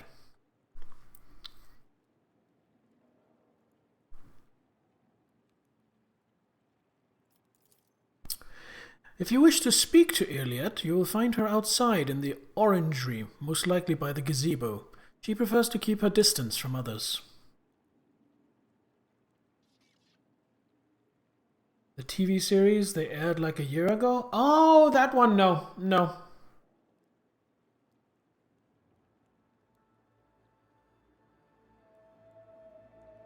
Ghastly, please calm down and stop spamming random Japanese names. I don't get what you're talking about or what you're referring to. How am I doing? I'm doing quite well. Having a lot of fun with this game. Also, I kind of need to pee, but the ads are still 17 minutes away, so I'm trying to hold out and wait for the ad break. What is happening on the planet? They're all from the same show. Well, I don't think I know the show. Several months ago, uprisings broke out on Janus. I was not even notified at first. Griping worms are for wardens to worry about. Alas, I only learned of what was happening after the miscreants began targeting noble families. Distenza shakes her head. And then, it became apparent that what the Administratum's accounts had referred to as unrest were in fact organized attacks on infrastructure and society leaders. They already brought 13 agri-complexes to a halt and have now moved on to assassination attempts. My wardens are doggedly tracking down the rebels, but their leaders are slipping from our grasp yet again. Can Janus fulfill its foodstuff supplies under current conditions? I risk angering you, your ladyship, but this is nothing compared to shamelessly deceiving you. Let us consider the situation dispassionately. Even the most talented logistic experts of the Administratum are unable to guarantee stable tithes when shuttles are wary of landing at the spaceport, and the terrified peasants are indulging a dangerous minority within their ranks. Until the usual order of things is restored on Janus, any trade is nigh impossible. Considering what has occurred, your visit is a true blessing. You see, Janus does not have its own fleet. We could organize a planet-wide search if we had ships at our disposal. Ships like yours, your ladyship. Perhaps you will find a way to support your subjects in their hour of need. I'm sure even approximate coordinates would be sufficient to have the ground forces and ship's crew work together to hunt down the enemy.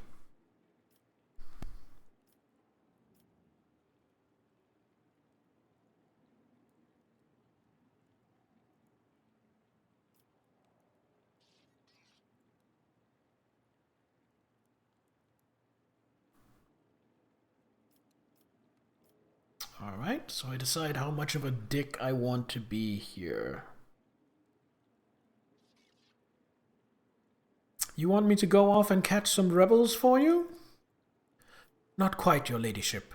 My wardens are crushing the lowly saboteurs across the planet relentlessly, Teophania, but will be for naught unless their nests are destroyed.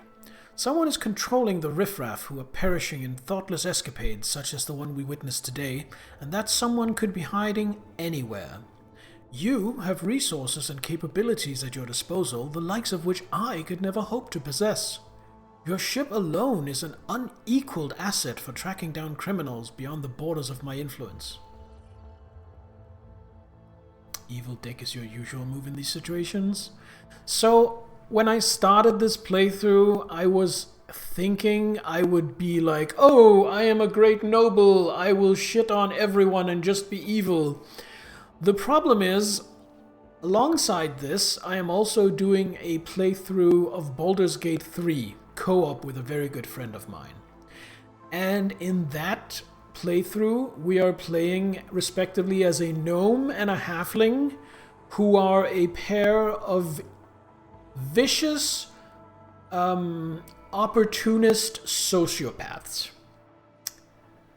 So, just so it doesn't get to be two quote-unquote evil runs, I've decided to be a hero of the people in Rogue Trader. I will be doing my asshole evil run off-stream at some point later. But for this run, I'm being a bit of a goody two-shoes, just to contrast with my Baldur's Gate 3. Feel too much empathy for NPCs in a video game? That's fair. That's totally valid. I do not suffer from that, but I totally get it. But yeah, for me it's more like a lot of the times I just end up making the decisions I would make or I think I would make in that situation. And that is usually trying to be the voice of reason, trying to treat people fairly, trying to get everyone to get along, because that's just who I am in real life. So if I'm not deliberately role-playing as something, that tends to be my default. Heretical asshole evil or following? My plan was to go super dogmatic. But not only dogmatic, but also the flavor of, ooh, this person of a lower standing dared talk to me. Abelard, remove their tongue at once. You know, stuff like that. So I will save that for a personal playthrough. For this playthrough, I am planning to get as iconoclast as possible. And then, if possible, also to get heretical to level 2, which is the highest you can get for a secondary.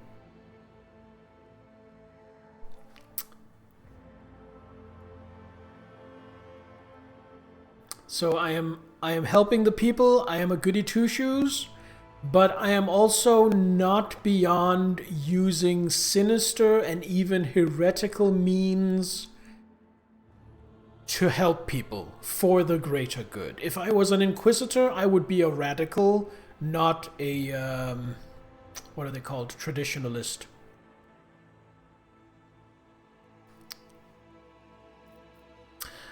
I promise you, Governor, I will hunt down the seeds of rebellion and heresy on your planet and burn them to ash. Concern appears in Vistenza's eyes.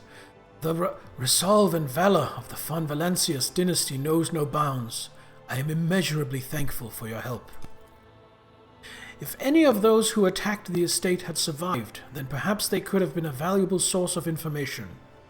But you made an example of them for the rest of the foolish rabble. Vistenza glances at the Vox. Incidentally, I did overhear the wardens talking about some kind of stranger in the area. Perhaps, besides that, we still do not know who let those reprobates into the estate. The person who did it might also know something. I, as well as my retinue, are at your service. My secretary is checking the staff as we speak and removing all traces of the attack from the estate. An esteemed Magos, who is responsible for agronomic efforts on the planet, is also here. He happened to be visiting this week to deliver his personal report. And, of course, there is my aide in the war against the rebels, Iliet. I have no doubt she will be delighted to share her knowledge of Janus with your ladyship.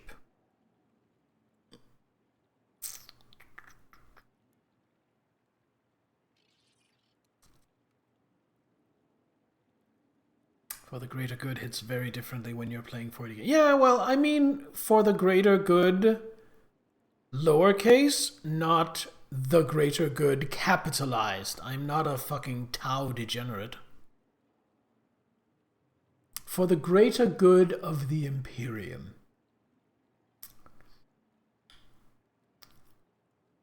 Footfall Station is on the verge of starvation. Can Janus supply the people there with provisions? Yes and no, your ladyship. If the question is, can such an expansive and fertile world as this one feed a few thousand void rats? Of course it can. We lose more provisions to gnawing pests every cycle than those on Footfall could eat their entire lives. But can we ship said provisions to Footfall? Not a chance. Ghastly, that is a dick move. Thank you for the hydrate. You do know I'm trying to not pee and hold out for the ad break? That is a dick move.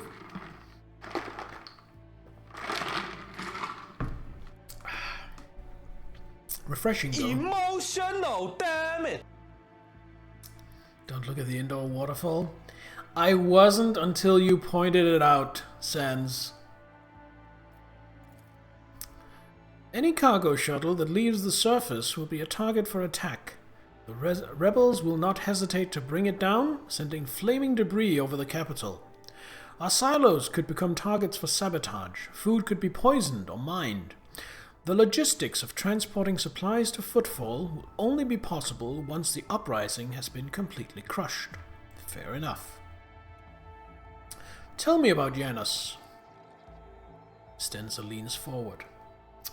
Janus is a remarkable world, both in terms of its vast potential and in terms of the work that was carried out to transform it into an agri-world. House Vyat has ruled Janus for many generations, and each new governor has, without fail, contributed to the planet's taming. The world was once a wild planet, full of xenobeasts and utterly unsuitable for growing anything. To this day, despite our best efforts, Janus regularly rebels against us.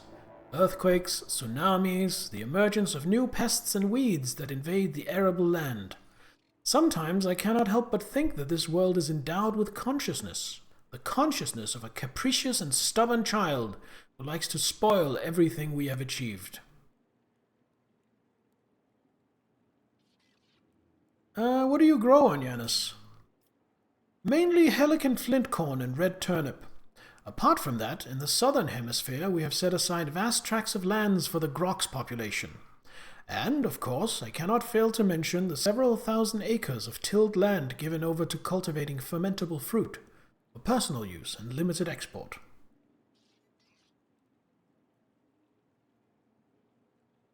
Considering what normal animals are in 40k, what the hell does it need to be to count as Xenobeast?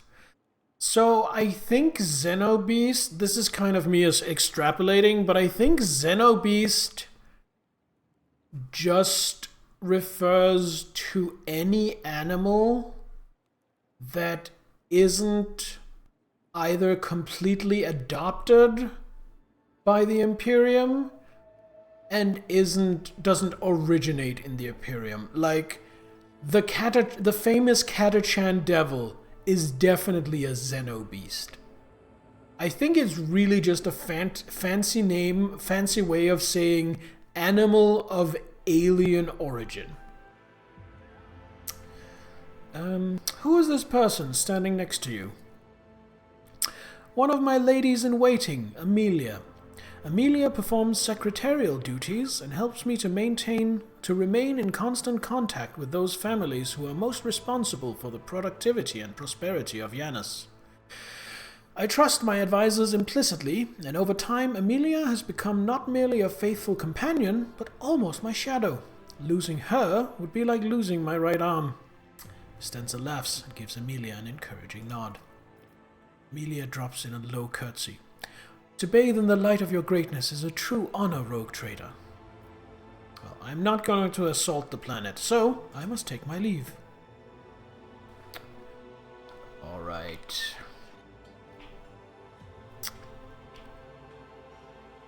We are back outside. And with that, we are going to start the investigation and then the purging of the uprising on Janus. However, that will be next time.